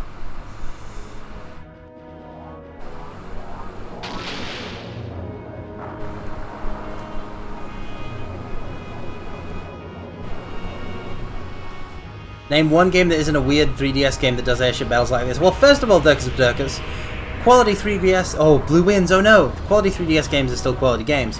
However, I don't think there is a game quite like Skies of Arcadia. I think that this is in a class of its own. I think this is fantastic. But like even Stormhawks, the show Stormhawks, before that they made Dragon Booster, which was about dragons. They like earthbound dragons, like dragons without wings, racing in a high-tech future where the dragons have like high-tech gadgets on them to like glide and frickin' do like swing and do cool stuff. I had the DS game for Dragon Booster. There was a 3DS game that tried to do this. Which 3DS game, Dirkus of Dirkus? What an incredible blast of wind! It's blown us completely off course. Watch out! Blueheim is preparing its next attack. This must be his strategy. Using that burst of wind, it pushes its enemy to position for the next attack. Unless we can do something to counter that wind attack, we'll be helpless against this thing. We need to try and think of a plan. Oh, okay. God. Sacre Luen. Focus. DS game called Nostalgia. I see.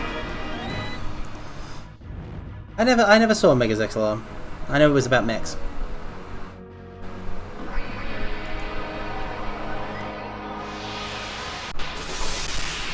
Wah wah wah wah wah.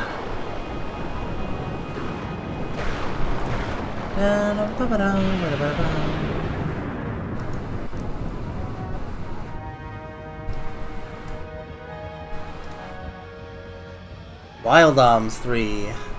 I should play the Wild Arms series. It seems like such a unique JRPG series.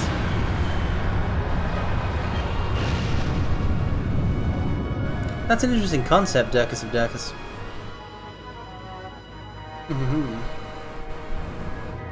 Alright.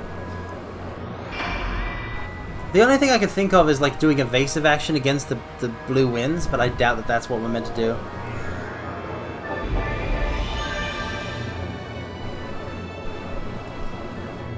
Okay. Oh yeah, you're using evasive action, Blueheim. Okay, I see how it is. Focus your SP. Prepare your attack.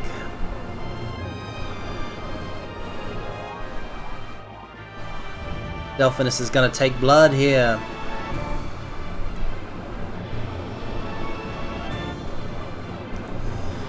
Okay, I have a guaranteed Moonstone Cannon shot on the next turn, so...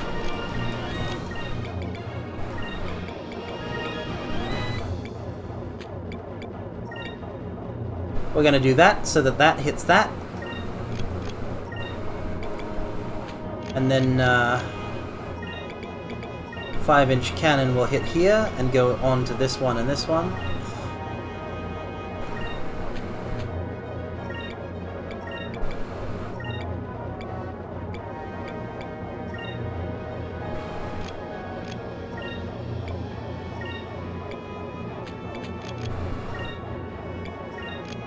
And the Yamato Spirit on the first turn here. Just unlocked the Delphinus. Nice, Magica 95. Welcome. Hi. Welcome in. How great is it to replay fave games, huh?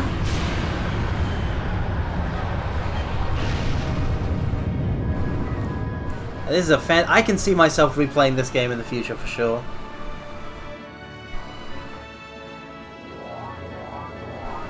Bum, bum, bum, bum, bum. Dun, dun, dun.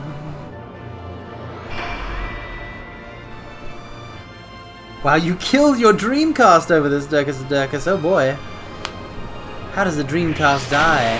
Okay, the Serpent Torpedo is deployed. A lot of attacks are going to land on the critical turn of the first turn of the next round. The CD reader broke. Oof. Speedrun when? I don't think I could speedrun this game. Oh, dang it, the 5-inch cannon missed on this turn. But we're going to get to fire it again next turn.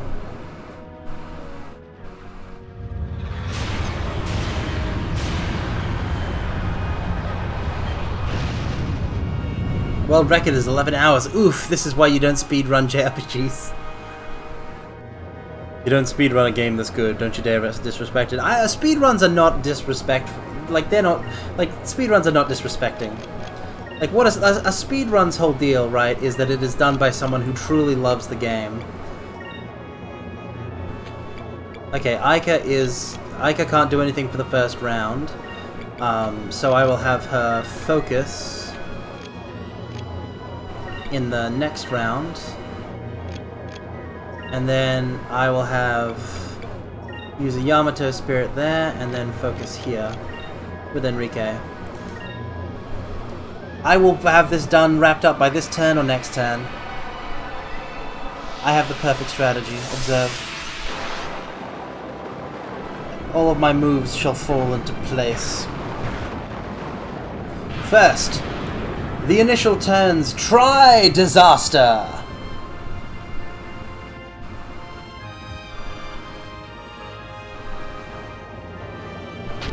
Yamato Spirit, Serpent Torpedo, 5-inch cannon, dealing 20,000 damage.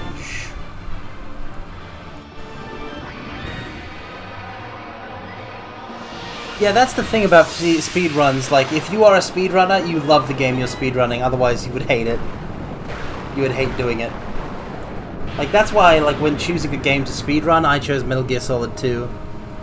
Back when I was trying my hand at speedrunning, because I watched a bunch of Summoning Soul videos, and I was like, this is really cool. I speedrun Metal Gear Solid 2. Because it was the only game, like, most of my favorite games were JRPGs, that had, like, really long times. Oh, Skies Arcadia is an easy speedrun. Yeah, but it's a really long one, Nate Danny. It's a really long speedrun. I much prefer a speedrun I can get done with in, like, just a little over an hour. Like an hour and a half to 2 hours. That's the ideal time, I think.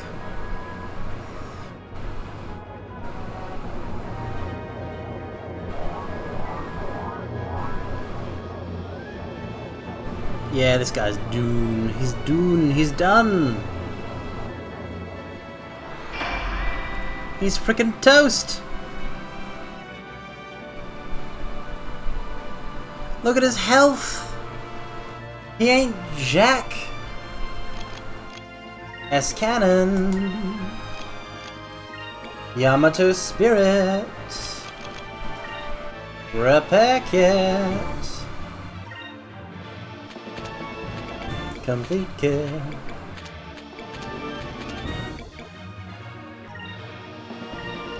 Focus. Oh, no. Have Ica guard on this final turn, and then the focus will be the initial.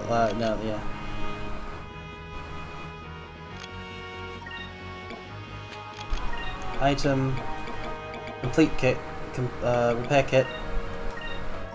Yamato Spirit. He dead. He dead. Do I have crew abilities? Yes, but I don't need them, Durkus of Durkus. Because I'm about to destroy Bluehaim with my supreme tactical skills.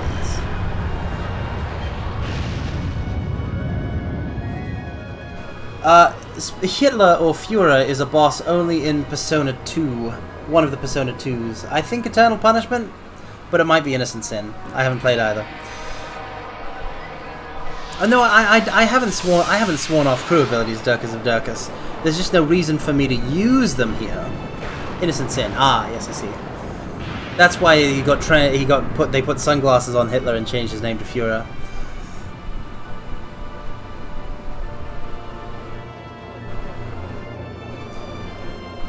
Yamato Spirit.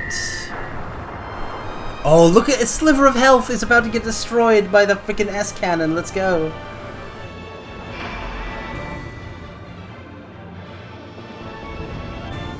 I mean, it's not like it was a random, like he randomly showed up.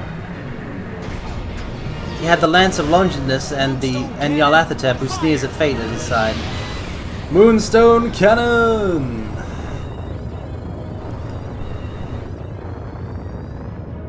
That is a win. That is a win! We did it! Naisu, Naisu, Omoraisu. Da-ba-da-bam-bam-bam-bam. 2 Captain Stripe for those 2 battles too. I just took down a Gigas. Oh, what a crash! What a crash! It's funny that Fantasy Japan is just a floating Mount Yamato. Oh no, Durkus of Durkus. That is just Mount Yamato is just the dungeon where there's like a cool lake and the the volcanic lake and whatnot. But like the actual Fantasy Japan is also like it's part of Fantasy Japan, but there's also the islands, the floating islands with waterfalls and cool stuff. I can't believe it. The Air Pirates defeated Blueheim. I need to get out of here. Huh? Daigo. Daigo. Kangan, you cannot escape. Surrender or die.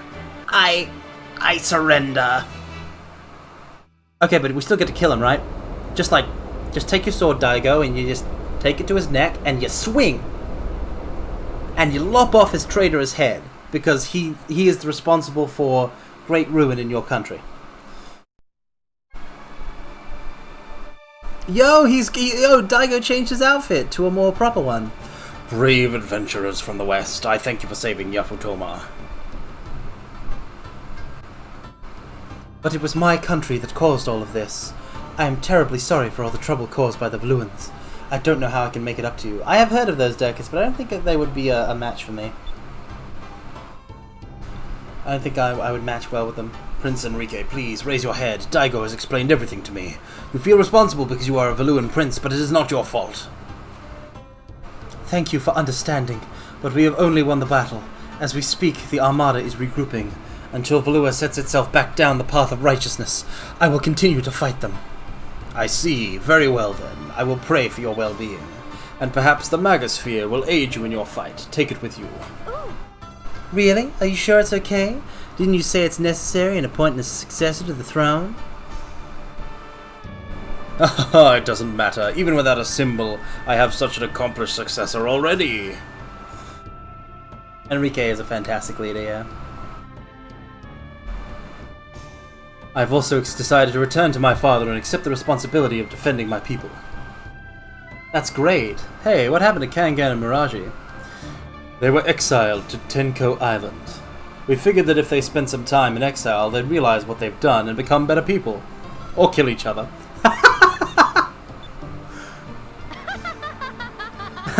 I like that plan. It serves them right. That reminds me, I noticed that your ship isn't capable of going to great heights or depths. Here, take this with you. I knew we were going to get great increased height and depth thing.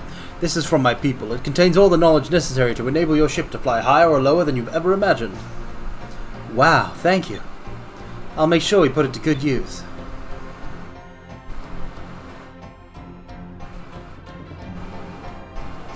Ike's got a great laugh, for sure. Oh, Moegi. Father, I have something to ask of you. Please let me go with these people. What? If what they say is true, then there are matters of great importance occurring in the West. You and Daigo both said you will stay here to protect our country, but I am helping defend our country by helping these people on their quest. Well said, Moegi. I am proud to have you as a sister. Oh my god, new princess acquired! Prince Enrique, I speak to you not as a fellow prince, but as a brother concerned for his sister's well-being. Please take care of her. You have my word. I will defend her with my life. Princess, let us join forces and return peace to this world. Yes, Prince Enrique. I entrust my life to you. Oh! love interest get? Very well then. It appears I do not have much choice in this matter anyway. Enrique, you're getting much more reliable by the minute. You seem like a different person. Just until recently, all I ever saw of you was the back of your head leaning over the railing of the ship. Oh, Aika, how did you say that in front of Moegi? Aika, do you have to constantly remind me about that? She's right, Enrique. Alright, let's go home. The Blue Rune Crystal and the Book on Polarity. Moegi has joined your crew as a delegate. Oh, yes! 2 royalty as members of the fucking... Oh, I swore, sorry. As the Blue Rogues, as the pirates. I got too excited. Come in. I swore, I'm sorry. Wow. The divine wind really did blow. The blue wind. Alrighty. Summon crown, okay. But that is where we'll wrap it up, I think. We've been going for 4 hours. 4 hours, 46 minutes. I cannot actually stream this long anymore. Like, at this time slot. Like, it is currently 3:48 a.m. my time. It's wild. Sorry, Mr. Master. If you like, I can return it. Will I be able to sleep? No, because I just woke up. But I also don't think I can maintain good quality of stream past this point, especially since I have not eaten in over 24 hours. Okay, manage reward requests. Most recent request.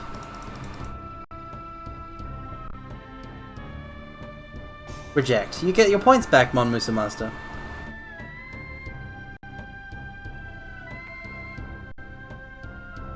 But yeah, gotta make food. Bum bum bum bum.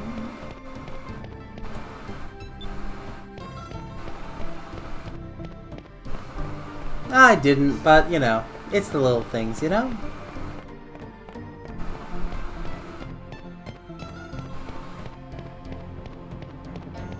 What a fantastic nation.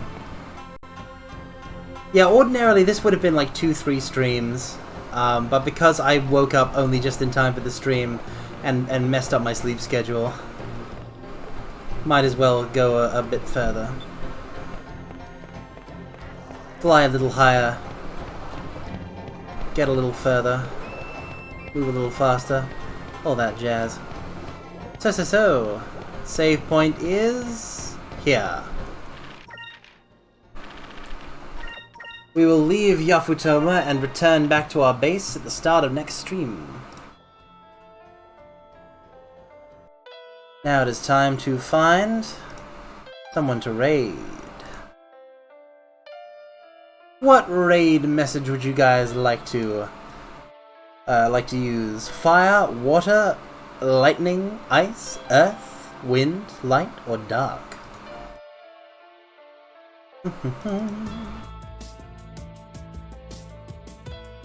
Okay, as for who to raid.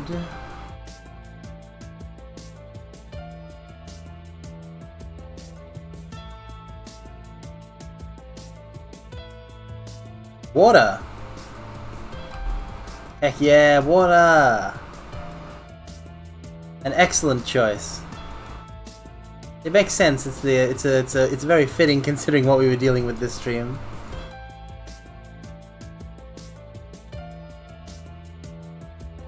Water. Water bottle. Water bottle. Water bottle. Alrighty, there's the water element raid message, and it's very fitting because as for raid target, I noticed one of the VTubers that I was streaming the draft with, that I was fighting in Yu-Gi-Oh, is currently streaming Pokemon Brilliant Diamond, some sort of champion challenge, and it's Nanase Kain, who is of course water themed.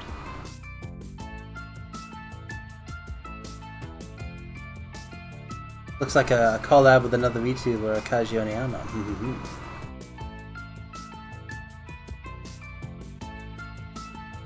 Sounds like a bundle of fun, so I'm sending guys over there, and, you know, cheer Kain on a bit. He's a cool dude. But now, I shall thank you all for coming. You're all wonderful people, wonderful models. Wonderful people, wonderful mortals, and I hope you all have a good rest of your day. Or simply just a good rest. Now, I shall send you through the portal to realms unknown. Commence the Attenborough. Attenborough, you're using the wrong one, Attenborough. It's this one. You use the rock one. Yeah. Now, I shall send you through the portal to realms unknown. Commence the endless torrential cascading eroding supreme iridescent refractive hyper fully charged rainstorm typhoon tsunami raid. Farewell.